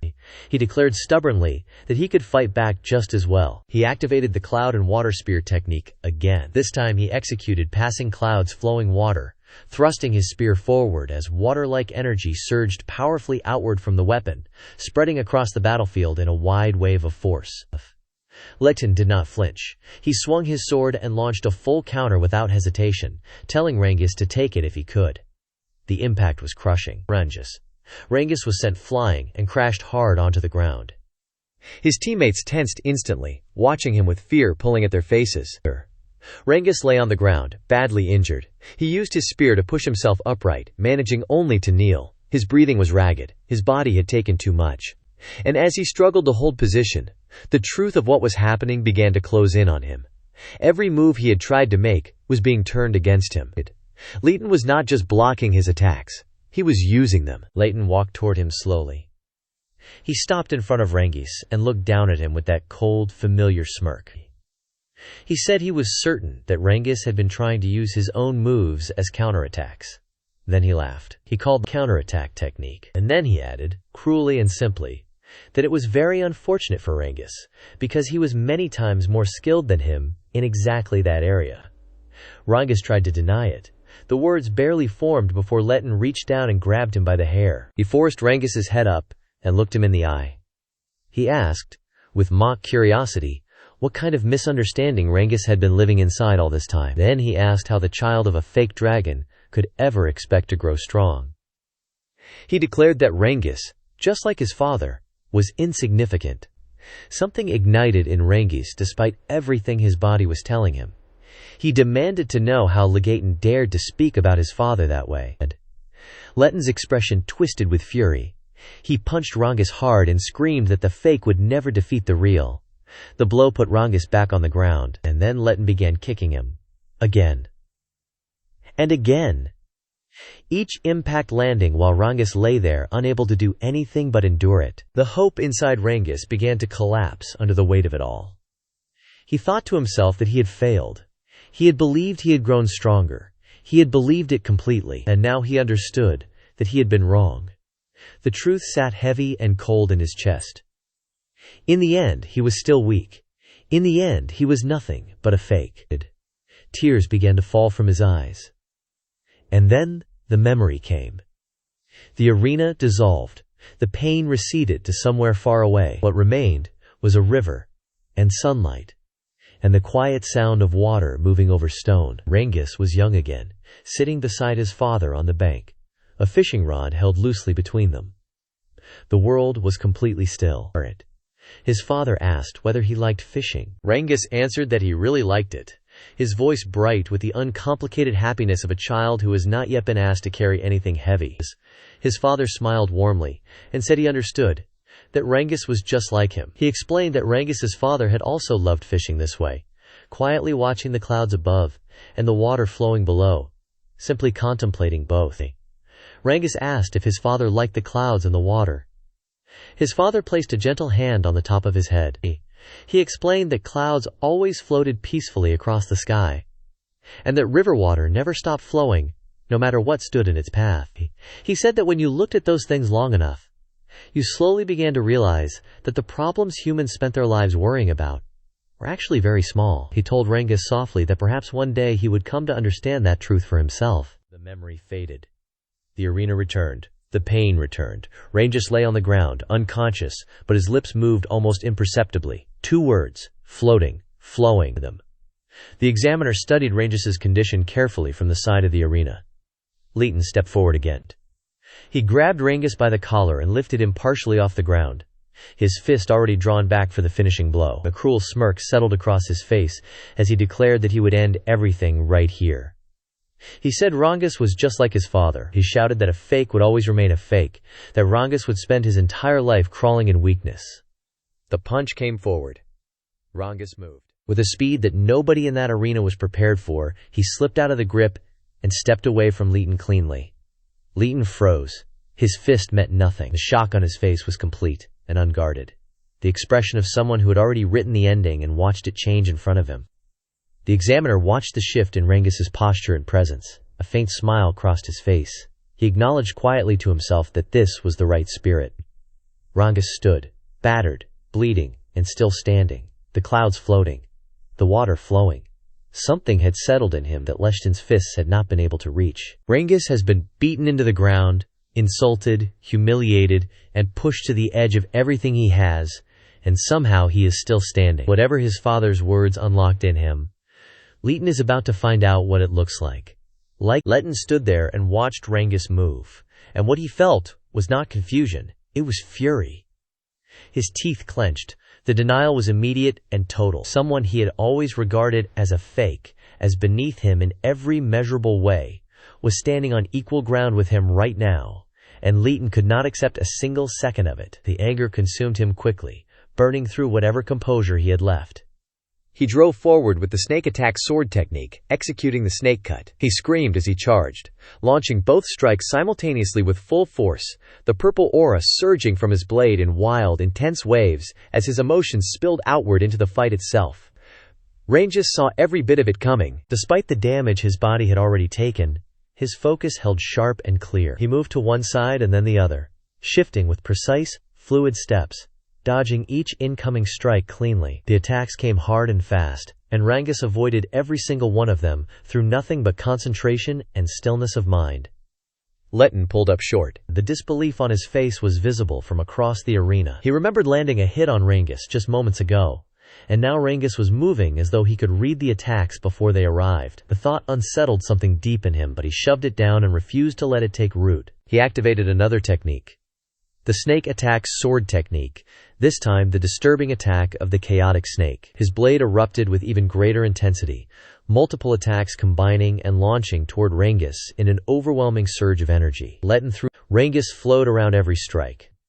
His movements were not desperate or strained, they were fluid, natural. He moved the way water moves around a stone in a river, not resisting the force, but simply no longer being where the force intended to land. Each dodge carried an ease that made the whole thing look almost effortless, and that ease was what shattered Leighton completely. His jaw dropped. The shock was open and unguarded.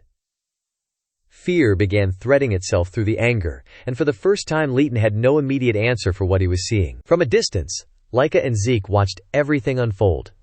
Leica could barely process it. She stared at Rangis moving across the arena, and struggled to reconcile what she was seeing with the person she knew. Zeke, standing quietly beside her, began to explain his head. He told her that Rangis had moved closer to something fundamental, something deeper than technique. Leica looked at him, confused, and asked what he meant. Zeke described it the way it had always existed in the world around them. clouds drifting peacefully across the sky, water flowing endlessly without stopping, regardless of what stood in its path. Something soft and flexible, he said, that constantly changes shape, absorbs incoming force, and lets it pass through without resistance. He added that he himself had demonstrated a small portion of this principle at a previous battle, but that Rangis had now surpassed that level entirely, right here in this fight, without anyone teaching him how. Leica stared at him in silence for a moment. She could not understand how anyone could reach something like that in such a short span of time. Zeke noted that Rangis himself did not seem to be aware of what he was doing, and yet his level of concentration was extraordinary. Then Rangis stopped evading. He began moving forward, toward Leighton, with deliberate, steady purpose. Leighton felt fear crawl through him at the sight of it. He could not comprehend what was happening, and instinctively tried to cut off the advance, throwing himself forward to stop Rangis from closing the distance. Rangis did not slow down. Their weapons met in a direct clash, sword against spear.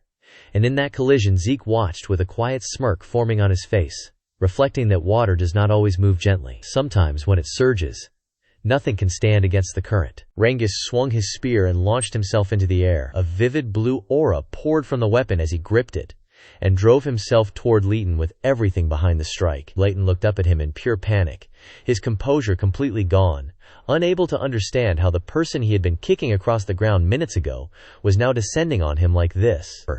Rangis drove the spear directly into Leighton's abdomen. The impact sent Leighton flying. He crashed onto the ground at a distance and did not get up. The arena went still.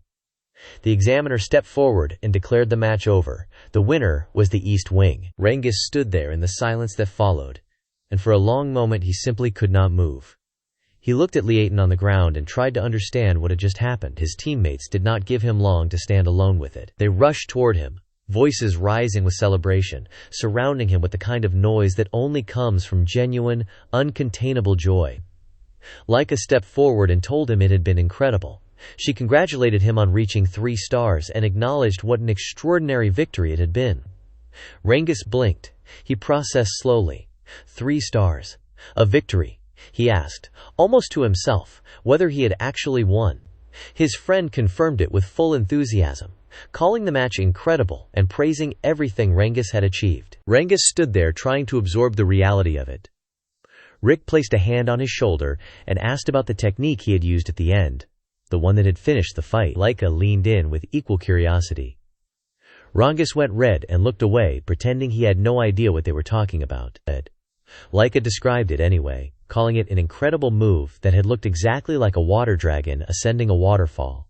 Rick agreed with her completely. Rangis stared at them both, genuinely stunned that his friends were standing there praising something he had done, and the more they praised him, the deeper the color in his face became. Then Zeke arrived and gave the technique its name, the Ascending Dragon Lunge.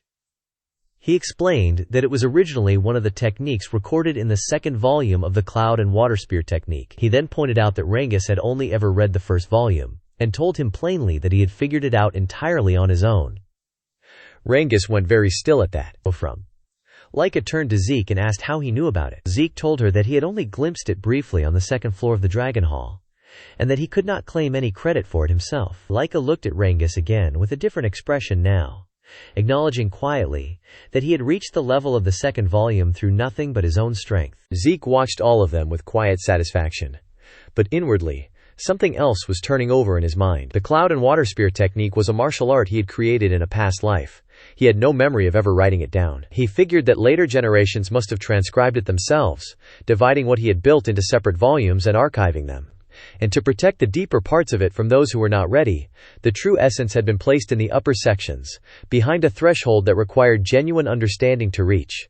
Rangis had crossed that threshold alone, using only what was already inside him. That, Zeke thought to himself, was real talent. Before the moment could stretch any further, an instructor's voice cut through the group, scolding them for wasting time standing around. The blue-haired girl startled and apologized immediately. Rick turned to her and told her it was time for their match.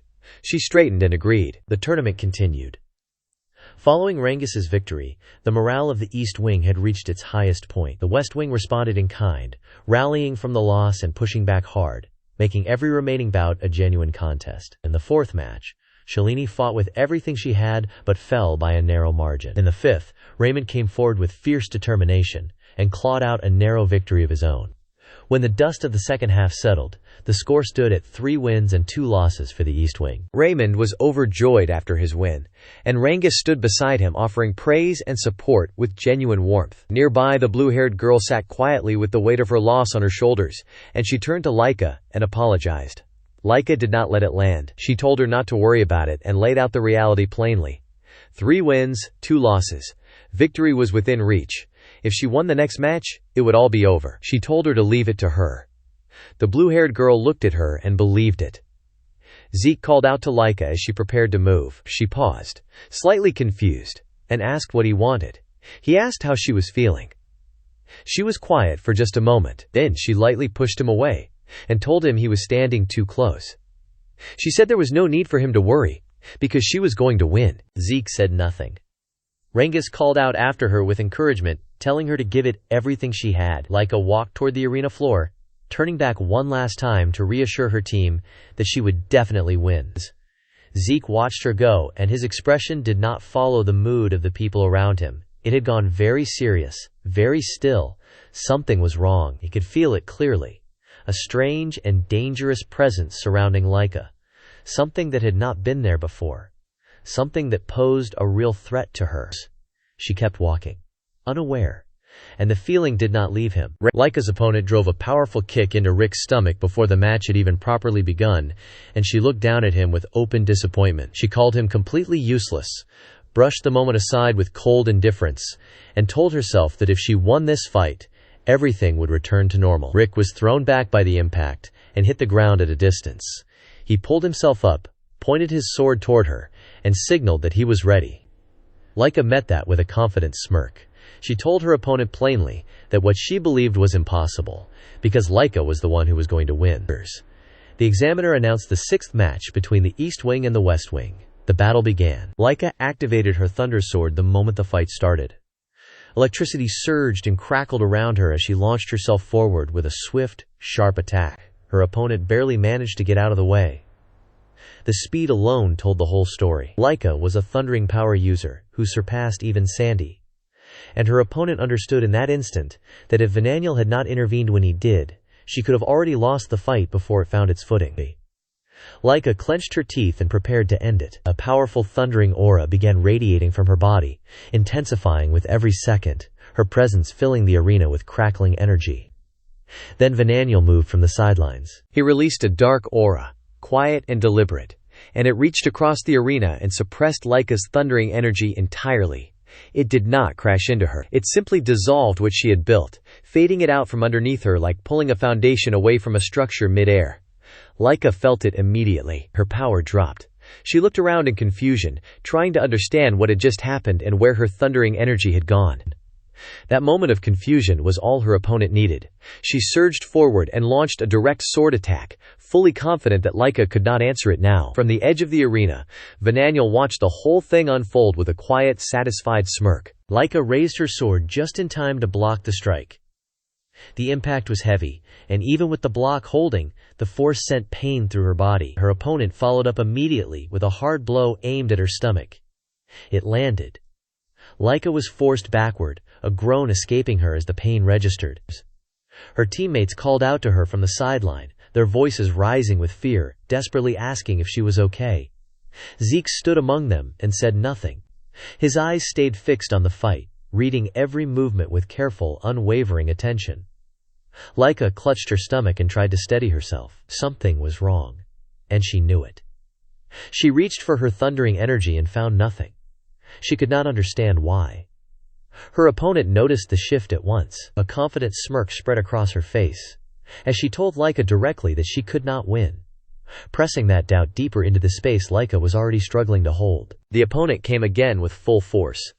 The blows landed with overwhelming power, and Laika was driven to the ground. She hit hard and lay there for a moment, battered and bleeding, before gritting her teeth and pushing the pain somewhere she could manage it. She was not done. Then the second realization hit her, and it was worse than the first. It was not only her thundering energy that had failed. She could not access ether at all. The weight of that truth settled over her with a clarity that felt almost physical. A warrior's body was built around the ether inside it. Every movement in battle was reinforced by it, every strike strengthened, every defense given foundation. It was the invisible layer beneath everything. Without it, none of that remained. Without ether, every attack from an opponent had the potential to become fatal. There was no reinforcement, no protection, only raw, exposed vulnerability. Her opponent proved that immediately. She charged again, and struck with another brutal blow. Blood came from Laika's mouth. She groaned under the pain, teeth grinding, and still she did not surrender to it. Whatever it cost her, she was going to keep defending herself. In the crowd, Sandy watched with a worry she could no longer keep contained. Something about what she was seeing felt wrong in a way that went beyond a normal losing battle. Edges stood beside her, equally focused, equally troubled. He studied the fight carefully, and the thought that formed in his mind refused to leave. Laika's ether was not just weakened, it was not working at all. Something was seriously, deliberately wrong. Laika's body finally gave out under the accumulation of it. She lost the strength to stay upright and dropped to her knees, then collapsed forward. She had endured far longer than anyone without ether should have been able to manage, and her opponent acknowledged that quietly, recognizing the extraordinary resilience of someone at Laika's level. But that acknowledgement carried no mercy with it. Her opponent's gaze shifted toward Vananiel. Vananiel returned a faint, knowing smirk and gave the signal. The message was clear and simple. Finish her. Cut her down completely, with one decisive strike. The girl's expression darkened. Whatever hesitation had existed before was gone now. She turned back to Laika, and the conclusion had already been reached in her mind. Laika had lasted long enough. That time was over. Rangis saw the shift from the sideline, and panic took him over completely.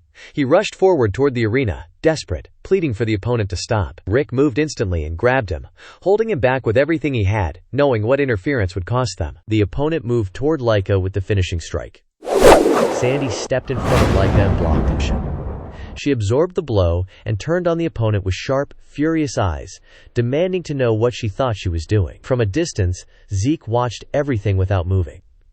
Laika's opponent rounded on Sandy, challenging her interference and demanding to know what right she had to step into the fight. Sandy held Laika back carefully and screamed back at her, accusing her of pretending not to understand, pointing out plainly that she had just attempted to kill Laika. The students watching had gone completely still, absorbing the sudden escalation of what was unfolding in front of them. The opponent responded with a sly smile and dismissed the accusation, calling it dangerous language and denying any such intention. Edges stepped in and made clear that from his position, that attack had looked extremely dangerous, regardless of what she claimed. She reacted defensively, questioning why they were doubting her. Edges told her plainly that what had just happened required more caution in both words and actions, and pointed out that it was obvious to everyone watching that Laika had been unable to access ether during the fight. Attacking someone in that condition with full aura behind the blow was clearly excessive. Vananiel walked forward with his smirk fully in place. He addressed Edges and told him that they had interrupted the fight and were now turning around and placing the blame elsewhere. He insisted that in real combat, the condition of the opponent was irrelevant, and that the enemy had to be crushed completely. The West Wing, he said, was simply simulating real battle conditions. Sandy pushed back, arguing that there still had to be limits, that a fight was not supposed to be to the death. Vananiel dismissed her as a weakling, and said that weakness was exactly why they had lost. Edges chose silence as the tension continued to build. Vananiel continued, explaining that they were not playing at war the way others did, but treating combat as the real thing. He added that even though it was not truly a fight to the death, they were still controlling their strength. Then he said, almost casually, that he had no intention of killing her, though something might have been broken in the process.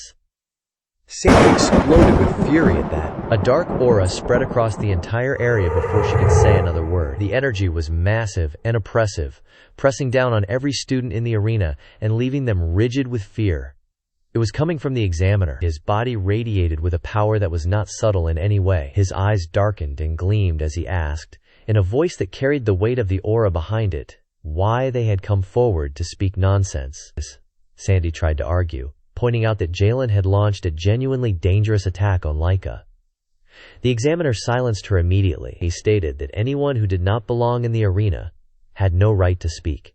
He ordered them to stop interfering, and made clear that the authority to continue or end the battle belonged solely to him. Edges and Sandy both apologized and stepped back. The examiner declared the fight over. The winner was the West Wing. He then ordered everyone not participating in the next match to withdraw from the arena immediately. Vananiel and his teammates exchanged a confident high five, their satisfaction written plainly across their faces.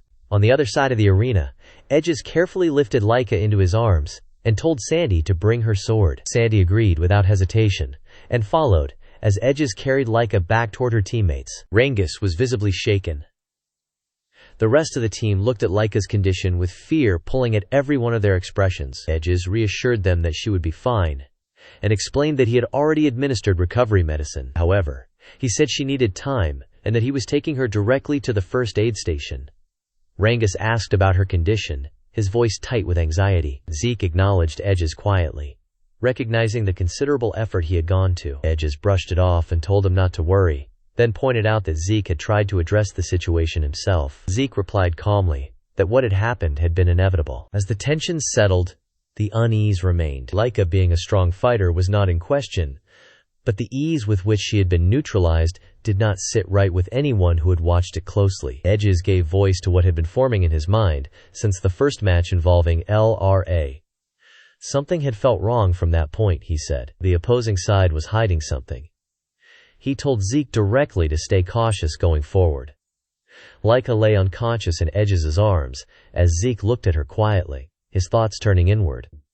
He thanked Edges for the concern and acknowledged that the situation was unfortunate. Nearby, Vananiel's smirk had not left his face. He declared that Zeke had no chance of defeating him and that his defeat was already certain. Zeke did not respond to a single word of it. He simply turned his attention to warming up, his calm indifference settling over him like armor. It irritated Vananiel visibly. The examiner announced the 7th match between the East Wing and the West Wing. The battle began. Vananiel shouted across the arena, demanding to know how long Zeke intended to maintain that irritating attitude of his. He did not finish the sentence. Zeke moved. A single instant. A single punch, driven forward with total precision and total commitment, and it landed directly on Vananiel. Blood spilled from his mouth on impact. The force sent him flying across the arena, and he crashed hard onto the ground at a distance. The arena went silent. Every student standing there stared in stunned disbelief. Even the examiner's eyes went wide. Nobody had been prepared for that. Not the speed of it, not the finality of it, not the fact that Vananiel, who had spent the entire tournament carrying himself like the outcome was already decided, was now lying on the ground with blood on his face before the fight had taken a single breath. Zeke looked across the arena at him and allowed himself a faint smirk. He pointed out that for someone who talks so endlessly about real combat, Vananiel had been completely defenseless. He said that this moment, right here, was exactly the kind of real combat Vananiel had been so proud of claiming to understand. The dust settled. Vananiel lay on the ground, and the fight had barely started. Zeke pointed his finger directly at Vananiel and told him that since he wanted to fight like it was real, then Zeke would oblige him. He asked, in a tone that carried genuine weight, whether Vananiel was truly certain he would not regret that. Vananiel responded with his usual mockery, implying that Zeke would be the one doing the regretting. Zeke looked at him with quiet disbelief. Then he clenched his fist and told him that they would see. The punch came immediately after. Full force. Vananiel was sent flying and crashed hard into the distance, his teammates screaming at the sight of it. Zeke watched the whole thing without any particular tension in his body, as though he had simply confirmed something he already knew. Vananiel had hit a wall.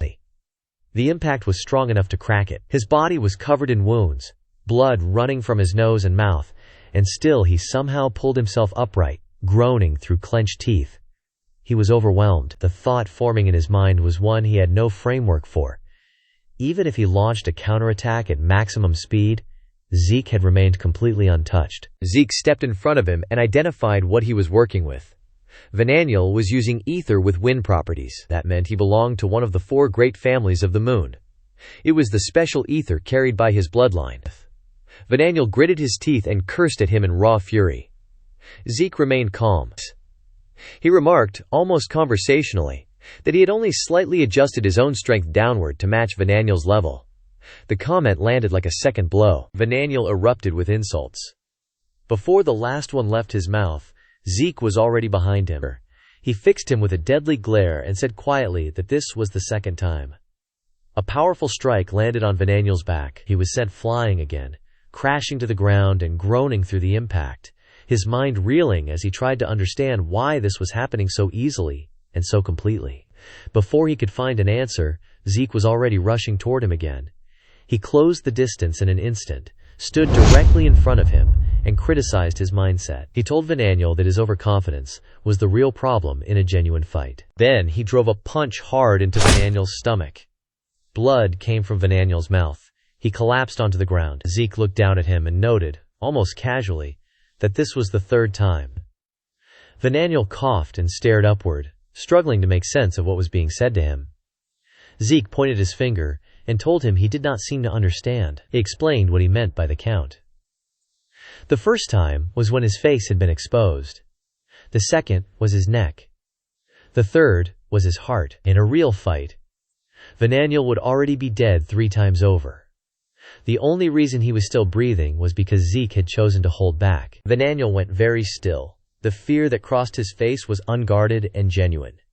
Zeke kicked him in the face. He remarked that since this was a real fight, the break was now over. Vananiel rolled across the ground from the impact, tumbling far before coming to a stop. Sandy stood watching with her mouth open, unable to find the words for what she was seeing. This could not even be called a fight. Edges stood nearby with sweat on his face, processing it all with the particular discomfort of someone who had experienced Zeke firsthand. He understood now, with complete clarity, that his own battle with Zeke had been nothing more than a friendly exchange, a goodwill gesture. In a genuine fight, Zeke operated on a level that was beyond normal comprehension entirely. Zeke stood in front of Vananiel with a faint smile and told him that he should now have at least some understanding of what a real fight actually looked like. Vananiel lay in the dirt, severely injured and trembling. Zeke continued without cruelty, acknowledging that on a real battlefield, as Vananiel had argued, eliminating the enemy completely did matter. He added that Vananiel and his teammates from the West Wing would surely become exceptional warriors one day. Then, with a light laugh, he pointed out the obvious. This was not a battlefield. They were under instructor supervision with recovery potions available. By the standards of actual combat, this environment was indulgent beyond measure. Vananiel told him to shut up. Zeke told him plainly that the version of real combat Vananiel had been performing all tournament was not genuine battle. It was just a way of avoiding an honest look at his own weakness. Vananiel screamed at him to stop talking, and then the green aura erupted from his body. The students watching flinched at the sudden surge of energy. Vananiel charged at Zeke with everything he had left, screaming that someone like Zeke had no right to lecture him, no right to treat him this way, no right to stand there with that expression on his face. Zeke smiled faintly and compared it to a rebellious phase. He said that if there was no other option, he would not act as his opponent. He would simply let Vananiel exhaust his frustration. Vananiel came at him with his dagger, demanding that Zeke stop speaking like he knew everything. Zeke used the wind-cutting fan technique and unleashed the Stormblade, lifting himself into the air above the charge. Vananiel gritted his teeth below him, thinking that even one clean hit, even for a single brief moment of contact, would be enough. From the sideline, Rangis watched with growing anxiety, unable to follow the movements clearly, but noticing something strange happening along the ground. Edges explained it quietly. The wind energy belonged to someone specific. Her name is Lena, of the 4 great families, from the Fafnir family. Her aura was invisible to the naked eye, a continuous attack that could not be seen, only felt. Sandy called it subtle and sinister, and said it suited them perfectly. Edges gave her an awkward look, and asked her not to say things like that, though he admitted it was genuinely a very difficult ability to deal with. Rangis prayed silently for Zeke from where he stood. Back in the arena, Vananiel seethed with frustration, unable to understand why he could not land even one proper strike. Zeke explained calmly that if you watched the flow of things carefully enough, everything became simple. Vananiel rejected the explanation with a shout of pure rage. Down. Zeke tapped the back of his head and pointed out another opening in his defense. Vananiel staggered from the hit, his anger past the point of words now, cursing at Zeke and demanding that it end, his voice carrying the desperate edge of someone who had lost control of the situation completely. He tried to attack from behind. Zeke stepped aside without effort, and remarked that Vananiel still seemed to be in the middle of his rebellious phase, asking pleasantly whether he had vented enough yet. Vananiel screamed that he was going to kill him. Zeke acknowledged that kind of perseverance as something admirable in a warrior. Then he moved faster than the eye could track and appeared directly beside Vananiel. He delivered a full-force punch into his stomach and told him plainly that his body had reached its limits a long time ago. If he pushed any further, he would only suffer more. It was time to end the fight. Blood burst from Vananiel's mouth. He collapsed. Then his hand shot out and grabbed Zeke's legs. Zeke looked down at him with a faint scoff. He implied that if Vananiel wanted to continue until the very end, then so be it. Vananiel forced himself back upright. A dark purple aura began rising from his body, and then he started laughing, loud and unhinged, the kind of laugh that comes from someone who has been holding something back and has finally decided to use it. He raised his sword forward, and a powerful aura surged from the blade. His smirk widened as he declared that it was over, that Zeke was finished. Zeke registered a flicker of genuine surprise at the shift. Vananiel activated the wind-cutting fan technique and unleashed the wind gulp projectile.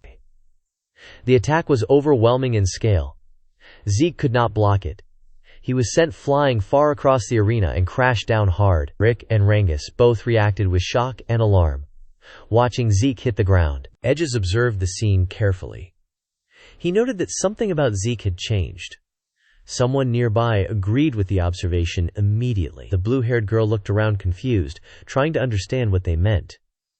A voice came from behind the group. It acknowledged the situation and said that it was exactly what you would expect from Edges to notice. Edges turned and responded in agreement before the full picture registered. It was Laika. She had regained consciousness. Her teammates were supporting her carefully as they brought her over, and she smiled through the effort it cost her, telling Edges that he had done well to catch it. Sandy, Rangis, and the others felt the relief wash through them the moment they saw her. They crowded around and asked immediately if she was all right. Laika sat down carefully and apologized to all of them for making them worry. The blonde boy asked her, still nervous, whether she understood what was happening with Zeke. Why had he changed? Laika thought about it and told them that, in her view, Zeke was going through the same condition she had experienced. She reminded them that, during her own fight, her ether had vanished without warning or explanation. Rangis stared at her in shock. Rick could not accept what he was hearing, unable to understand how something like that was even possible. Laika admitted she did not know the exact reason, but she pointed to the pattern.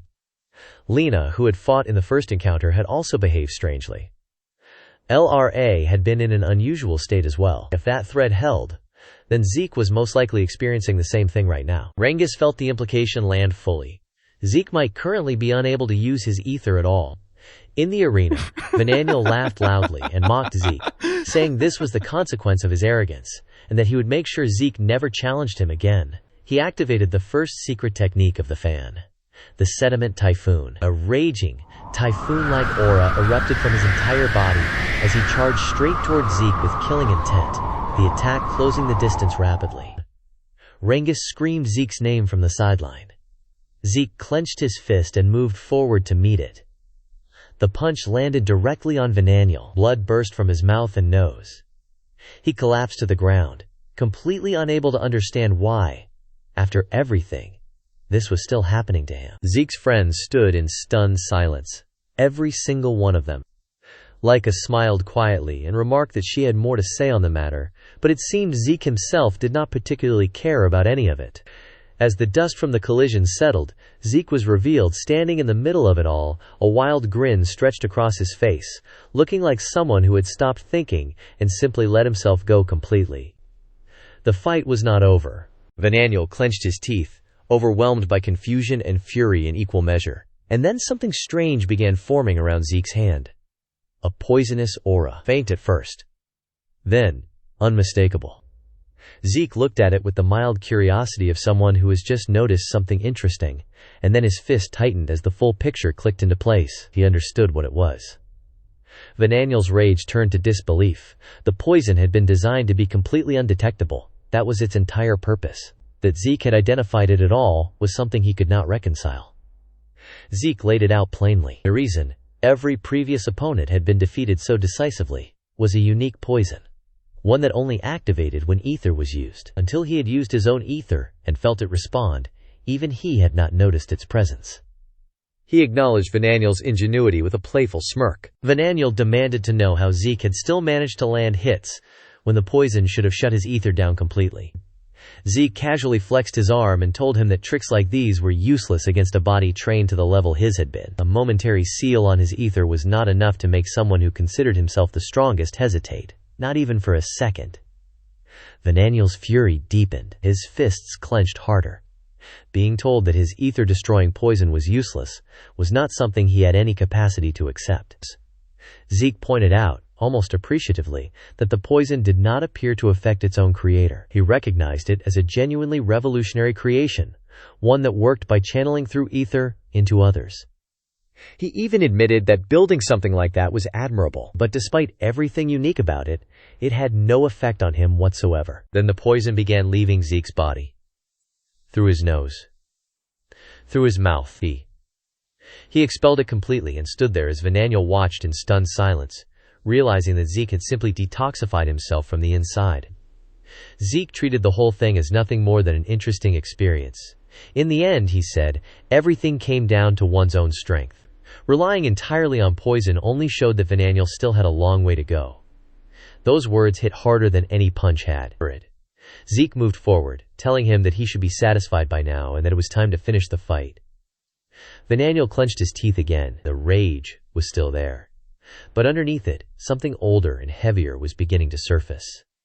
The memories came without warning. His mother's voice. Hard and cold and relentless. She had told him over and over, from as early as he could remember, that he had to do whatever it took and become the head of the family. Anyone who failed to reach that position was completely worthless. Those words had not simply been spoken to him. They had been carved into him, shaped the way he understood his own existence from the ground up. And then there was Laika. People around him had always praised her. She had mastered her family's martial arts at a young age. The candidates for the next family head were described as geniuses, every single one of them. Except for one. When his name came up, people would acknowledge him only to point out that he had the least chance among all the candidates. To everyone around him, Vananiel was the failure drifting among prodigies, the one who did not belong in the same conversation. He had always been average. No matter how hard he pushed himself, that lack of talent would eventually be exposed. He could not even perform basic magic, and for that, his mother would punish him, scold him, tell him how useless he was. But then he found it. Poison. Not swordsmanship, not magic, not any of the noble skills the others carried so easily. Poison, the ability to create it, to use it, to build something with it that no one else had thought to build. In his mind, that was enough. With poison, even he could fight. With poison, he could rise. He became convinced that through this one ability, he would become the head of the family. And if he achieved that, his mother would finally see him. But something inside him had twisted along the way. The dark aura pouring from his body now was the evidence of it. Years of resentment and pressure and comparison had built into something that no longer had a clean shape. He screamed. He told Zeke that no one understood him, that every single day of his life he had been measured against geniuses and found lacking. No matter how hard he tried, he could never match their talent. And still they kept comparing him to Laika again and again and again. He declared that he had to fight with everything he had, and that no one had the right to speak as though they understood his struggle. He attacked like a mad dog, reckless, driven by rage rather than reason. Zeke caught his hand without effort. The dagger slipped from Vananiel's grip and fell to the ground. Then something happened that nobody in that arena was prepared for. A massive amount of poison began flowing out from Zeke's body, the very poison Vananiel had created. It poured from him in waves, filling the space around them. Vananiel stared. Rangis stared. Laika, Rick, the entire team stood frozen. Sandy could not find words for what she was seeing. Edges watched in complete silence, careful and still, choosing observation over reaction. Zeke used that same poison to surround Vananiel entirely. The toxic aura closed in around him, trapping him within the very thing he had built. Rather than breaking him, it pushed him further into frenzy. His breathing turned ragged. His movements became erratic. His expression went feral. He embraced the chaos and shouted that relying on poison was exactly right. As long as he won, nothing else mattered. He had no talent for combat, but with poison he had something he could call his own. With poison, he believed, he could never lose. Then a smirk appeared on his face.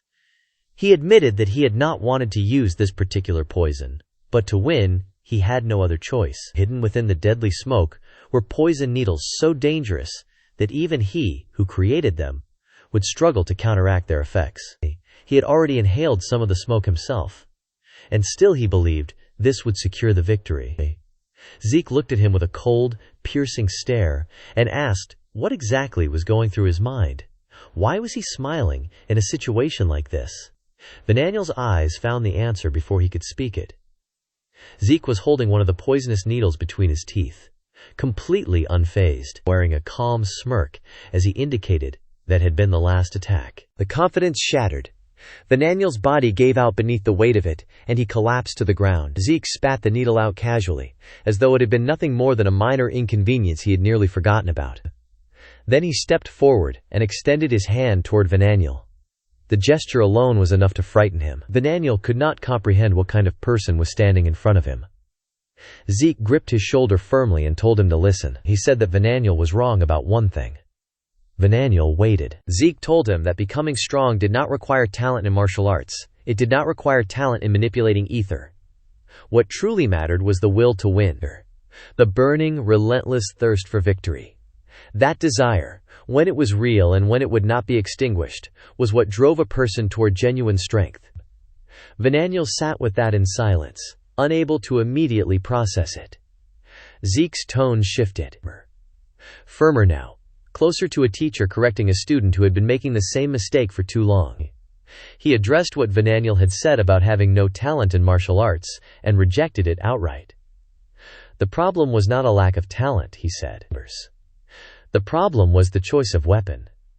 The iron fan simply was not suited to him. He thought about it for a moment and then suggested that something with a slightly longer handle might suit him better. He offered an example. An umbrella. Vananiel stared at him. Internally he questioned whether this was some kind of joke. Zeke told him plainly that it was not. An umbrella, like the iron fan, carried history and tradition as a weapon. From his perspective, almost anything in the world could become a weapon if the person holding it understood how to use it correctly. Vananiel went quiet. Something was shifting in the way he was thinking. Slowly and reluctantly, but shifting nonetheless. He began to wonder whether the problem had never been himself at all, but whether the tools he had been forcing himself to use were simply wrong for him from the very beginning. His mother's voice came back again. Anyone who cannot become the head of the family has no value. Zeke gently patted his head and observed that Vananiel seemed to grieve his lack of combat talent. Then he reframed the entire picture. From a battlefield perspective, he said, Vananiel was actually more of a warrior than most people in that arena. Vananiel looked up at him, confused. Zeke continued. On the battlefield, as Vananiel himself had always insisted, winning was everything. But focusing only on warrior pride would prevent a person from protecting anything that truly mattered. To win and to protect what was important required using every possible means available. From that angle, Vananiel's way of thinking was not wrong. What was wrong was where and how he had chosen to apply it. Vananiel absorbed every word in silence. Zeke stood up, a faint smile on his face. He extended his hand and invited Vananiel to come with him. That single invitation left Vananiel frozen there. Zeke promised that if Vananiel chose to follow him, he would make him as strong as he wanted to be. Vananiel, still irritated, still uncertain, asked whether Zeke was seriously claiming he could do that. Zeke laughed lightly and pointed out that he was already stronger than Vananiel, so he should relax. Under his training, Vananiel would not have time to worry about trivial things like talent. He would simply be taught how to truly grow. Vananiel looked at him, and what he thought to himself, quietly, was that this man spoke with the kind of confidence that made you believe everything he said would simply become real, whether he wanted it to or not. He hesitated, could not find words. Zeke remarked that he had almost forgotten they were still in the middle of a battle. Vananiel barely had time to register the statement before Zeke's punch connected with his chin and sent him flying backward. Zeke raised his hand proudly and declared that combat truly began when one woke up, and invited his opponent to come with him. Vananiel was already unconscious before he finished the sentence. The instructor observed the scene and announced that the battle was over. He declared the winner to be the East Wing. Zeke stood with his arms crossed, composed and satisfied. The East Wing erupted around him. Edges and Sandy joined in the celebration, their relief and joy visible and genuine. The rest of the students watching stood in varying degrees of shock, still processing what they had witnessed from start to finish. Vananiel, having lost, burned with a fury he had no immediate outlet for. The selection round had reached its conclusion. What came after carried a different kind of surprise entirely. The instructor treated the East Wing candidates to a proper meal, which left them all pleasantly caught off guard. When they had eaten, he clapped his hands, offered his congratulations, and then turned his attention to what came next. The students reacted with visible excitement the moment the instructor finished speaking, noting that the winners had come from the East Wing. Sandy, sitting among them, looked around in confusion and asked why their group had been called together as well. Edges responded with a light chuckle, suggesting that perhaps they were about to find out. Most of the students had stopped eating. They stared ahead with tense, uncertain expressions, trying to read the room before the room had said anything. Zeke had not stopped eating at all. He sat calmly, working through his meal with complete ease, unbothered by the atmosphere building around him. He noticed their faces and pointed out that if they did not eat quickly, their food would go cold. The comment stunned the table into a brief silence before a few of them broke into quiet laughter. Leica looked at him and asked how he could possibly be this calm, and where his curiosity about what was coming had gone. Zeke looked up and said loudly and without any hesitation that he was absolutely curious. Leica smiled awkwardly and acknowledged the answer. The instructor apologized for the delay and encouraged everyone to continue eating, noting with a pointed look that one person had already gotten ahead of the rest. He explained that the meal had been prepared as a reward for the strength demonstrated throughout the 66 lesson trials, specifically recognizing the achievement of reaching 86 strength. The students from the West team received that praise with a mixture of happiness and sheepishness. Then the instructor announced that it was time to explain the details of the special mission. Edges quietly asked whether their group might also be permitted to listen. The instructor smiled and said yes, adding that there was a possibility they might be involved as well. That single sentence was enough to stop Edges completely. The weight of it settled across the room like a change in weather. The instructor stood firm and began to explain what he called the situation referred to as does. A few days earlier, a special crack had been discovered deep within the lands of the El Dragon family. The reaction was immediate. Shock rippled through every corner of the room. Even Zeke set his food down and turned his full attention to the instructor, something in the explanation pulling at a memory he had carried from his studies in the Dragon Hall, from a book he had read long ago about cracks. The memory now felt considerably more relevant than it had at the time. The instructor continued with measured calm. Everyone present would already have some basic knowledge of cracks, he said, as they were not entirely unfamiliar. But what they were dealing with now was something different, something far more unusual, a special crack. And special cracks, he clarified, could not be conquered using normal methods. They were unpredictable, dangerous in ways that ordinary cracks were not. Leica tried to process the distinction and admitted she did not fully understand what made them so different or why the usual approach would not work. The instructor elaborated. This particular special crack came with strict, unavoidable limitations. Only 7 individuals at 3-star level or lower were permitted to enter. That restriction was absolute. There was a 97% certainty that anyone with 4 stars or above who attempted to enter, or any group that exceeded the permitted number, would be immediately expelled by the crack itself. No exceptions. Not even the head of the family could bypass these conditions. The students from every wing listened without a sound. West, east, north, south, all of them absorbing the weight of what was being described. The instructor continued. While there were 3-star warriors among the El Dragon soldiers who technically qualified, the recent surge in crack appearances had stretched the family's available personnel thin. There simply were not enough people to cover everything at once. That was why their attention had turned to the students. The responsibility, unexpected and significant, had landed on the people sitting in that room. Then came the detail that changed everything.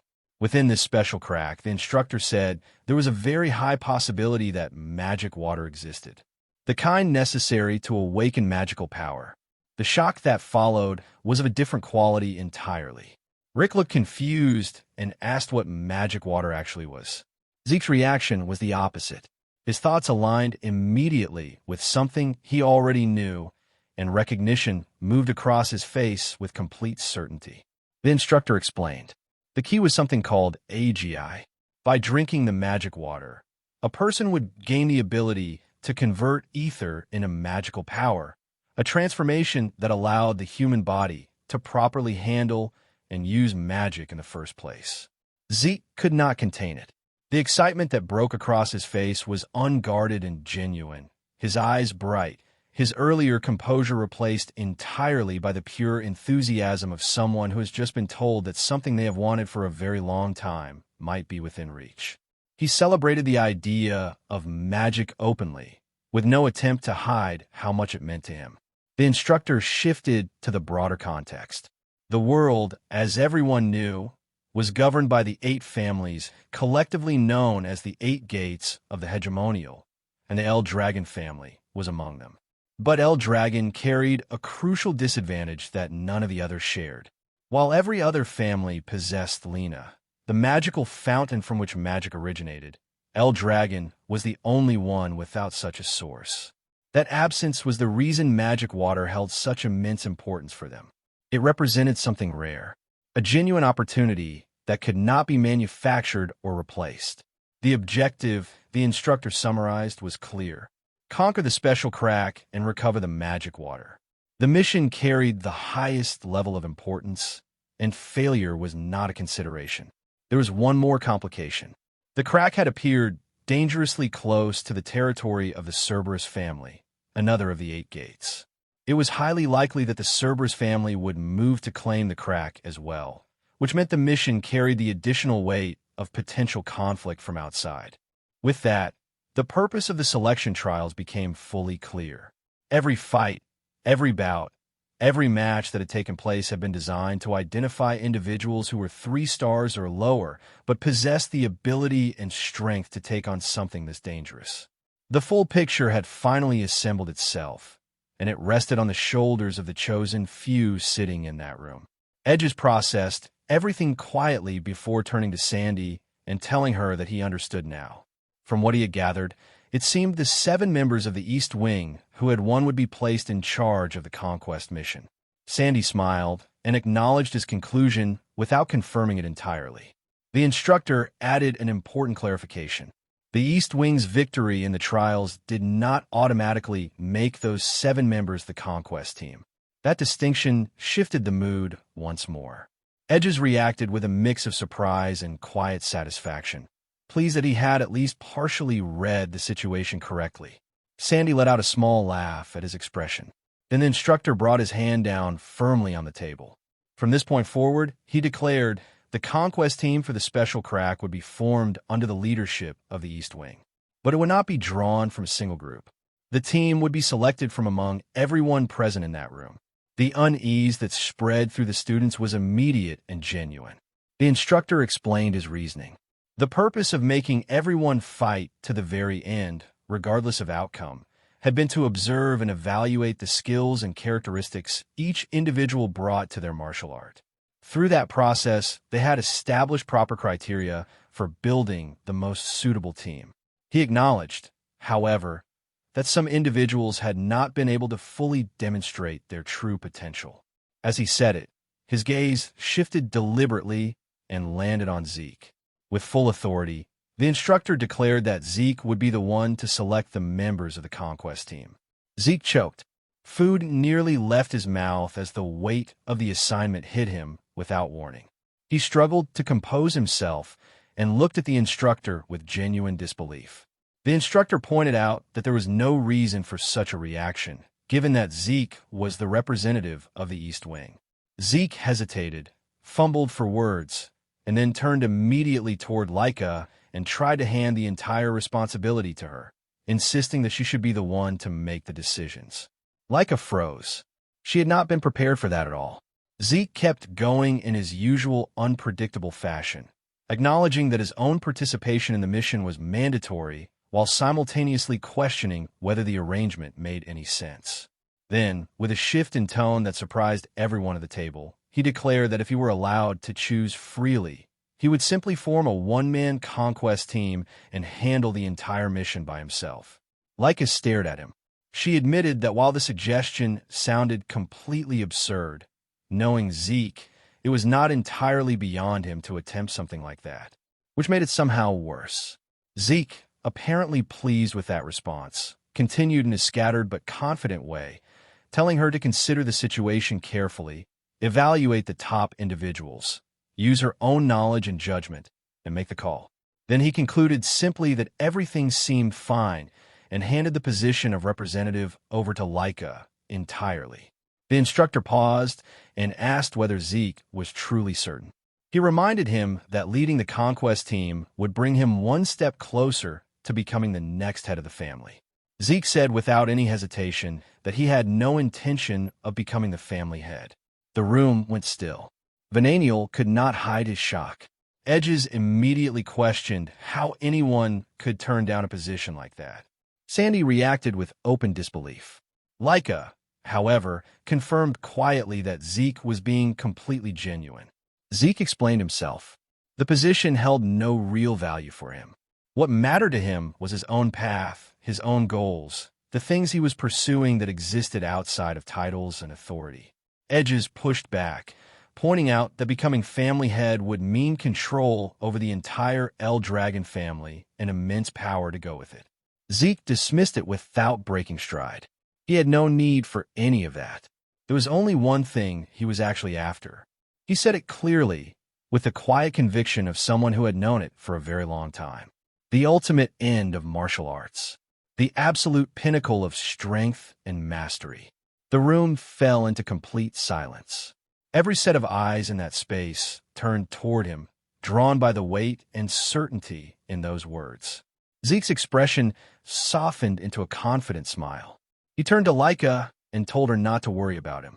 He shifted all of his focus onto her, urging her to concentrate on what was in front of her and choose the members she would bring on the mission. Laika felt the full weight of the responsibility land on her. She stood slowly, gathered herself, and accepted it. Her expression settled into something serious and purposeful as she prepared to announce her choices. Then the scene shifted entirely. Somewhere else, in a place that carried a different kind of authority, a powerful figure sat in a commanding position. Beside him rested a terrifying two-headed wolf, its presence radiating menace into the surrounding space. The figure sat calmly, smoking, when an assistant approached and delivered urgent news. He reacted with sharp, immediate interest. He asked whether what he had just been told was accurate. The assistant confirmed it without hesitation. A special crack had been discovered within the forest of the Abundant Dog. A slow smirk spread across the figure's face as he processed the information. He noted that the El Dragon family, whom he referred to with contempt as lizards, had already begun making their move. But his tone shifted quickly to irritation as he demanded to know why he was only hearing about this now. The tension in the room became visible instantly. Everyone around him went stiff. The assistant bowed deeply and apologized, explaining that they had been skillfully deceived, which had caused the delay. The figure returned to smoking, the smirk finding its way back as he reflected on what he had been hearing about those lizards operating in the forest of the Abundant Dog. Their behavior had apparently been strangely provocative lately. Now that provocation made sense to him. He acknowledged their plan as clever. Then he wondered aloud whether there was something particularly valuable about this specific crack, given the lengths they were going to. The assistant explained that it was highly likely the crack contained Caglia Magical, something of considerable significance. The figure absorbed that calmly. It was no surprise, he said, that the other side would want it at any cost. He asked about the conditions for entering the special crack. The assistant explained the limitations. 3 stars or lower. A restricted number of participants. The figure smirked and noted that those conditions did not sound particularly difficult to meet. But he also recognized that the El Dragon side had taken the lead and would likely occupy all available positions before anyone else could act. The assistant added that El Dragon did not have enough trained soldiers to send, so they were reportedly dispatching young trainees who had not yet reached proper rank levels. The figure looked genuinely surprised at that. He found it difficult to believe that they intended to conquer something this important with a group of students. The assistant asked carefully what course of action they should take, suggesting whether they should immediately begin assembling their own team of 3-star fighters or below. The figure considered it. He acknowledged that forming such a team from scratch at this stage was already too late. But he pointed out something that the assistant had not accounted for.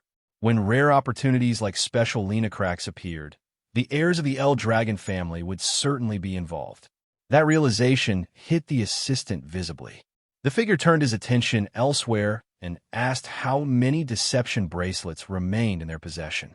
The assistant recalled quickly. Approximately 4.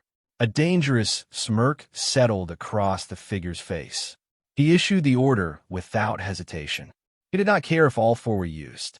He commanded the assistant to go and eliminate the young trainees. Every single one of them.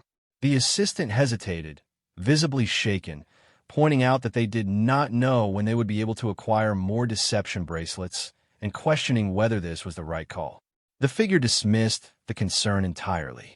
There is no point in being careful with resources that were otherwise sitting and used in storage. Better to spend them all at once in a moment that actually mattered. As he continued, his tone darkened, almost amused, as he imagined the look on the El Dragon leader's face when the consequences of this order came to light. The thought brought a wide, sinister grin to his face. He found it deeply satisfying. Before Zeke left, he made one thing absolutely clear to the companions he was leaving behind. Their current strength was not enough. Improvement was not a suggestion. It was the only option available to them. He did not ease them into it.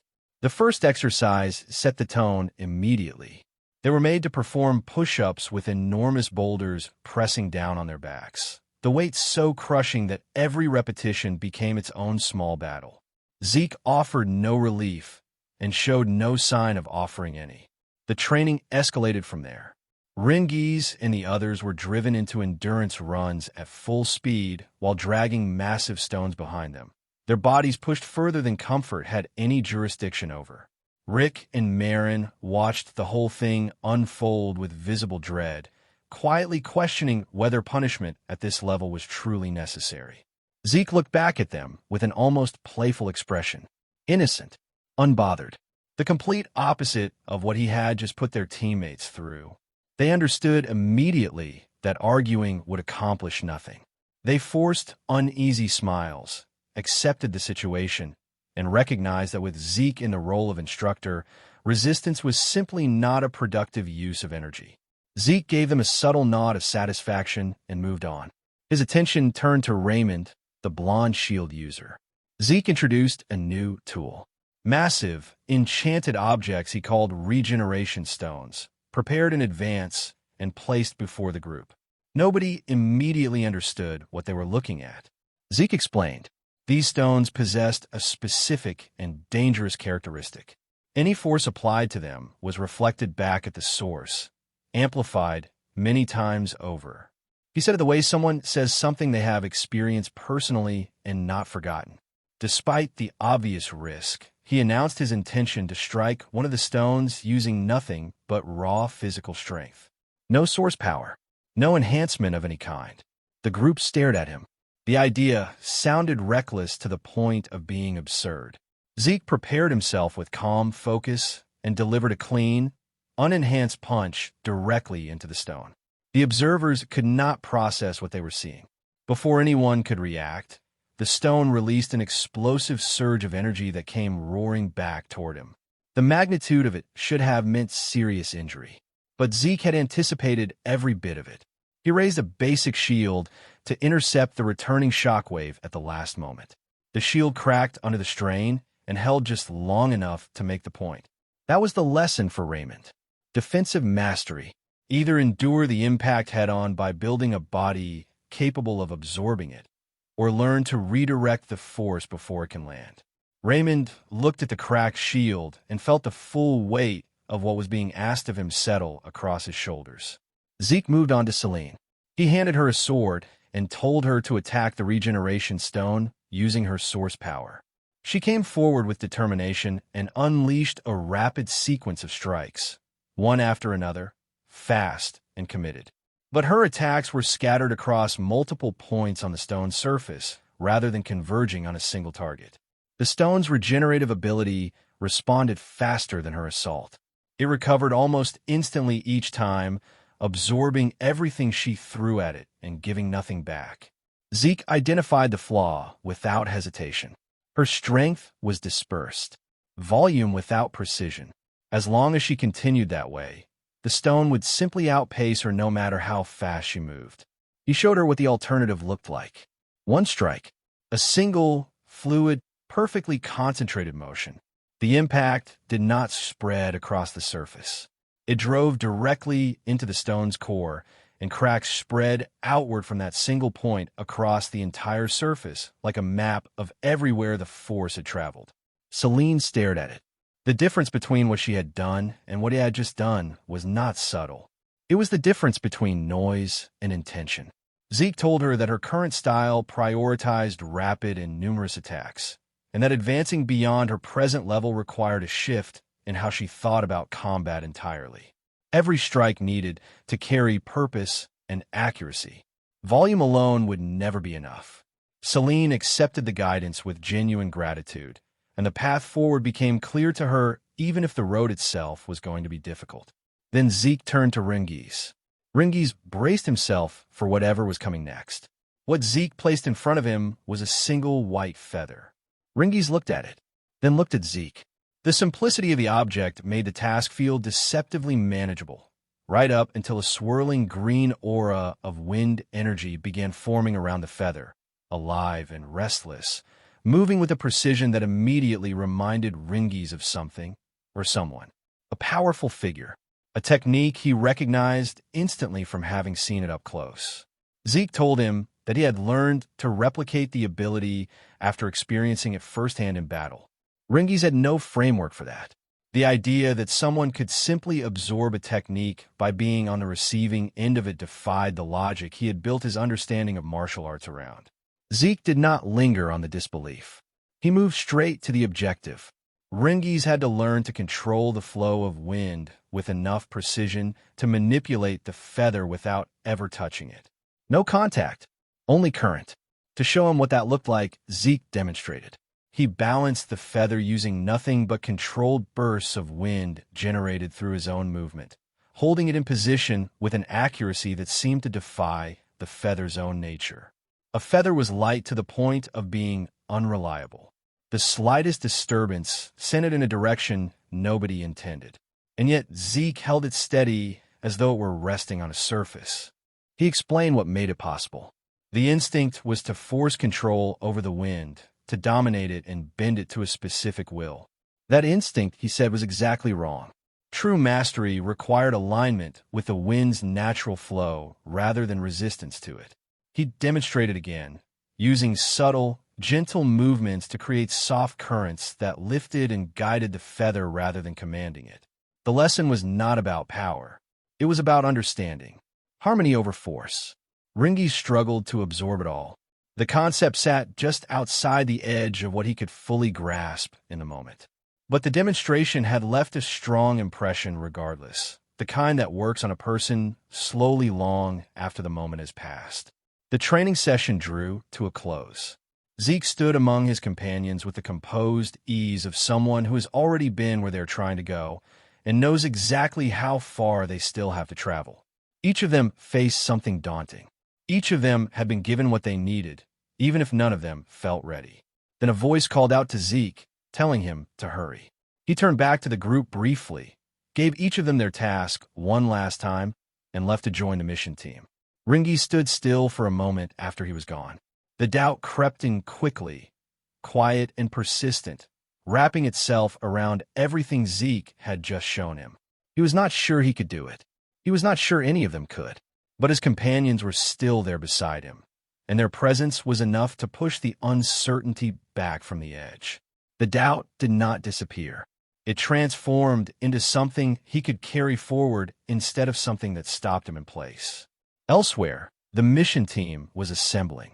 The group that gathered was an unconventional one, built from both allies and rivals, the selection reflecting a deliberate strategic calculation rather than simple preference. The underlying tensions between certain members were present and unspoken, but the shared objective held everything together with enough force to keep it moving forward. Elsewhere, the instructor was delivering a report directly to the family head. His name is Balza, and the news he was receiving had arrived faster than he had expected. The instructor informed him that the team had already departed for the special rift. The other person present added that they had also received word that the wild dogs had discovered the existence of the special rift. Balza received that information with a small flicker of annoyance and remarked simply that it was fast. The instructor continued. Even if the wild dogs moved immediately, the selected team had already entered the rift ahead of them. There was only one concern remaining. Balza asked what it was. The man explained that after the rift was cleared, there was a possibility that the wild dogs would attempt to move in and claim the spoils. If the selected team members and the available soldiers could regroup quickly enough, it would be manageable. Otherwise, it could become a problem. Balza asked how capable the selected team actually was. The instructor answered with the steadiness of someone who had thought carefully about the question before being asked it. The selected members were among the strongest at the 3-star rank. They should be able to clear the rift without difficulty, and even if the wild dogs showed up, they should be able to hold their ground. Balza asked, with something almost playful in the question, whether that held even with a 2-star mixed into the group. The instructor smiled and said that yes, or rather, Lord Zeke alone would be enough. Both Balza and the other man reacted to that with visible surprise. The instructor continued, telling them what he had seen for himself. Among all of Lord Balza's children, Lord Zeke was the first one whose true limit he had been unable to see at all. The other man pressed back. He pointed out that Zeke was still only at 2-star rank. How could that be? The instructor acknowledged it. That was technically correct. But after watching Lord Zeke, he had come to understand something he had not fully believed before. The number of stars did not determine strength. Not in every case. Not in this one. The other man looked unsettled by that. He said that for the instructor to make a statement like that, it must have taken something significant to bring him to it. The instructor's expression shifted. Something colder and more serious moved behind his eyes as he continued. When he first witnessed Lord Zeke's martial arts, he felt the same thing he had felt the first time he witnessed Lord Balza's dragon-slaying combat art. The room went quiet at that. Balza's expression darkened with something between concern and disbelief. He asked what the instructor meant. The dragon-slaying combat art was a secret martial art passed down exclusively to the heads of the El Dragon family. It was kept under strict secrecy as a matter of survival and tradition, and it was said that ordinary people could not learn it under any circumstances, not even in theory. The instructor said it plainly. He was certain that Lord Zeke possessed that martial art. He understood how impossible that sounded. He had been surprised by it himself. But he had witnessed Lord Balza's dragon-slaying combat art enough times over the years that he knew exactly what it looked like from every angle, and what he saw in Zeke's techniques was the same thing. Without question, the room held that weight in silence for a moment. Balza sat with it quietly, his expression unreadable. He had ordered an investigation into Zeke a few years ago, he said. A thorough one that covered everything, including his birth records. Not a single useful piece of information had come back. Beyond that, there was no sign anywhere that Zeke had learned martial arts from anyone before entering the dragon nest. He had told himself, upon hearing that it simply meant everything Zeke had learned he had learned entirely on his own. But now, sitting with what the instructor had just said, that explanation felt considerably less complete. The instructor spoke carefully. It was as though one were looking at the first patriarch, he said, or perhaps the 15th. The resemblance was that specific, that deep. It felt less like coincidence and more like something that had happened before. He let the words sit without saying it directly. Balza looked at him with a searching expression, something between surprise and genuine uncertainty forming behind his eyes. Reincarnation, he said quietly. A question as much as a thought. The head watched the nervousness spreading through the room and dismissed the entire conversation with a wave of his hand. He called it an absurd story. If the kid truly possessed that level of power, he reasoned, then wild dogs like those would be completely insignificant to him. The matter was closed as far as he was concerned. 1 week later, the jungle had become the gathering point for all the instructors and students assigned to the mission. Freya stood among them, with visible worry pulling at her expression. She asked about the whereabouts of the vice leader of the Black Dragon Squadron. An instructor hesitated before explaining that by the time they had understood what was happening, the vice leader had already disappeared. The word disappeared sat heavily in the air. Freya reacted with quiet concern. They had promised to send more personnel, and she was not certain whether he would be safe. Before she could dwell on it further, she noticed that others had just arrived. Leica came forward with Zeke following behind her. Leica spoke energetically about the route they had taken, questioning why anyone would waste energy running the fastest path before a mission had even started, and then asked why Instructor Freya was present at all. Freya responded with a cool correction. She was no longer acting as their instructor here. She was on a protection mission for the special domain. Leica registered the term. Freya explained that certain cracks had the ability to influence the world outside their boundaries and create special domains around themselves. This was one of those cases. Zeke listened and looked out at the trees surrounding them. Something about the energy moving through the air was familiar. Dark, dense. It reminded him of the black mist that had come off the raging boar he had fought before. He had never connected that phenomenon to a crack until this moment. The realization settled quietly in the back of his mind. He asked Freya what exactly her role here was. She told him. Her purpose was to contain and sabotage any moves made by the Cerberus family. Leica asked what sabotage meant in this context. Freya elaborated.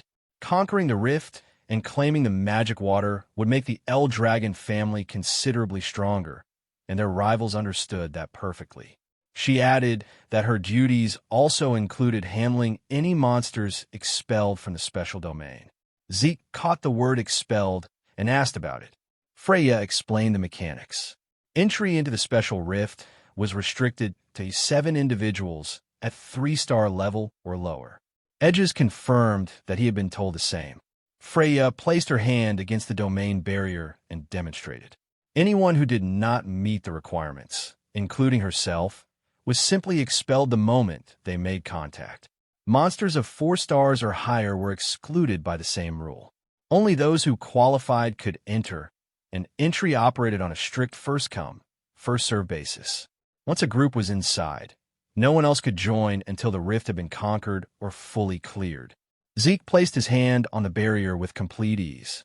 Freya noticed, and something in her expression shifted inward. He studied the barrier with quiet interest, analyzing it as something that selected participants rather than simply blocked entry. He had heard it described as indestructible by force, and the more he considered that claim, the more he felt the urge to test it personally. A smirk found its way onto his face. Freya told him to listen when others were speaking. Zeke told her he had been listening the whole time. Freya called that a lie immediately. She moved on and warned the group that they had no way of knowing when the Cerberus family might arrive, which meant they needed to move quickly. She turned to the students and asked whether they were ready. The group answered with firm, unified determination. Freya wished them good luck, and the team entered the domain. They did not have long to find their footing before a herd of massive deer came crashing toward them, their enormous antlers lowered, and their movement fast and coordinated. Venaniel stepped forward and eliminated the entire herd in a single, clean strike. His companion praised the performance with genuine admiration. Venaniel said nothing. He stood quietly and looked at the weapon in his hand, something unresolved sitting behind his expression. The sight triggered a memory for Edges. He had seen it happen, quietly, before the mission began. Zeke had pulled Venaniel aside and handed him a weapon. He told him to take it, reminding him that he always followed through on his promises, and that this mission would involve real combat. The weapon was a staff. Zeke told him to use it. Venaniel had looked at it with open skepticism. He pointed out that the mission was important, that he had no familiarity with the weapon, and that this was not the time for experimentation. Zeke insisted anyway. Venaniel threw the staff aside and refused outright, demanding to know why he should use something he did not even understand. As he walked away, Zeke raised the staff behind him and released a burst of powerful wind energy from it. The force made Venaniel stop and turn around, stunned. He demanded to know why Zeke was using wind energy through it. Zeke dismissed the question and told him again to use the weapon. Vananiel said no. Zeke told him to use it. The exchange continued with the particular exhausting persistence of someone who had already decided the outcome and was simply waiting for the other person to arrive at the same conclusion. Vananiel eventually collapsed under the weight of it, accepted the staff, and admitted that there was simply no reasoning with Zeke. Zeke explained his thinking. There was no umbrella available, but the staff served as a close substitute, with handling similar to what he had in mind. He told Vananiel that this time his training would be built specifically around that style. Vananiel pointed out that he had no base knowledge, no techniques, nothing to start from. Zeke told him that was not a problem because he had already created a technique tailored specifically for him. He revealed its name, the Phantom Wind Umbrella Technique. Back in the present, Vananiel turned the name over in his mind. The idea that Zeke had built a technique from nothing, designed specifically for him, was still difficult to accept. And yet since he had begun using it, something had changed. His movements felt sharper, more natural. The technique aligned with his wind attribute in a way that nothing he had used before ever had. Edges watched him and wondered quietly to himself whether Zeke had genuinely done that. Whether he had looked at Vananiel and built something from scratch that fit him like it had always existed. Zeke praised Vananiel's last strike. Vananiel's companion confirmed in a low voice that yes, the technique had been created by Zeke. She whispered the question that was sitting in everyone's mind. Who was this person, actually? Vananiel admitted, with clear frustration, that he did not know. LRA stepped toward Zeke with a smile and asked him directly whether he had created the technique himself. Zeke confirmed it proudly. LRA clapped with genuine delight. Sandy made her position clear immediately, declaring the claim impossible. Edges said that considering who they were talking about, it somehow made complete sense. Sandy chose to redirect her frustration rather than continue that particular argument, turning it toward Vananiel and his companion instead. Vananiel reacted sharply and demanded to know what her problem was. Sandy told him plainly that he could not fight without leaning on poison and was now standing there using a technique he barely understood. Vananiel and his companion fired back, warning her to watch how she spoke. Sandy accused them of only reacting that way because what she said was true and pressed further. Leica stepped in and urged Sandy to bring it down. Edges laughed and tried to hold the moment together, reminding everyone that they were partners in conquering the rift and that cooperation was not optional. It was the entire point. Sandy rejected that framing immediately. She asked how she was supposed to cooperate with people who had nearly killed Leica with poison. She made it known that she disagreed with the team selection entirely. Edges and Leica moved to restrain her before the tension could pull itself apart completely. Zeke turned to LRA and asked what she thought about all of it. LRA looked back at him with total indifference and said she did not particularly care, as long as she was able to participate in the mission. Zeke found her attitude genuinely amusing and praised her for it. Sandy turned to Leica and asked how she had decided to include people like that in the team at all. Leica explained herself honestly. She was not as unbothered as LRA, she said, but she recognized the outstanding ability of the individuals she had chosen, and she believed they were necessary for what lay ahead. Vananiel's companion remarked with dry sarcasm that at least the leader seemed sensible, unlike certain older cousins she could name. Sandy launched back at that. Edges caught her before it could go further. Leica looked at the group around her and felt the weight of a private concern.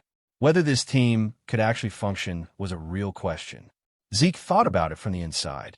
The aftermath of the selection trials was still alive in each of them, sitting just beneath the surface, making trust difficult and cooperation fragile. Every member was carrying something unresolved. The group was unstable.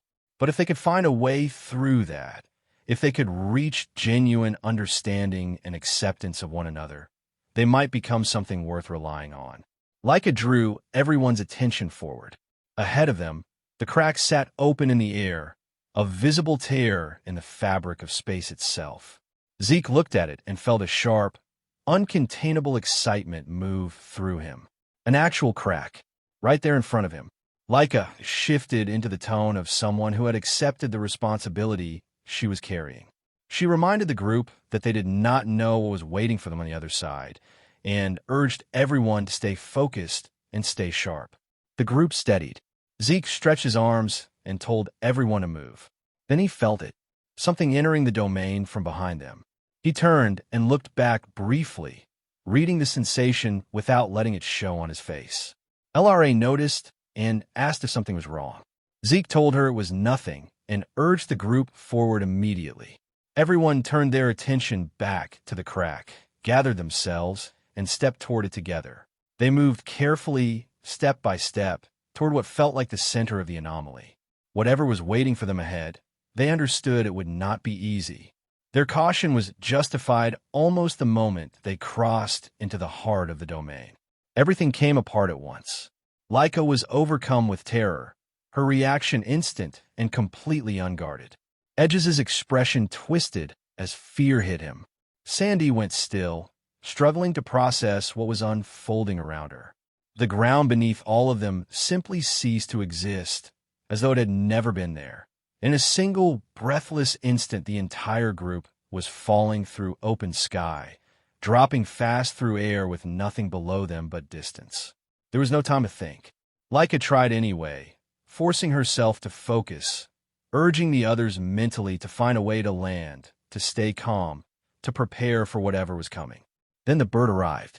It descended out of nowhere at terrifying speed, enormous and overwhelming. And before anyone could react, it had snatched Zeke clean out of the air and was carrying him away through the sky. The action was so sudden and so complete that the rest of the team could only watch it happen. There was nothing to intercept, nothing to grab. He was simply gone. Sandy watched in horror, her attention splitting between Zeke disappearing into the distance and Laika still falling toward the forest far below. Zeke himself had barely processed the moment. 1 second, he had been falling alongside his team. The next, he was being hauled through the sky in the grip of something enormous, the ground growing smaller beneath him, his team already far away.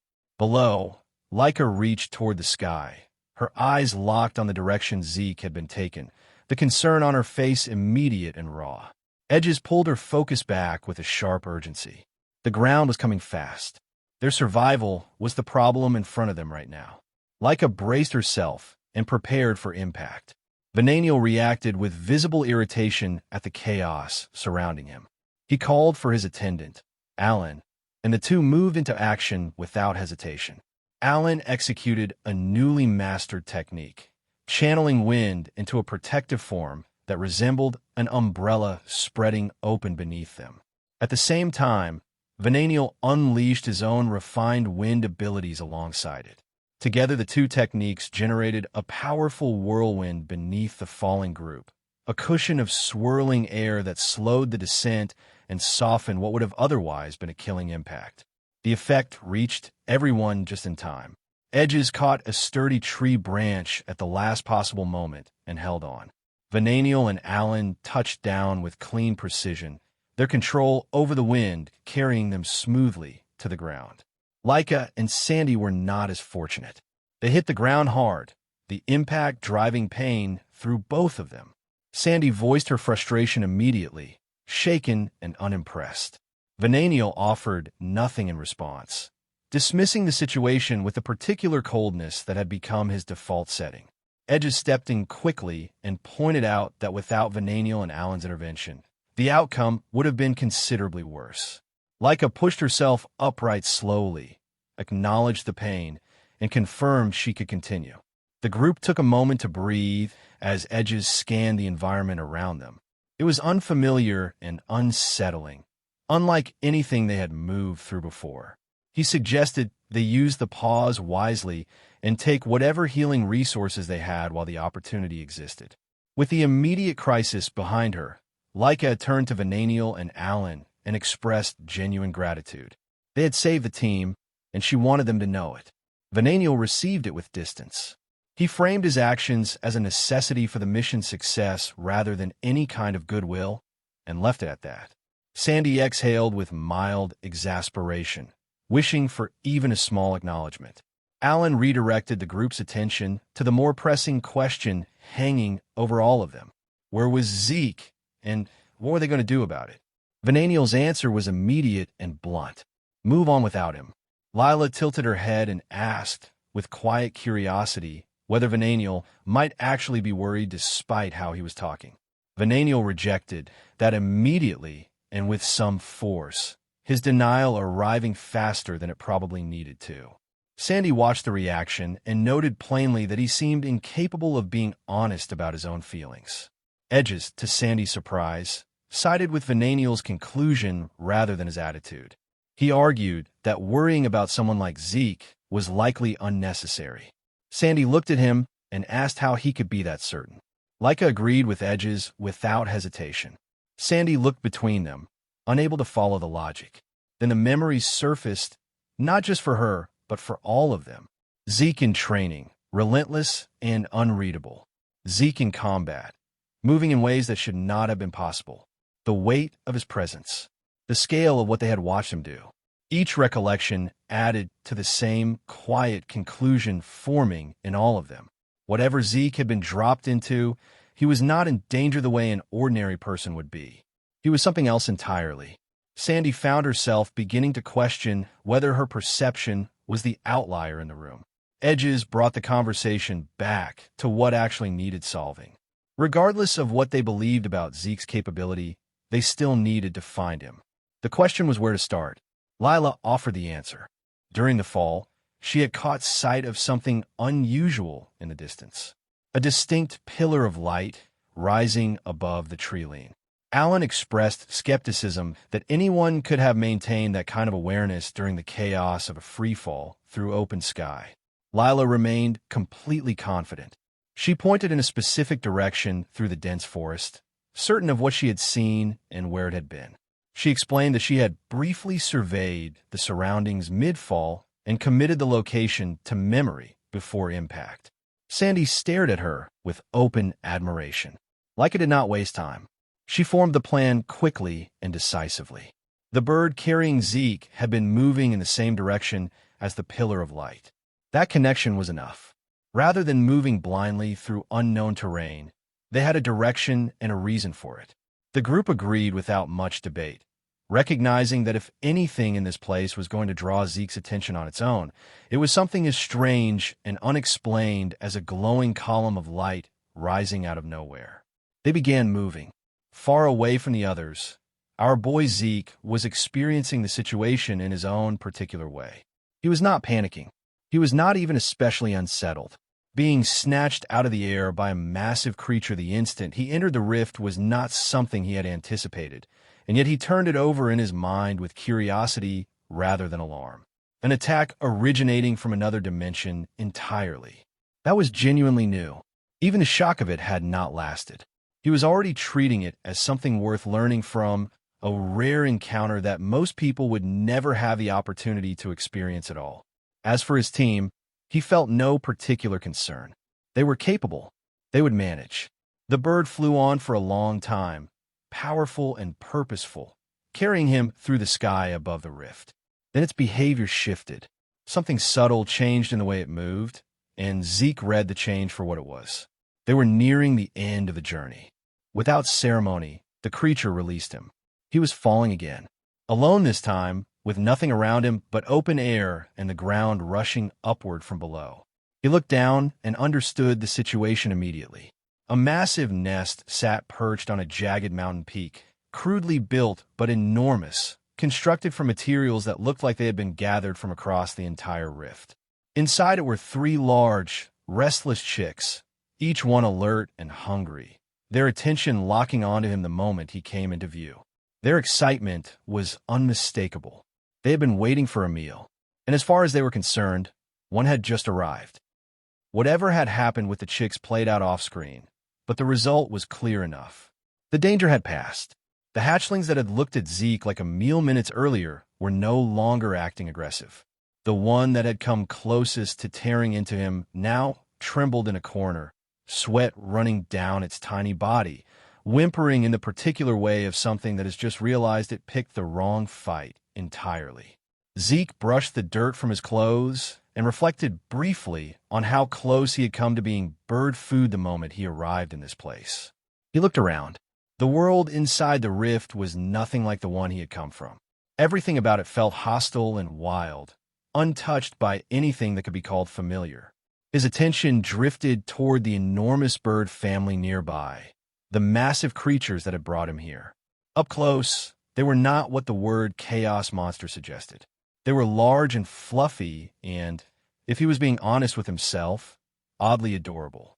He reached out and touched the mother bird gently, finding her feathers surprisingly soft beneath his hand. Then he looked more carefully, and the softness gave way to something else. Her condition was poor. Her feathers were tangled and dull, her body far too thin for a creature her size, and every movement she made carried the weight of something that had been running on empty for too long. She flinched under his touch, the small reaction revealing how much pain she had been concealing. Zeke studied her and confirmed what he already suspected. She was badly weakened, likely injured as well. He stood there wondering what could have brought a creature this massive to such a miserable state. The answer came before the question had fully formed. He had been sensing something approaching for a while now, a presence stalking them from a distance, and it was closing in fast. Then the sky told him everything he needed to know. Far out, the light darkened beneath a massive, surging swarm. Countless insect-like monsters moving through the air in formation, wrapped in a purple aura that radiated pure hostility from every direction. The mother bird saw them, and panic took her immediately. She pulled back behind Zeke without thinking, placing him between her family and the swarm, as though some part of her had already decided he was the only thing standing between them and death. Zeke understood everything in that moment. These insects were the real chaos monsters. The bird family had not been hunting. They had been prey, and the swarm had come back to finish what it started. He assessed the enemy calmly. The smaller locust-like creatures were around 3-star level, dangerous in numbers, more dangerous in a swarm this size. Their leader was clearly something beyond that, a genuine 4-star threat. He looked back at the mother bird and her chicks, starving, exhausted, barely holding together. The mother bird's fear began to change. For a moment, she looked ready to run, as though escape was the only rational response to what was descending on them. But then she looked down at her trembling chicks, and something shifted behind her eyes. Something older and fiercer than fear. She spread her wings wide and positioned herself over her young, every last bit of her exhausted body arranged into a shield, preparing to fight to the end, even if the end was already decided. Even the tiny chicks puffed out their chests and chirped beside her, defiant and ridiculous and somehow completely sincere. A faint smile appeared on Zeke's face. That spirit made the decision for him. The swarm descended with killing intent filling the air, and the mother bird lunged forward to meet it. Zeke moved alongside her without hesitation, driving straight into the incoming horde. One of the smaller locusts rushed at him first. He caught it by the head, held it for a fraction of a second, and crushed it with a single punch. The insect's skull gave out instantly, spraying green across everything within range. Zeke stood there covered in it, his eyes gleaming with the particular excitement that combat had been producing in him more and more lately. The swarm did not slow. The 4-star leader and the massive insects behind it kept coming as though the death of one of their own registered as nothing at all. Behind Zeke, the mother bird stared with her beak open, struggling to process the kind of strength that could make that look effortless. Then our boy Zeke decided to stop holding back. A blood-red aura erupted from his body. Dark energy radiated outward in waves, and his eyes took on a glow that turned the air around him heavy. The atmosphere itself seemed to lock up under the pressure he was releasing. And then, high above the battlefield, a gigantic draconic eye materialized in the sky, ancient and vast and utterly without mercy, staring down at the swarm from above. Every insect in the formation froze. The paralysis was total. Not a single one of them moved. The crushing pressure of dragon dominance had found them all at once, and the message it carried needed no translation. Retreat now, or face complete annihilation. The swarm broke. Every insect turned and fled into the distance in complete, unorganized panic, abandoning the hunt without a second pass. Zeke watched them go and remarked casually to himself that they had terrible taste anyway. Then the exhaustion found him. He wiped the sweat from his forehead and acknowledged internally what using dragon pressure while his body was still weakened had cost him. It had placed a real strain on him. He did not let it show beyond that. The mother bird was still trembling, but the quality of the trembling had changed completely. It was no longer fear. It was awe. She stood there staring at him in stunned silence, then slowly turned her attention toward the corpse of the dead locust on the ground. She nudged it weakly with her beak, drawn by hunger she could no longer ignore. Zeke noticed immediately. He gestured toward the carcass without hesitation, offering it to her. She did not wait. She tore into the chaos monster with the desperate urgency of something that had been starving for a very long time, and ate. The full picture came together through a brief flash of memory. Earlier, the mother bird had left the nest to find food for her starving chicks. The swarm had ambushed her mid-search. She had barely survived the encounter and escaped with serious injuries, and on her return journey, exhausted and desperate, she had spotted something falling from the sky and done the only thing that made sense to her in that moment. She had grabbed it and brought it home. That something had been Zeke. Back in the present, the chicks slept. Their small bodies were sprawled out in the nest with full stomachs, drool trailing from their beaks in the boneless contentment of creatures that no longer had anything to worry about for a while. Zeke looked at them and thought about how close he had come to being their dinner when he first arrived here. Somehow the whole thing felt less like an accident and more like something that was supposed to happen. That feeling made his next decision easy. The mother bird lifted her head and looked at him with quiet confusion as he turned toward her with a new kind of focus in his expression. He had seen how desperately this family needed to be able to feed themselves, and he had made up his mind. He was going to help transform this weakened creature into a real predator. Something powerful enough that she and her chicks would never go hungry again. He flexed his arm with visible enthusiasm. The hunt was about to begin. Deep in the forest below, something else was beginning as well. A sharp blade slid through the corpse of a chaos bug and came out clean on the other side. A group of men in formal suits and fedoras stood surveying the scene around them with a composed detachment of people who had seen worse and found it beneath comment. These were men of the Cerberus family, and they did not look like fighters so much as they looked like a very specific kind of problem arriving in a very specific kind of packaging. Their leader examined the remains of the battle around him, dismissed the rift and the dead insects as insignificant distractions, and gave the word. In unison, the men drew sleek katanas from their sides. The blades caught what light existed in the dark forest and held it briefly before the movement continued. The leader stood among them with his own blade gleaming and announced that the true mission could now begin. The lizard hunt had officially started. Zeke's smirk did not waver for a second. The Cerberus family members stood there looking at it and found themselves unsettled, unable to understand why he was reacting as though he had been expecting them all along. Sandy and Edges were equally thrown by it, but Edges was already moving past the confusion and into calculation. He recognized the danger the moment it materialized, identified who these people were, and tightened his grip on his sword. He also remembered the rule. Only 7 individuals with fewer than 3 stars were permitted inside the rift. No one outside their group should have been able to enter. What was standing in front of him directly contradicted that. The answer came without being asked for. Immense mana began pouring from the bodies of every Cerberus family member in the room, and one of them explained calmly that the method they had used to enter must have seemed strange. They raised their wrists. Strange bracelets sat on each of them, and the sight confused Laika immediately. The bracelet of deception. By wearing it, the rift itself could be tricked into ignoring entry restrictions entirely. The rules simply did not apply to them. Edges absorbed that with visible disbelief. The idea that such an item even existed had not occurred to him. Venial shouted in frustration, demanding to know why the enemy would hand over something that important so freely. One of the Cerberus members removed his bracelet, set it aside with complete calm, and told them it did not matter anymore. Everyone present was about to die. Zeke's eyes widened.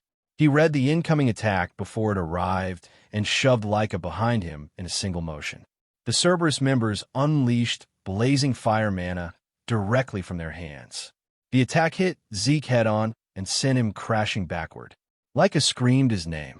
In the same moment, several members broke toward Leica with their swords already raised.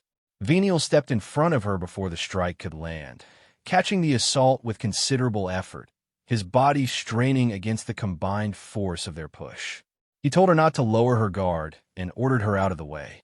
Then he released a burst of mana and drove the attackers back. They did not retreat. They activated the Bala de Roca technique simultaneously, extending their fingers and launching a barrage of blazing firestones toward every student at once. Explosions erupted across the ground as the group scrambled to avoid them. Before anyone could recover, the Cerberus members followed the ranged assault with Thunderstick mana and charged forward together. Leica saw them closing in and forced the fear out of her mind. Sandy called out to Edges and declared they needed to meet the enemy directly. Edges assessed the battlefield quickly and kept his composure, understanding that the priority was buying enough time to reunite the group. He also understood, with quiet certainty, what the Cerberus family was actually after. The magic water. That was the real objective behind all of this. One of the Cerberus members told him coldly that he had nothing more to say. The two sides locked eyes across the battlefield as the weight of what was coming settled over everything. Leica pulled her focus together and forced herself to analyze rather than react. These opponents were all 4-star level fighters. She understood what that meant. 4 stars was not simply a higher number on a scale. It was a different category of existence entirely. No matter how hard an ordinary person worked, 3 stars was the ceiling most people would ever reach. 4 stars belonged only to those born with genuine talent, and the gap between the two was not something effort alone could close. Then she looked at the leader standing behind them all and arrived at an even more troubling conclusion. He was most likely a 5-star fighter. Even if she somehow managed to get through the opponents in front of her, the moment that man decided to move personally, it would be over before anyone could respond. She also recalled the strange event from earlier and concluded that he was almost certainly a high-level magic user on top of everything else. The leader gave the order. His voice was cold and flat, and the command it carried was simple. Finish everyone off. Every Cerberus member began summoning at once. Enormous wolf-like monsters materialized around them, savage and massive, their presence alone changing the atmosphere of the entire area. Leica felt genuine fear move through her at the sight of them. Edges stared and acknowledged to himself that they had actually summoned monsters. Sandy looked at the nearest creature in open disbelief, unable to reconcile the size of it with anything she had faced before. Venial's companion quickly assessed the nearest one and concluded it was a 3-star monster. The situation had gone from desperate to something beyond that. Then Zeke appeared. He was holding an enormous stone in one hand, lifting it with the casual ease of someone picking up something they found on the ground. The Cerberus members stared at him. They could not understand how he was upright at all after taking that fire mana attack directly. Before any of them could process it, he threw the stone straight at them. They barely managed to scatter out of the way, and the terror on their faces was genuine even as they landed. Zeke reached down and picked up another stone. He bounced it once in his palm with an arrogant ease and then told them, with real disappointment in his voice, that he had expected magic to be something impressive. He had genuinely looked forward to finally seeing it for himself. What they had shown him had not come close to meeting that expectation. Leica saw him standing there, and the relief hit her all at once. Zeke glanced at her and made it clear there had never been any reason to worry about him. He threw the second stone. This time the target did not move fast enough. The impact sent the Cerberus member flying, and he did not get up from where he landed. Zeke looked at the rest of them and told them plainly that if their magic was nothing more than throwing things around, then he could do exactly the same without any of the ceremony. The leader of the Cerberus family watched his subordinate crumple to the ground and said nothing. But the look in his eyes when they found Zeke carried the particular quality of someone who has just been humiliated in a way they're not going to forget. Seeing Zeke standing there completely unharmed and wearing a smile was apparently the last thing the Cerberus family head had been prepared for. He clenched his teeth and admitted that the resistance had been unexpected, but he made it equally clear that none of it would change what was coming. The outcome, he insisted, was already decided. He activated invocation mana. Summoning magic spread across the battlefield, and monsters began appearing one after another, materializing out of the energy pouring from him. Zeke watched them arrive, and his reaction was not what anyone on either side had anticipated. His eyes lit up. He realized there was magic capable of summoning monsters, and rather than dread, what moved across his face was pure, undisguised excitement. The Cerberus family had stared at him and genuinely could not understand the attitude. He pointed out the overwhelming gap in power between them. Even accounting for the current disadvantage his side was operating under, his confidence in the final result had not shifted at all. Then the sky moved. The giant birds descended from above without warning, their enormous shapes cutting through the air and landing on the battlefield with a force that shook the ground beneath everyone's feet. The arrival shocked every person present on both sides. Zeke turned toward them and greeted them warmly, reaching out to pet the nearest one as they landed. He noted that they had come at exactly the right moment and asked, with genuine curiosity, whether they had already eaten. The birds moved forward and positioned themselves directly in front of him without being told to, standing between him and the enemy like guards who had decided this was where they belonged. The people around Zeke looked at the scene and looked at each other. Someone asked what those birds actually were. Zeke told them casually that they were basically his disciples.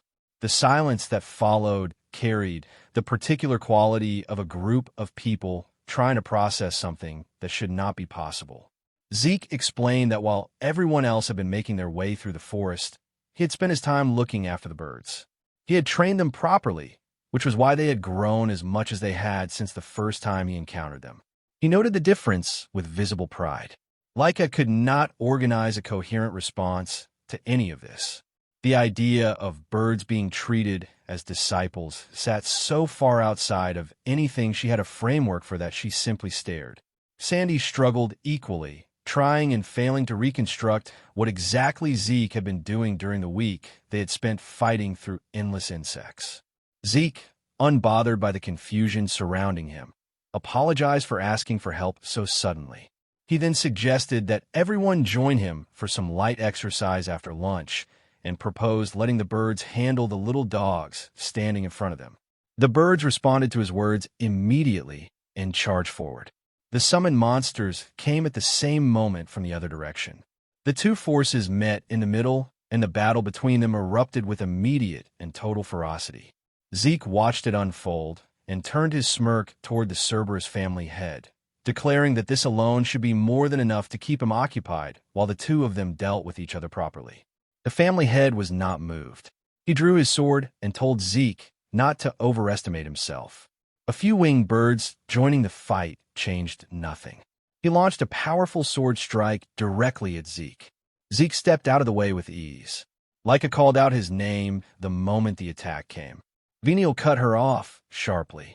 He reminded her that the opponent standing in front of her was not someone she could face while her attention was somewhere else. He told her to worry about herself first and deal with her own enemy before thinking about anyone else. Laika caught herself, apologized, and pulled her focus back to what was directly in front of her. Across the battlefield, a Cerberus family member turned his mockery on Laika. He pointed out that her friend was supposedly about to die and asked why she was not going to him. Laika told him without breaking her stance that she would help Zeke after she had finished with him first. The Cerberus member's patience snapped. He called her a foolish brat and declared that defeating him was not something she was capable of. He activated the Earth Dog sword technique and came at her directly. Laika moved to meet him head-on. At the same moment, Venial stepped in beside her and activated the Ghost Wind umbrella technique. A powerful wind gust tore across that section of the battlefield, creating the opening they needed. Leica followed it immediately with the Great Thunder sword technique. A bright, violent flash of thunder erupted forward, and the combined force of both attacks struck the Cerberus member and sent him crashing hard across the ground.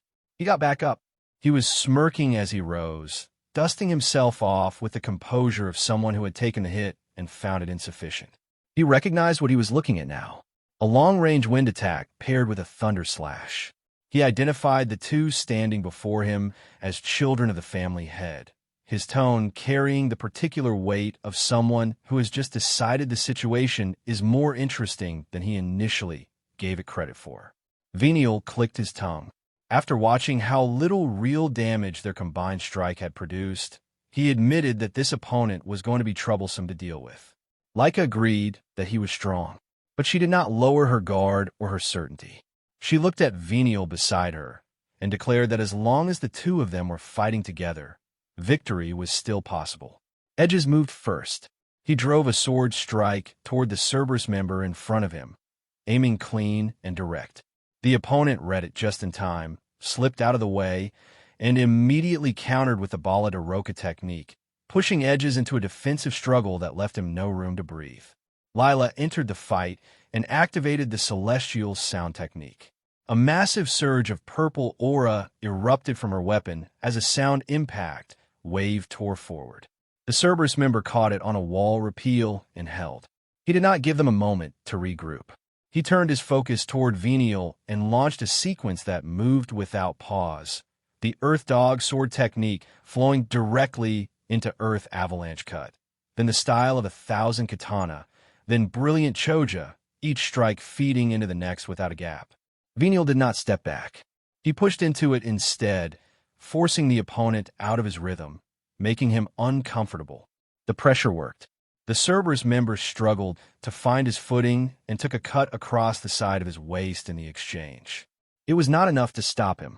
He gathered mana through his fingers, launched another strike, and declared that Venial was nothing but a weakling even after catching him like that. Lila came back in from the front, activating the wave resonance stick technique and following it into Euphali before Ichikudon Dasi. Before she could connect fully, the opponent responded with soil tasting, raising an earth wall around her that cut off her movement entirely. He converted his mana into a concentrated blast through his fingers and sent her flying backward with overwhelming force. Edges screamed her name as she hit the ground. The Cerberus member fighting Edges did not let the moment pass.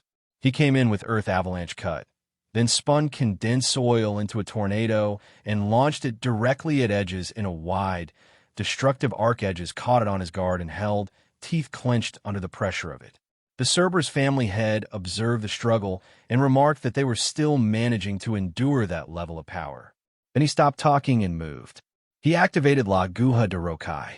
Sharp soil spikes erupted from the ground and began forming a cage around Edges, closing in to trap him completely. Then a kick came from somewhere inside the formation and disrupted the technique at the critical moment, creating a gap just wide enough. Edges moved through it as the earth cage sealed shut behind him. He caught his breath and acknowledged what he was dealing with. 4-star strength. Dangerous and deliberate. Lila agreed with his assessment from where she had steadied herself. Edges turned the earlier wound over in his mind, trying to understand it. The cut had felt unnatural. He suspected the opponent was enhancing the blade with magic, and that was what made it so difficult to read. On top of that, their own weapon was approaching its limit. Lila asked if he was okay. He told her he was fine for now. She warned him again about the sword. He acknowledged it and admitted he was not sure how much longer they could hold out. Then something settled across Edges' face. A plan. He smiled. The Cerberus family head noticed and smirked back at him. He asked what their little strategy discussion had produced. Edges returned the expression without explaining it. The head asked what was so amusing. Edges told him calmly that nothing was wrong, only that he believed they could still turn the situation around, and that perhaps the opponent had grown a little too comfortable with his own confidence. The head erupted. He launched a furious assault at Edges, shouting at him to disappear, mocking him for the arrogance of a 3-star fighter daring to speak that way. He combined soil and fire mana together into a destructive mixed assault and drove it forward with everything behind it. Edges moved to dodge the pressure. At the same moment, Lila broke from above and came down using the wave resonance cane technique, targeting the family head from overhead. The head turned. He had already seen her coming. He said as much, his eyes finding her before she had fully committed, telling her he had warned them he could track their movements. That was the opening Edges had been building toward. The moment the head's attention shifted to Lila, Edges threw his sword forward and declared that he could do it too. The move caught the opponent completely off guard. Edges activated the style of a 1,000-leaf katana and unleashed the secret technique. Extreme Katana. 5 blades. The attack landed directly on the Cerberus family head's chest. He was thrown backward and crashed to the ground. Blood came from his chest and his mouth as he lay there struggling with what had just happened. He could not accept it. He said aloud that it was impossible for someone with only 3-star strength to do this to a 4-star fighter. Lila ran to Edges and asked if he was all right. He told her he was relieved they had found the opening. She looked confused. He clarified that it was something Lila had taught him. She asked who he meant. Edges smiled and explained what he had worked out during the fight. When the opponent used magic, the sword reverted to its normal form. The upgrade activated through magic, but it also disabled something in the process. The opponent could not use magic and sword technique simultaneously. That meant there was always a brief transition point between the two, a moment where neither was fully active. A weak point, short and predictable once you knew it was there. Edges had simply waited for that exact moment and hit it. Lila clapped and called him a genius. Edges denied it entirely and said the credit belonged to her. With the fight turned in their favor, he prepared to move and rejoin the others. Elsewhere on the battlefield, Sandy and Venial's companion had found each other and thrown themselves into a coordinated assault against another Cerberus member. Together, they launched Flash of Thunder and Wind Gold Projectile in combination, using speed and range pressure to corner their opponent. Mid-attack, Sandy complained that he had nearly dragged her into the blast radius. The companion fired back immediately, arguing that his hesitation during the exchange was the real problem. Sandy demanded to know what she meant by that. The Cerberus member got back up before they could finish the argument. He observed them with something like amusement and noted that they seemed extremely close based on the way they were talking to each other. He attacked again. The companion reacted with Wall of Wind, deflecting the strike and creating space. Sandy acknowledged that 4-star opponents were considerably harder than expected. The companion agreed, then complained that because of Sandy's timing, her own attacks were failing to connect properly. Sandy snapped back that her interference was the reason his strikes were going wide. The argument escalated. She insisted she was constantly the one covering for him when he dropped his guard. Sandy countered that she did the same thing. Neither of them stopped fighting while they were doing it. The Cerberus member used the opening. Sharp soil spikes rose around Sandy and closed into a cage. The companion activated Choja of the Storm and broke Sandy free, still irritated, telling him this was exactly what she had been warning him about and to be more careful. Sandy shouted back that he already knew that. The Cerberus member looked at the two of them and shook his head. He mocked their coordination, called it immature, and told them plainly that children like these could never defeat him. Sandy opened his mouth to argue and then stopped. He admitted it. The teamwork was immature and neither of them was going to deny it. But hearing it from this particular person was especially irritating. The companion clicked her tongue and reluctantly agreed with that assessment as well. Then Sandy looked at the opponent more carefully and pointed out that among the 4-star fighters on the opposing side, this one seemed to be among the weaker examples. He believed they could take him. The Cerberus member's face went red. He cursed them for being insects who could not comprehend the true difference in power between them. Sandy told him to die, regretting his own impotence, and declared that she would finish this herself. The companion made a sound of frustration at Sandy making the call unilaterally, but clicked her tongue and accepted that there was no other option. She activated the wind-cutting fan technique and launched a wind gust projectile. The opponent dodged and mocked her, convinced she had nothing left to offer. But the projectile had not been a real attack. She had loaded additional wind power into the technique, specifically to lock his movement in place. Sandy came down from above in that moment, an unleashed flash of thunderlight. The opponent could not block it in time. The companion followed immediately with Typhoon of Sediments, combining the two strikes into one finishing sequence. The Cerberus member went down. The companion immediately turned on Sandy and told her that if she was going to declare she would finish someone off, she needed to actually finish the job all the way through without leaving gaps. Sandy shouted back that the technique had only landed perfectly because of her own contribution. The companion pointed out with dry satisfaction that despite all the confidence, Sandy had still not managed to close it alone. She sighed. Sandy snapped that she could hear every word. The enemy was defeated.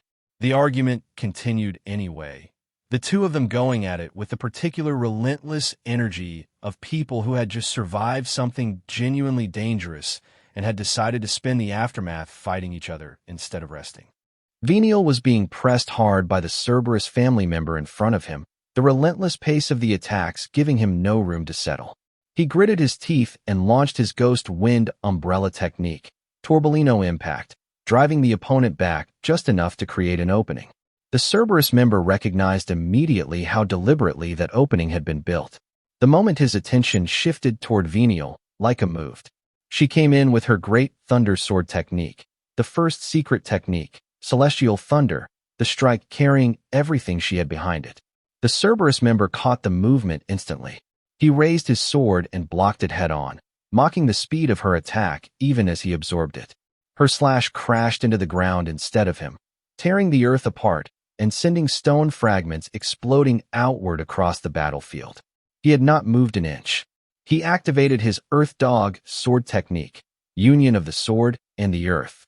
The ground beneath them began to shake violently as his power fused directly into the earth itself, rising with overwhelming force.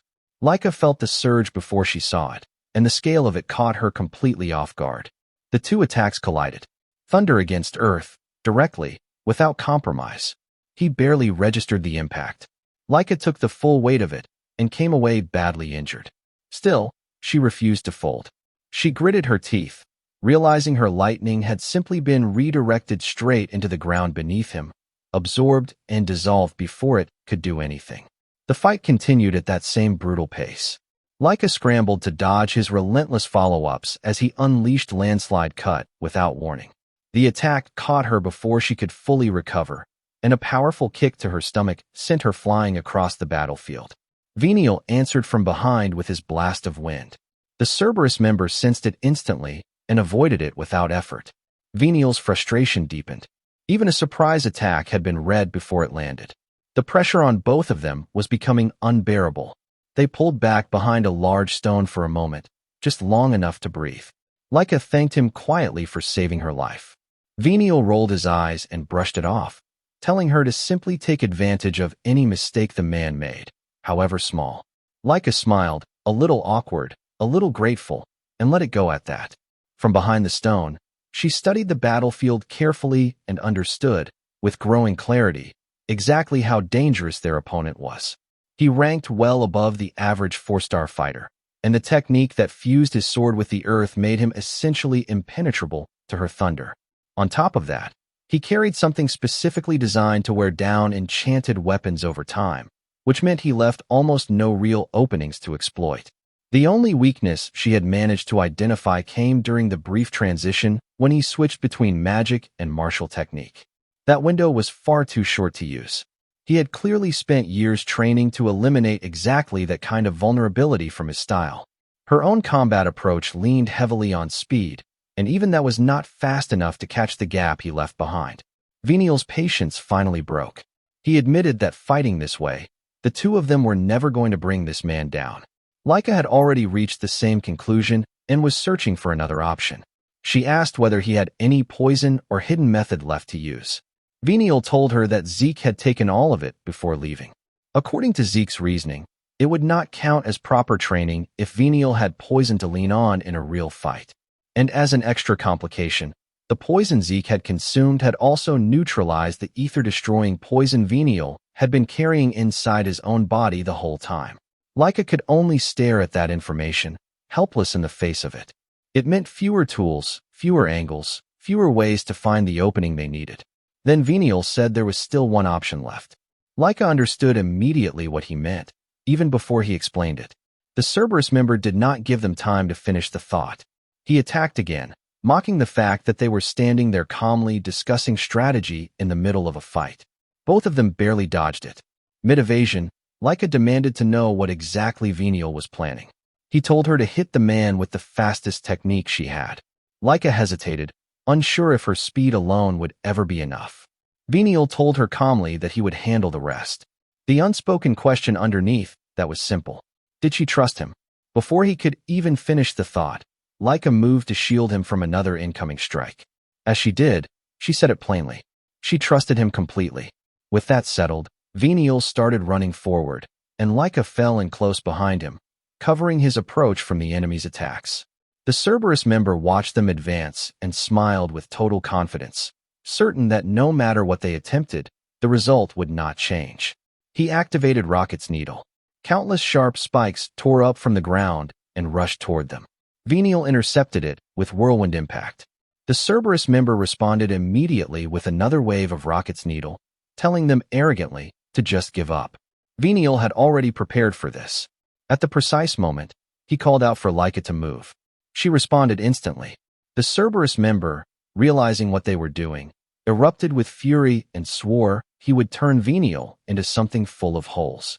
Before the attack could land, Laika stepped in front of it and refused to let it through. Then both of them charged him together. Even under their combined assault, he kept pouring mana into his techniques without slowing down. Venial unleashed Torbellino Impact and called for Laika to execute the plan they had built together.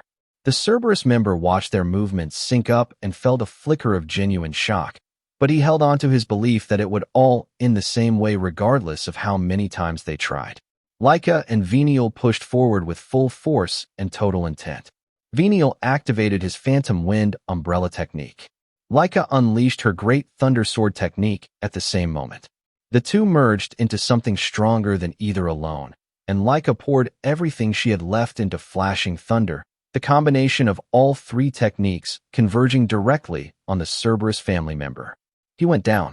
Laika collapsed to the ground in exhaustion immediately after, trying to piece together exactly what had just happened in that final exchange. Venial explained it to her calmly. Neither of their individual speeds had been enough to catch him alone. But by channeling his wind energy into accelerating her movement, he had believed they could finally match the speed the opponent had been using against them the entire fight. Laika understood immediately and smiled softly.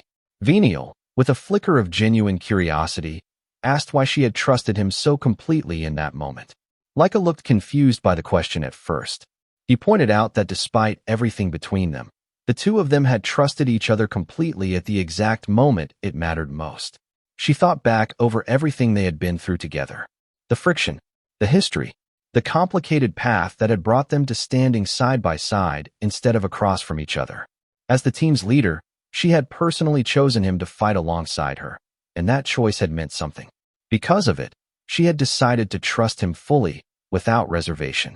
She thanked him, genuinely, for the part he had played in their victory. Venial looked visibly thrown by that.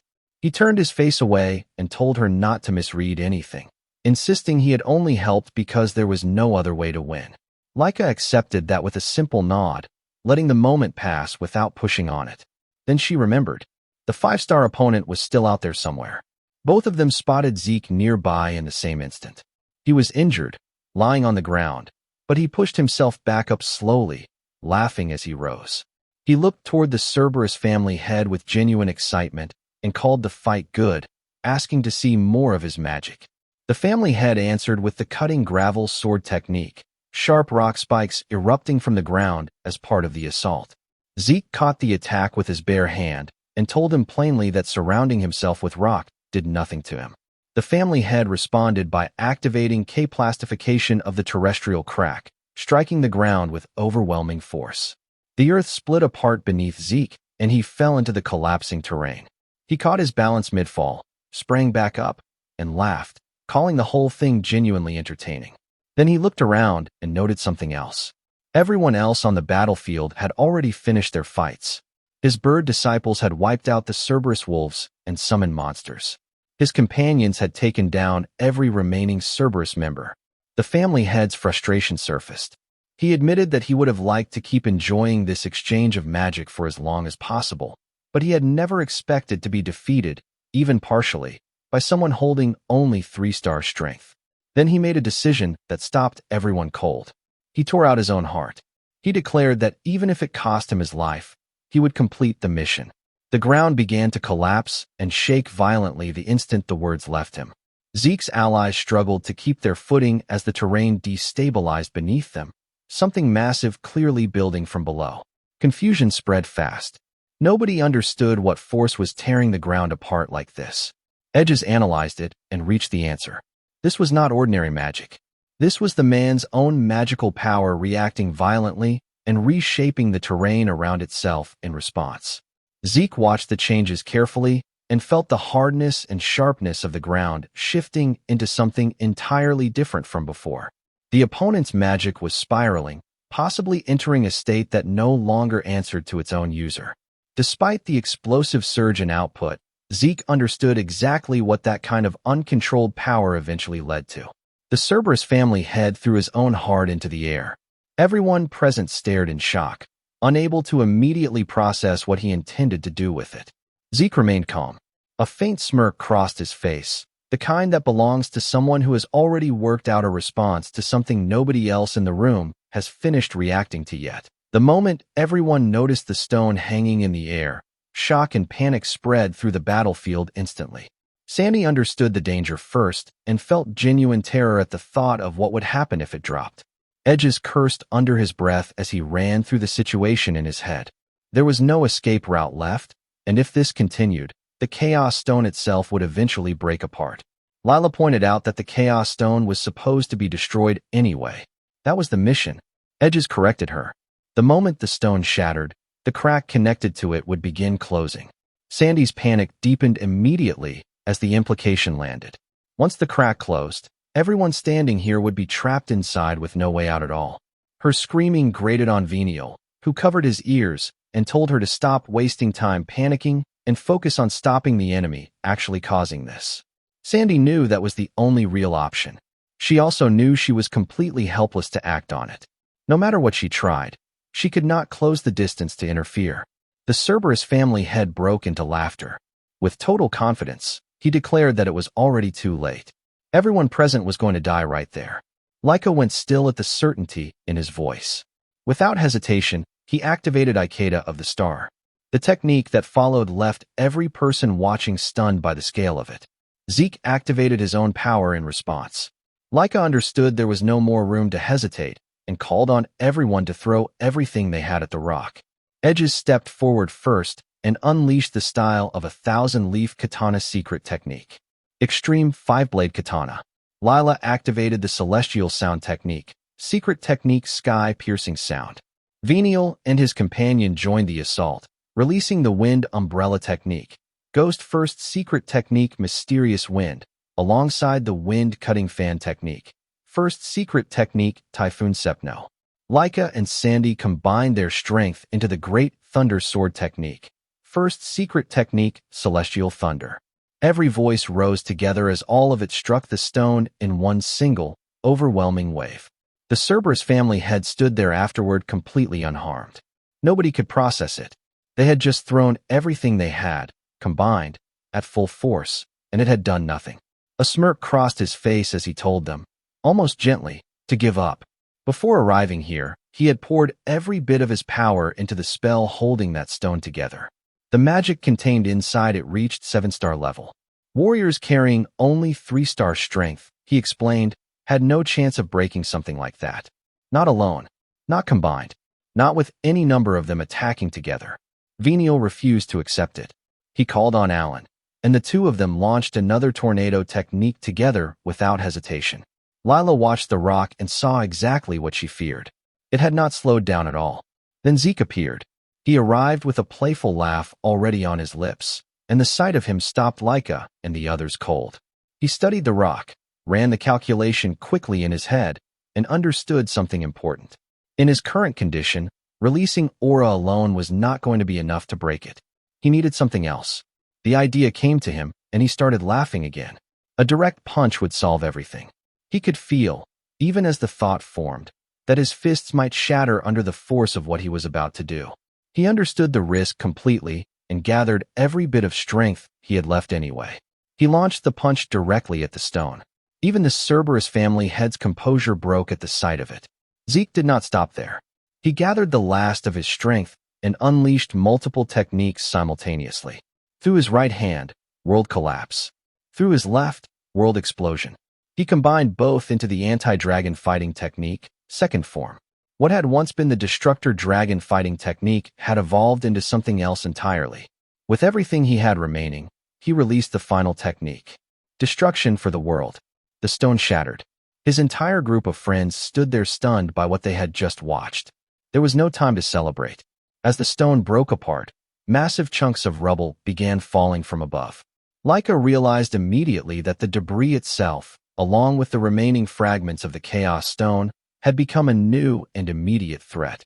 Everyone moved at once to destroy what was left before it could cause further damage. Edges called out to Venial and the others. Venial already understood what needed to happen. She clicked her tongue in irritation, complained that this group only ever caused problems for her, and accepted the task anyway, trusting the rest to hold their end while she handled hers. Edges took the responsibility without hesitation. As enormous rubble crashed down around him, he activated the style of a 1,000-leaf katana, flowing choja path of a katana, and successfully blocked a massive falling stone. The impact was tremendous. He stopped it. His sword did not survive the effort, shattering in his grip the moment the rubble had been turned aside. Edges looked at the broken blade and smiled. There was no disappointment in it. He acknowledged simply that the sword had broken and admitted to himself that he still had a great deal left to learn. The Cerberus family head, even after watching his stone get destroyed, remained calm. A smirk found its way back onto his face as he admitted that Zeke had somehow managed to break it. He looked around and understood that only Zeke remained standing between him and the outcome he wanted. He concluded that the result was already decided. Zeke simply smiled back at him. The family head charged forward at incredible speed, determined to see this through to the end no matter what it cost him, and launched a final attack directly at Zeke. Zeke did not move. As the man closed the distance, Zeke smirked and drove a single punch into his chest. The fight ended in that instant. The Cerberus family head collapsed, groaning, and in the last moments before he gave out completely, he admitted that he had never expected someone like Zeke to exist. He compared ordinary people to lizards and acknowledged, with something close to genuine respect, that standing among them was a true dragon. Zeke returned the respect plainly. He admired the way the man had kept fighting until the very end without ever backing down. With the battle finally over, everyone rushed toward him. Laika reached him first, checking him over with real concern.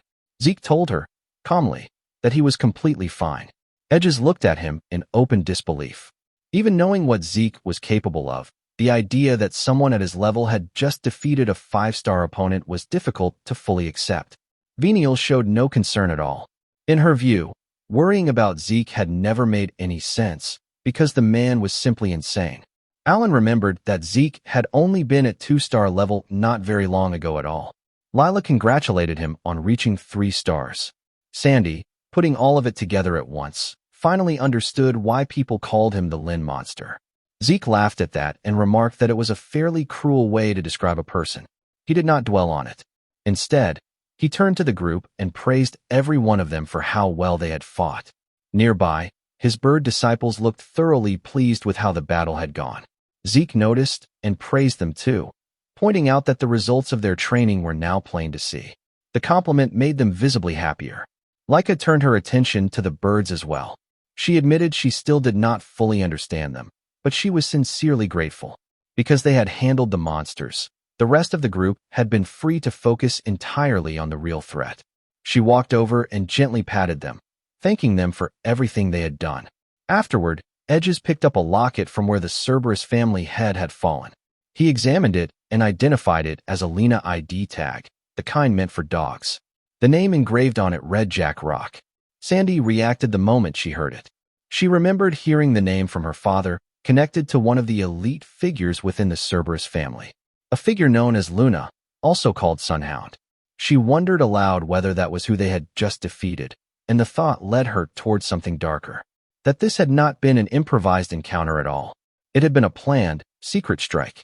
Venial grew irritated and asked why anyone planning something secret would carry an item that exposed their identity so easily. Lila wondered the same thing, questioning whether they could really have been that careless or that foolish.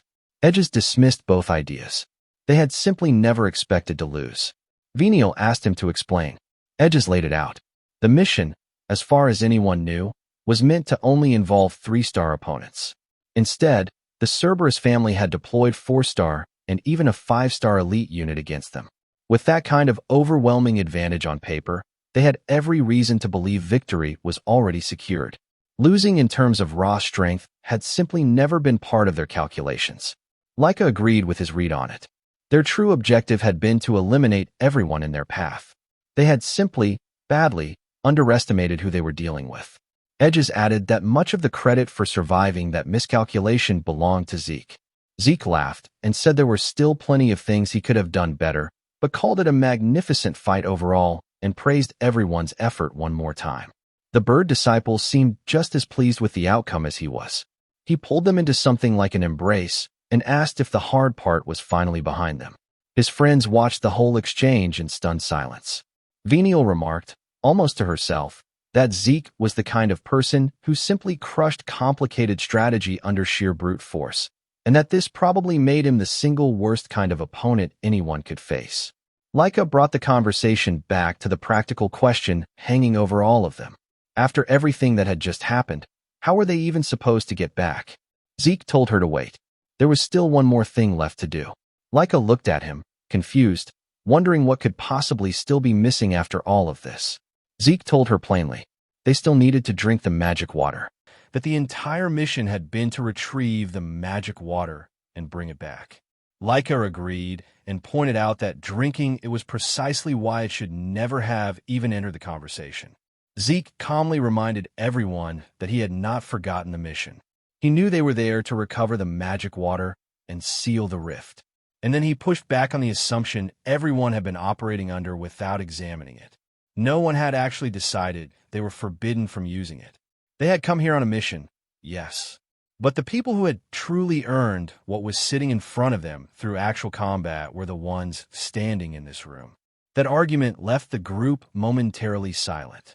He continued, the El Dragon family's wishes had nothing to do with who deserved the reward. They were the ones who had risked their lives and obtained the magic water. Simply handing it over because the mission said so felt wrong to him in a way he was not willing to ignore. Alan stepped in and explained the practical danger. The magic water was an extraordinarily valuable resource precisely because it could produce more mages for the El Dragon family. Acting on their own initiative without authorization could bring down the family head's wrath. Venial agreed with that assessment and added that drinking the magic water without permission could result in severe punishment. In the worst case, execution was not off the table. Zeke dismissed all of it without breaking his expression.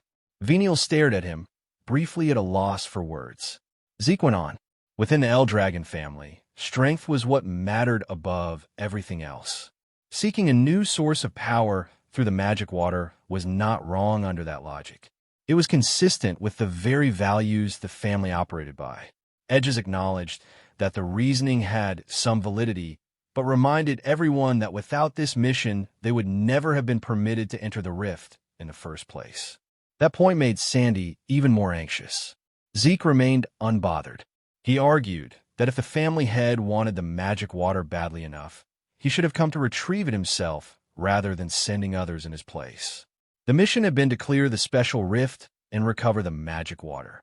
And yet the family head had been unable to even pass through the special domain.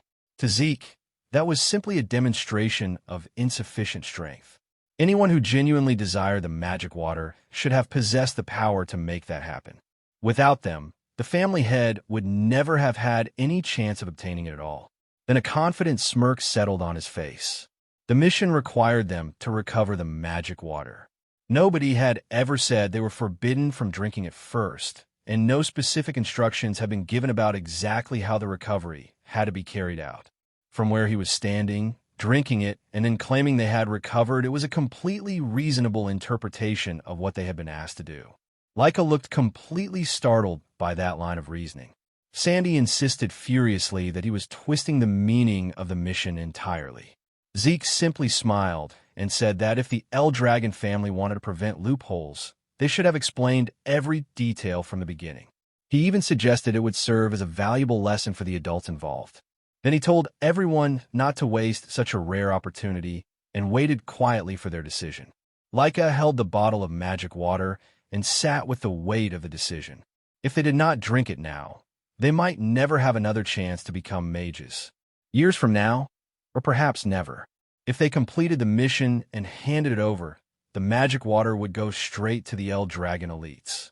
But if they drank it here, the family head's punishment could follow them home. She looked towards Zeke. He was watching her with that same quiet, confident smile. In that moment, she imagined what it would mean to become stronger. Truly stronger. The kind of strength she had been reaching toward since before she could remember. She made up her mind. She declared that she wanted to become stronger, and she was going to drink the magic water. Sandy panicked and grabbed at her, unable to believe she was actually serious. Laika explained to her, calmly and directly, that becoming stronger was her goal and that drinking the magic water was the only path to it available to her right now. Sandy stared at her, speechless. Edges smiled to himself and admitted that he had always wondered what magic actually felt like from the inside. Curiosity was enough for him. He drank. Lila said the same. She wanted to experience it for herself. She drank too. Sandy looked around at all of them, completely at a loss. Laika revealed the full depth of what was driving her. She needed magic because she was going to become the head of the El Dragon family, and she was not prepared to let anything stand between her and that goal. For that dream, magical power was not optional. It was necessary. Sandy moved to stop her. Before she could, Venial stepped forward. He declared that he would drink the magic water as well. Laika would never become the family head, he said, because that position was his. He was going to surpass every one of his brothers and master magic himself. Alan stepped forward immediately to stand with him and made the same choice. Venial looked at Sandy with a cool smirk and told her that if she did not want to drink it, she was welcome to stand there and watch. Sandy exploded. She reminded all of them, at considerable volume, that if the family discovered what they had done, every single one of them could be killed for it. Laika acknowledged the danger. She understood it fully. She was not going to let the opportunity go anyway. Venial said the same. He understood the risk, and he chose strength regardless. Sandy grabbed her own hair in pure frustration. Then she gave in. She was not going to let Laika and the others walk into that danger without her. Laika smiled when she heard it. Everyone stood together and drank the magic water at the same time. When it was done, Laika checked that everyone had taken it. Lila admitted that she did not feel any different. Zeke smiled and told her that the change had already happened. He could sense it within their source power, something new running alongside their aura, a completely different force that had not been there before. The presence of magic itself. There was nothing to worry about. Then Laika realized something and turned toward Zeke. He had been the one who encouraged everyone to drink. He had not done so himself. She asked him why.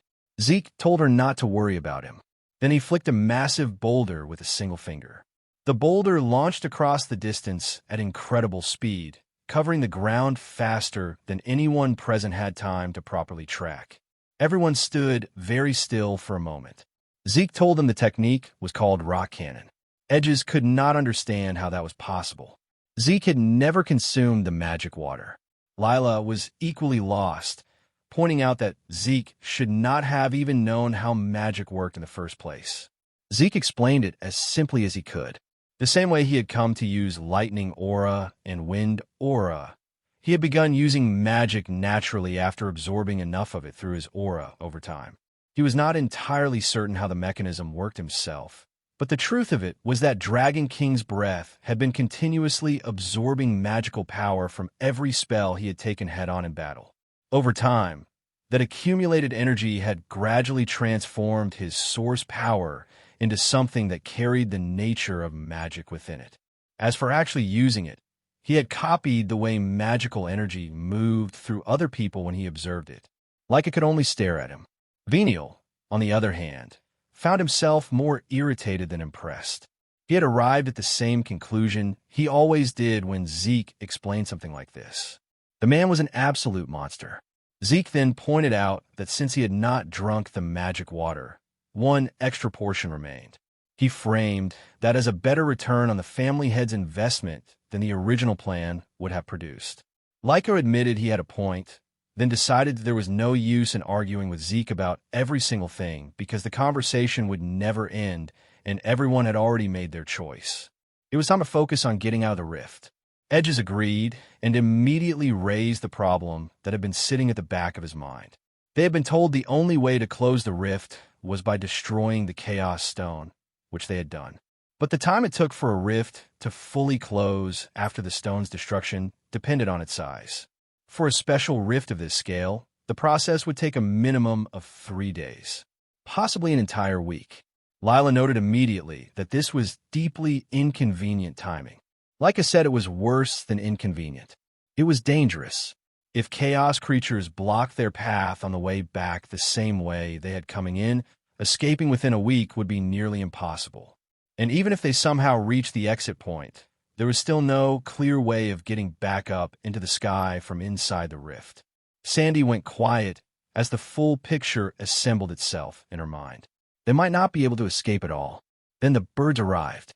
The giant birds descended around Zeke, making loud, urgent calls, clearly trying to communicate something to him. Zeke listened, and whatever they told him, it landed with the effect of a solution rather than another problem. A confident smirk crossed his face. A moment later, every single person in the group was climbing onto the back of a giant bird and lifting off into the sky. Sandy screamed the entire way up. The birds were fast, faster than anyone had been prepared for. Sandy could not stop screaming and admitted that lowering her voice was simply not possible given the speed they were moving at. Edges smiled and explained that this was exactly the point. The birds had grown so fast that even the chaos creatures that had been chasing them earlier in the rift could no longer keep up. At this rate, they would reach the exit before the crack sealed completely. Venial found the whole thing incredibly boring and made no effort to hide it. Our boy, meanwhile, was standing on top of his bird without sitting down, arms relaxed, looking like someone who had done this 100 times. Laika watched him from her bird and quietly concluded that his capacity for absurdity had no visible ceiling. She had not imagined, at any point during mission planning, that the escape route would involve domesticated rift monsters. And yet here they were. Lila laughed and reached out to touch the feathers, calling the birds fluffy and adorable. Laika shyly agreed that yes, the birds were cute. Then she admitted, more seriously, that this mission had shown her just how extraordinary Zeke truly was. Because of him, they had survived something that should have ended them several times over. Lila smiled and listed it out quietly. Defeated a 5-star enemy. Built an escape route using monsters from inside the rift. Destroyed an impossibly hard chaos stone with a single strike. Absorbed the enemy's undetectable poison and expelled it like it was nothing. Every single one of those things had been Zeke doing what Zeke did, which was making the impossible look like a mild inconvenience. Laika acknowledged all of it, but one thing still sat heavy. She had been the official leader of this mission, and she did not feel like she had led it. Lila immediately pushed back on that. She told her that without Laika, the team would never have held together through everything they faced. That was what a leader actually did. Laika held on to that, pulled Lila into a hug, and thanked her. Inside that moment, quiet and firm, she made herself a promise. She would become strong enough to truly lead.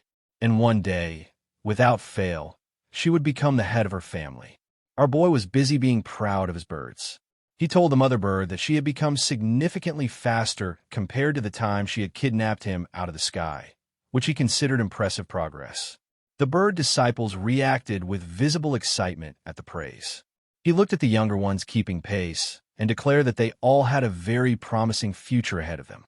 It had the energy of a coach watching his team win a championship and barely being able to contain himself about it. Then something stopped everyone cold. Two powerful auras appeared directly in their path. One glowing yellow, one shining green. Zeke stared at them, trying to understand the source. Then everyone realized simultaneously that both auras were coming from Zeke's own body.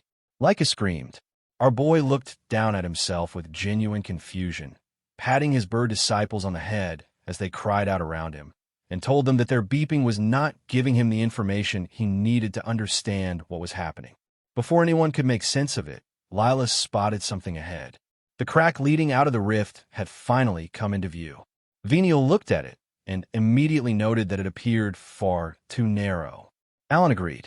The crack was almost completely closed. Edges understood the situation in an instant and knew it had become very dangerous very fast. As they flew closer, the crack kept shrinking visibly, second by second. Leica watched it and felt real fear crawling in. They were approaching the limit, and she could not tell whether they would make it through. Edges did not waver. He said that reaching the exit was no longer a matter of chance. The birds would make sure everyone got through. Sandy immediately understood what he meant and looked horrified.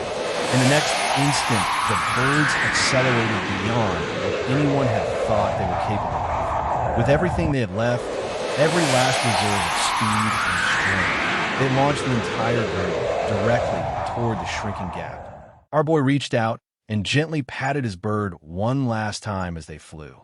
He said he still did not fully understand the mysterious auras that had appeared from his body, but he understood that this part of the journey was ending. The birds responded with emotion that needed no translation. He smiled and told them that as long as they were alive, they would meet again somewhere down the line. Until that day, he told them to keep training, to live strong, to keep moving forward no matter what. The birds cried out happily. He told them to take good care of themselves. Then everyone passed through the crack. They hit the ground hard on the other side, the momentum of their flight carrying them into the impact before they could slow down. When the dust settled, Edges looked around and asked whether they had actually made it. He confirmed it quickly. They were back. Leica looked at the world around her and noticed something. The darkness felt the same. Zeke carefully read the surroundings and corrected her. The black fog that had surrounded the area before they entered the rift was gone. The presence of chaos had vanished with it. The rift was closed. The mission objective was complete. Leica said they needed to move immediately. They were not out of danger yet. Then everyone felt it at once. An overwhelming presence closing in from outside their position. The group went still. Leica recognized the aura and felt her stomach drop. Zeke concluded that the approaching force was almost certainly Cerberus family soldiers. Leica urged everyone to move before it was too late. She tried to take a step and her legs gave out beneath her. Her entire body was trembling and completely refused to respond the way she needed it to. Edges explained it plainly. The recovery potions had closed the wounds.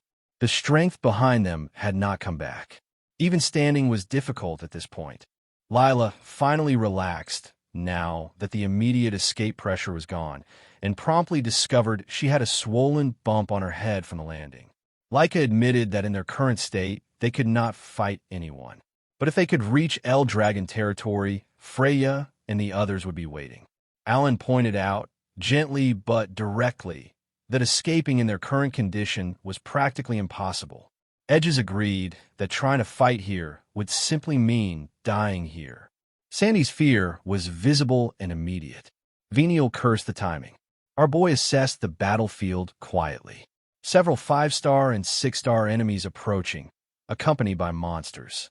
Even at full strength, escaping from that kind of force would have been extremely difficult. Exhausted and depleted, it was essentially impossible for the group. He made the decision and announced it calmly. He would stay behind. Everyone else would go ahead. In their current condition, they would be caught regardless of which direction they ran. The only option that gave them a real chance was a decoy, and he was it. He would buy as much time as he could. Edges refused immediately. He had felt the level of the approaching presence, and he knew it was on an entirely different tier from anything they had faced inside the rift. Leica agreed. She could not accept leaving him behind against something like that. Our boy reminded her of her goal. He told her that a true leader needed to know how to assess their own abilities, understand what deserved priority, and make the right call without hesitation. Her job right now was to complete the mission. With her current strength, that was the most important thing she could do. Leica still could not accept it. She said she would stay with him. Sandy panicked at that. Leica apologized to her and said that no matter how important the mission was, she could not abandon her comrades. She could not abandon him. Sandy watched her with helpless concern as she held her position. Our boy looked at her, remarked that she was incredibly stubborn, and then hit her in the stomach hard enough to knock her unconscious before she could argue further. He handed her carefully to Edges, apologized, and asked him to take her. Edges accepted without hesitation. He asked one more time whether Zeke would truly be all right. Our boy smiled and told him everything would be fine. He urged them all to go immediately. If they wasted any more time, they would fail the mission on top of everything else. He told them to stop worrying about him and move. Edges made him one promise before leaving. He would come back with help as fast as he could. The group moved out together. Our boy watched them go until they disappeared into the distance. He smiled and wished quietly for all of them to survive, no matter what it cost. He thought to himself that in his previous life, this kind of feeling had been completely foreign to him. Worrying about other people, wanted them to make it. He had not known what that felt like for a very long time. He stood with it for a moment. Then he stretched, cracked his neck, and turned to face what was coming. Even at his current level of exhaustion, he had never intended to simply buy time. That had been what he told them. The whole truth was something different.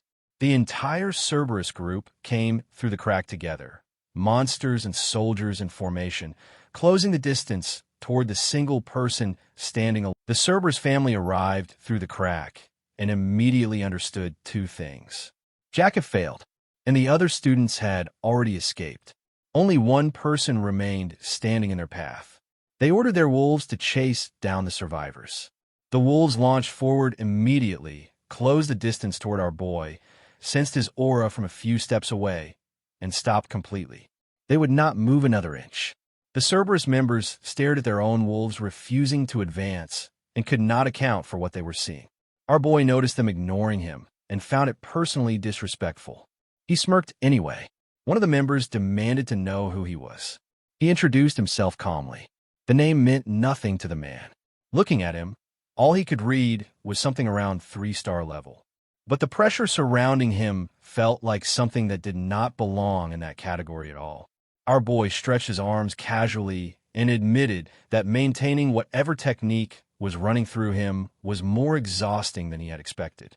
The Cerberus member mocked him, assuming he had stayed behind simply to buy time while the others ran. Our boy told him that assumption was wrong. He explained that he had been unable to use his full power inside the rift, and he had never intended to simply stall. Every single one of them was going to stay right there until he was completely satisfied. The Cerberus member stared at him and genuinely could not place what he was dealing with. Then the instructor arrived. Freya descended with her subordinates and immediately activated the Four Winds kick technique. Typhoon Whirlwind Kick. A massive whirlwind tore into the ground and slammed directly into the Cerberus members before she moved to support our boy. He thanked her. His expression made it obvious he was not remotely pleased about the interruption. She noticed the dissatisfaction and found it baffling. He set it aside and asked the only question that actually mattered to him right now. Were Leica and the others safe? Freya told him they had all been rescued. The moment she confirmed their safety, she had come directly to him. Our boy said he was grateful in the flattest tone possible. Freya's patience shortened considerably at that. Meanwhile, one of the Cerberus members had been processing the arrival and reached a conclusion that visibly unsettled him. He recognized something about this situation. He recognized the boy. Freya confirmed it before he could finish the thought. She declared that the boy standing in front of them was something far beyond what their intelligence had prepared them for. The Cerberus member challenged her. He asked what exactly changed about the situation just because she had arrived. Freya told him to look behind them. A man stepped out from behind the Cerberus formation. His presence hit the battlefield before anyone saw him clearly. The kind of aura that does not announce itself loudly, but makes the air feel different the moment it enters the space. He looked at the situation with mild interest, remarked casually that things were not bad at all, and let out a relaxed yawn. His name is Ledens, known as the Wandering Shadow, and the moment the Cerberus members registered who was standing behind them, the calculation on their side of the battlefield changed completely. Freya identified him formally. The subleader of the Black Dragon squad had arrived. Whatever problem remained, she said, there would no longer be one. Our boy studied Ledens from where he stood and felt something rare. Genuine amusement. He could not sense the man's presence, could not read his aura, could not detect his energy at any level. The concealment technique he was using was superior even to Freya's, which was already in a category most people could not touch. On top of that, his dagger handling was exceptional. This was a genuinely interesting person. Ledens had been hearing stories about the family head's illegitimate son for a while. The rumors had described him as unusual. Standing here now, he found that word was doing a lot of heavy lifting. Unusual did not begin to cover it. He decided Zeke was far more interesting than anyone had given him credit for. He turned his attention to the Cerberus members and told them not to mistake his restraint for weakness. They were still standing only because he had deliberately held back. If he had genuinely intended to fight from the moment he appeared, he said he could have ended every one of them in a single instant. The aura that came with those words was not subtle. It spread across the battlefield like a pressure system moving in from every direction at once. Several Cerberus members felt it in their bodies before their minds caught up to what it meant. One of them refused to back down regardless, and demanded that Ledens prove his claim through actual combat. Ledens smirked and pointed out that he was not the only powerful fighter on this side of the field. Then a dragon-like aura swept through the area that made everything before it feel like a warm-up. The educator had arrived. Teach Men Trick stepped onto the battlefield, and the Cerberus members went still as the presence of him registered. The balance had shifted so completely and so quickly that the math was now impossible to argue with. Ledens looked at the Cerberus side and gave them one final chance to reconsider. If they still wanted to continue, he said he would personally be their opponent. And the only people who would be leaving this battlefield after that conversation were not going to be from the Cerberus family. One of the members ran the numbers and admitted the truth out loud.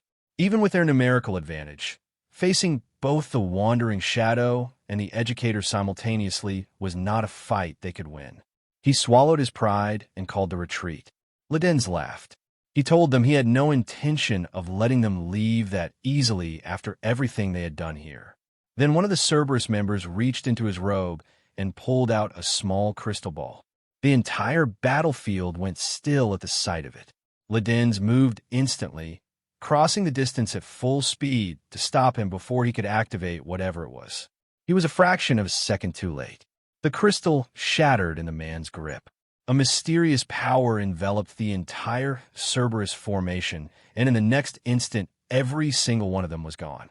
No trace, no residue, just empty space where a group of fighters had been standing moments before. Nobody moved for a moment.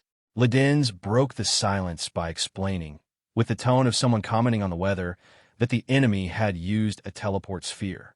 Our boy had never heard the term. Freya explained it. A rare magical artifact filled with concentrated magical power. When the sphere was broken, it transported every user instantly to a location set in advance. Extremely rare. Effectively irreversible once activated. Our boy stared at the empty space where the Cerberus family had been and found himself genuinely fascinated by the existence of such a thing. He was also genuinely annoyed that they had escaped. Freya shared the frustration for different reasons. Capturing them would have meant information, leads, intelligence on what the Cerberus family was planning next. Instead, they had vanished cleanly. Our boy's complaint was simpler. He had just wanted to keep fighting. Ledens burst out laughing at that. He found Zeke more interesting with every passing minute. The educator noted calmly that the Cerberus family had managed to escape and reminded everyone that their territory was located nearby. Lowering their guard was not an option. Freya agreed immediately. With that settled, Ledens announced cheerfully that now that the teacher had arrived, he would be heading back to get some sleep. Freya turned on him fast and tried to stop him. He was already gone. No warning. No transition. Just absent. The educator watched the empty space where he had been standing and remarked that Ledens was still as carefree as ever. Then he turned to our boy and told him that from this point forward they would remain by his side. He could relax. Our boy said that did genuinely give him peace of mind. Freya immediately noticed that despite the words, he still looked vaguely unsatisfied and could not work out why. Then the educator said there was something important he wanted to discuss. He wanted to talk about the magic water. Our boy went quiet and turned his full attention toward him.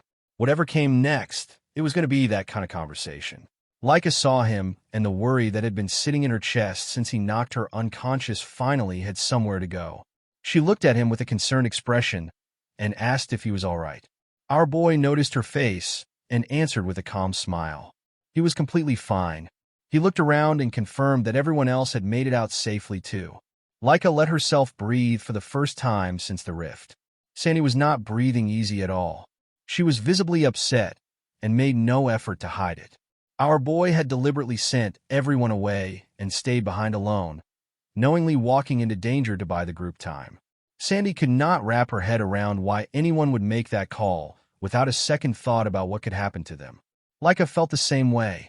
The relief and the anger were sitting right next to each other, and the anger was not quiet.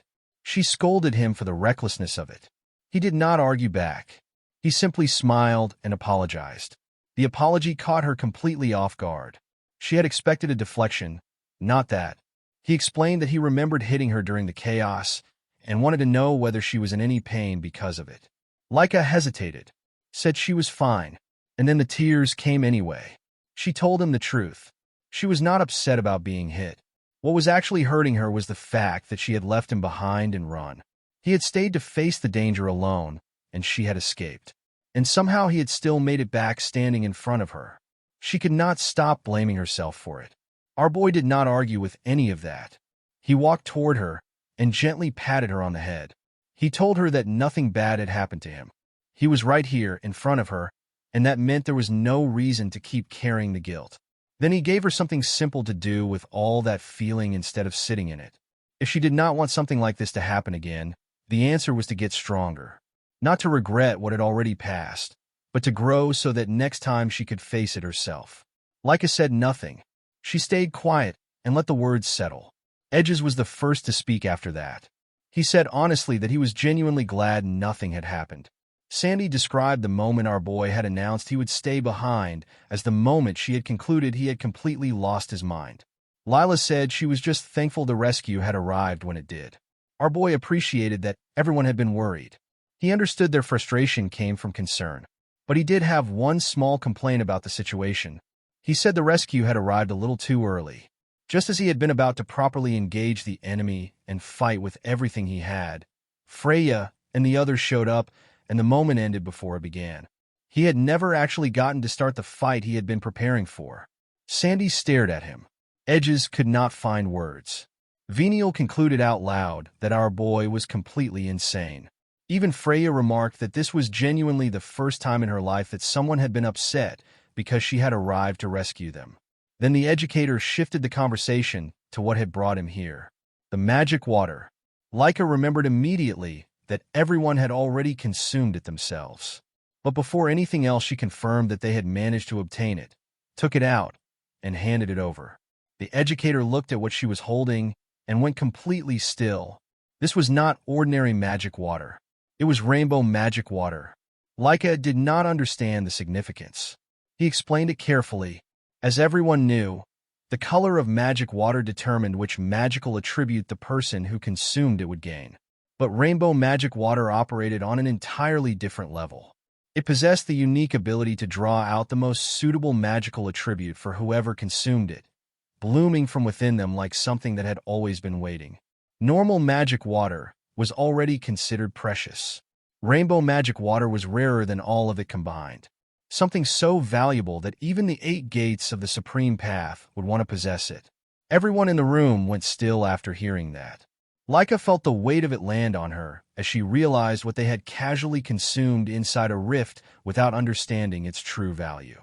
The educator gave them a serious look. He had already suspected they must have drunk some of it. He confirmed it quickly. He could sense traces of magical power still remaining within their bodies. The proof was already there for anyone at his level to read. Edges said nothing. He had expected this moment was coming the instant they handed the bottle over. Freya turned on our boy and began scolding him immediately. He looked back at her with genuine confusion and asked what the problem was. From where he was standing, drinking the magic water had seemed completely acceptable. The mission had been to retrieve the magic water. No specific method had ever been mentioned. No one had told them it was forbidden to drink it. Freya was furious. She dismissed the explanation as nothing more than a ridiculous excuse. Our boy told her he was not making excuses. Everything he said was simply the truth. He also pointed out that they had brought back an entire bottle alongside what they had consumed. He genuinely could not understand why everyone was making such a large issue of this. Freya stood speechless for a moment. She had not expected him to have such a straightforward answer for all of it. The educator stepped in. He acknowledged, with a calmness that cut through the tension, that there had been a mistake on their side as well. The mission instructions had not been communicated to the group accurately. Because of that, they had never known that the magic water was meant to be left untouched. He apologized for the failure in communication, sincerely. Freya still could not accept the situation so easily. She insisted that anyone with basic common sense should have understood that something this precious was not meant to be consumed mid-mission. The educator was not particularly troubled. He pointed out that regardless of how it had happened, they had still secured an entire bottle of rainbow magic water. And there was another factor worth considering. The fact that Laika and the others had consumed it meant that its power now resided within members of the El Dragon family itself. That was not necessarily a loss. He admitted, however, that he was not certain that reasoning would be enough to satisfy the family head. 1 week passed. When the news finally reached Balza, it carried everything. The mission outcome, the Cerberus encounter, and the detail that Laika and her team had consumed the rainbow magic water themselves rather than simply retrieving it. An instructor stepped forward immediately and took responsibility for the miscommunication, apologizing and making clear that the failure to properly convey the mission parameters had been his error. He also reminded Balza that the mission itself had still been completed. The Cerberus family's elite fighters had been defeated. The conquest had been carried out despite extraordinarily difficult circumstances. He asked Balza to consider a reasonable and fair response. The atmosphere shifted without warning. Balza summoned his dragon. The moment the creature appeared, a terrifying and overwhelming aura spread outward across the entire room. The pressure was immediate and total. Laika and her teammates felt it hitting them before they could brace for it. Blood came from their mouths. One by one they collapsed to the ground, unable to hold themselves upright beneath the crushing weight of it. Laika heard Balza's voice, even through the pain, speaking about the magic water. He considered whether cutting open their bodies and extracting the blood from them might allow him to recover what had been consumed. He decided he might actually try it. One person was still standing. Our boy had not moved. The same aura that had the rest of the group on the ground was not touching him.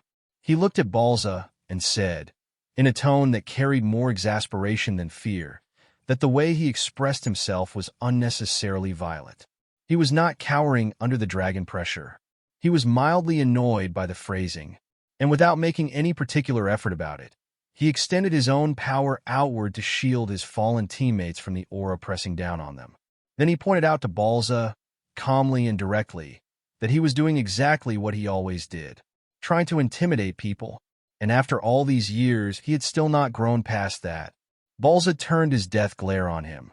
Our boy casually picked his ear and asked what exactly Balza was so unhappy about. They had completed the mission. They had recovered the magic water. As far as he was concerned, Balza should be thanking them. Balza told him plainly that drinking the magic water was not the same as recovering it. He explained what the magic water had been intended for. It was meant to go to the strongest and most worthy members of the El Dragon family, those capable of using its power to grow the family further. In his view, Zeke and the others were too weak to have deserved it. Consuming it themselves had been a waste. He looked at Laika and the others on the ground and added that they barely qualified as contributions to the family's future. Our boy pointed out that they had still brought back an entire bottle. A whole bottle. He could not understand why that did not matter. The instructor tried to intervene before the situation pushed further. Balza turned his full attention onto our boy, and the suspicion that had been building in him surfaced openly. He wanted to know who Zeke actually was. Our boy looked at him and thought to himself that this was the same conversation happening again. He smiled and showed no interest in answering. Balza accused him of twisting the mission through absurd logic. He said their actions had interfered with the family's growth and constituted a serious transgression that would not simply be dismissed. There would be punishment. The room went tense. Our boy stepped forward and told Balza that if he was so determined to punish someone, the punishment should fall on him alone. He was the one who had encouraged the others to drink the magic water. The decision had started with him. There was no reason to bring the rest of them into it. Laika immediately told him to stop. She insisted that consuming the magic water had been a choice they had all made together. Our boy acknowledged she was right, and then turned back to Balza and made the same offer again anyway. He would accept whatever punishment Balza had in mind on behalf of all of them. He asked whether that arrangement would be satisfactory. Silence. Balza agreed. But his version of agreement came with conditions. The punishment would fall entirely on our boy. Laika felt the relief move through her. Then Balza continued. Since Laika and the others had already consumed the magic water, they would be required to prove their usefulness to the El Dragon family going forward. They would be treated as assets that needed to demonstrate value. And if they failed to become useful, they should prepare themselves for the consequences that would follow. The word consequences settled into the room and stayed there. Balza issued his final order. They were to be taken immediately to the second floor of the Dragon Hall. The instructor was visibly shaken and asked if he was sure. Balza clarified that this was not a reward. It was to ensure that the magic water they had consumed did not go to waste. Our boy smirked and quietly wondered to himself whether this counted as being rewarded anyway. He mentioned casually that he had already visited the second floor and even seen the dragon's treasury. Since he was already familiar with it, he suggested that perhaps he should be allowed to visit the third floor instead. Balza grinned. He told him he would not be going to the third floor. He ordered our boy to go to the abandoned Dragon Valley. The room went completely still. Everyone who understood what that place was reacted immediately. Our boy simply smirked, the expression of someone who has just been told he is going somewhere dangerous and has decided that sounds about right, alone in their path. Our boy smirked.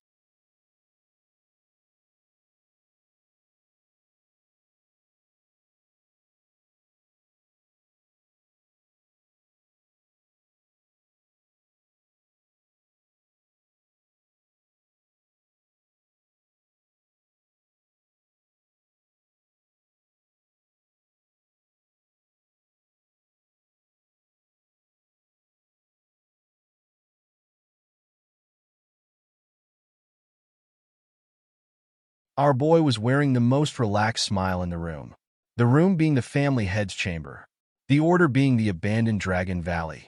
Balza had just assigned him to one of the most notorious locations in the entire El Dragon family's history, and the response on our boy's face was the expression of someone who had just been told their favorite restaurant had a table available. Balza looked at him and asked, with the weight of someone who genuinely wanted to know the answer, whether our boy had any idea what kind of place the abandoned Dragon Valley actually was. Our boy said he had absolutely no idea. He continued without missing a beat. The unknown was precisely what brought him pure joy. The less he knew about a place and the more dangerous it was, the better. He looked forward to visiting it. Balza held an unreadable expression as he listened. Our boy looked back at him with calm confidence and said it simply. It did not matter what kind of place it was. The simplest truth was that he was the strongest of all. Balza glared at him. Then he dismissed everyone from the chamber. Everybody moved toward the door. Our boy was still staring at the family head as the others filed out around him. The educator had to physically call him out of the room before he finally turned and walked away. His teammates were waiting in the corridor. Leica stepped forward the moment she saw him, her face carrying that particular combination of worry and frustration that only appears when someone you care about has done something simultaneously brave and infuriating. She demanded to know why he had chosen to shoulder all of it alone. He brushed it off and pointed to his cheek with a grin, reminding her that he was the one who had started the whole thing by encouraging everyone to drink the magic water in the first place. Leica refused to accept that. She stepped closer, her voice carrying the weight of real emotion, and insisted that even if he had sparked the idea, the choice to drink had belonged to every one of them. They should all share the punishment. She was not going to let him carry it alone for a decision they had all made together. Our boy kept smiling.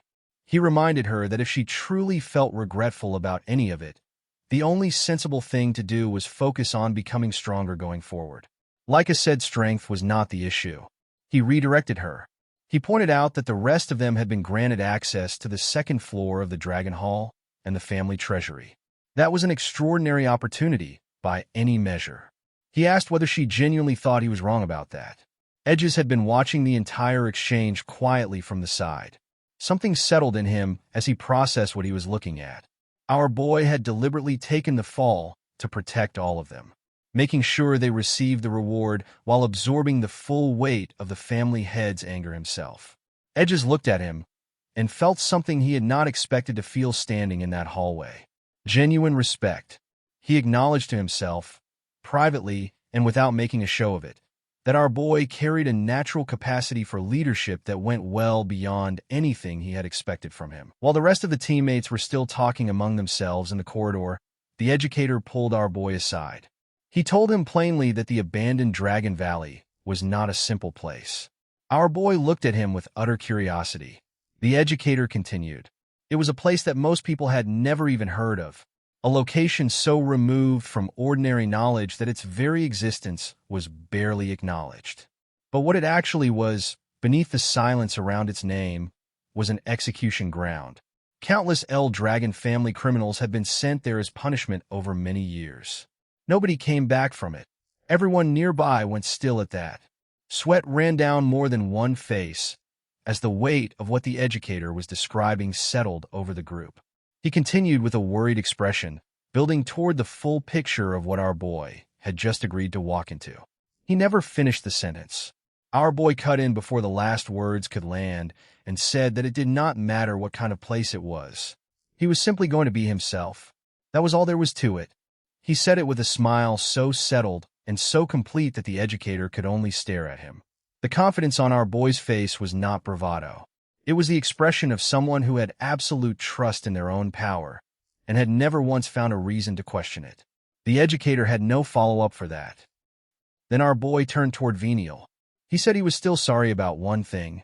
Venial looked at him with visible surprise at that. Our boy placed a hand on his shoulder and told him that with this assignment, he would not have many chances to personally oversee his training. Venial's expression went slightly flustered, and he told him it was not like he had wanted his instruction in the first place anyway. Our boy, completely unbothered by that response, told him enthusiastically not to worry. He would prepare a full training course so that Venial could continue training properly even when our boy was not present. The rest of the team looked at him with a collectively annoyed expression. The educator was also visibly surprised by this kind of treatment coming from their boy. He was standing in a corridor having just accepted a potentially fatal punishment, and his follow-up concern was making sure Venial had a training plan. Our boy turned to address everyone. He told them clearly that what was decided was decided. All of them should focus on getting stronger on their own going forward. He would also make sure to train properly while he was away. He said it with a smile that carried no performance in it, just a straightforward and genuine certainty. Every one of his teammates looked back at him, and despite everything, despite the fear and the frustration and the weight of what had just been decided in that chamber, every single one of them was smiling. Genuinely, proudly. After everyone leaves, Commander Ein and Balza are alone. Commander Ein tells Balza he was very sure about sending our boy to Dragon Valley. Balza replies that he said he would take full responsibility, so he is just having him fulfill that role. Commander Ein objects in a calm tone, saying that it is a very dangerous place even for a 7-star individual. It is very hard for them to survive where our boy only has 3 stars. Before he can finish speaking, Balza stares at him with his red eyes and aura flaring around him and tells him that he is being tiresome. His orders are absolute, and if he speaks any further he will not spare even him. Commander Ein had served long enough to know when something did not add up. He turned to Balza and asked, carefully, the question that had been sitting with him since the punishment was declared. If the intent had truly been to send the boy to his death in the abandoned Dragon Valley, why had Balza also granted him permission to enter the dragon's treasury beforehand? Balza replied that regardless of whatever outcome awaited in the valley, an organization could not continue to function if it failed to acknowledge the people who had completed their mission. Commander Ein showed his understanding with a slow nod. Balza continued. Whether the boy could actually carry anything out of the treasury was a completely separate matter. He elaborated on the nature of the place. The deeper anyone went into the treasury, the stronger the influence of the power dwelling within the artifacts became, making normal advancement increasingly impossible. Even he himself could not reach the deepest sections. Given our boy's current level, Balza estimated that wandering near the entrance was the most that could realistically be hoped for. Commander Ein was surprised to hear Balza say that openly. Balza was observing him silently as he said it. Balza went on. Whatever our boy managed to bring out from the treasury would be essentially useless to him once he was inside the abandoned Dragon Valley. And that was the true design of the punishment. There was a specific despair in possessing something useful, but being entirely unable to use it because of a lack of strength. He wondered aloud, with a quiet, dark curiosity, how a boy who carried himself on the belief that he was the strongest would react when he finally came face to face with that absolute and crushing reality. He was looking forward to finding out. Several hours later, our boy was sitting in the deepest part of the dragon treasury. The posture was unmistakable, relaxed, settled, the kind of stillness that belongs to someone who has already dealt with everything in the room and found none of it particularly challenging. Around him, the spiritual auras of every past family head lined up in silence, one after another, each of them bowing, not out of obligation, out of recognition. Every patriarch who had ever carried the El Dragon name, every generation of power that had built itself on the foundation he had laid 1,000 years ago, all of them facing the original. Our boy looked at all of it with a mildly disappointed expression and asked if this was the end of it. He had been expecting a bit more. A few hours earlier, our boy arrived at the entrance of the dragon's treasury.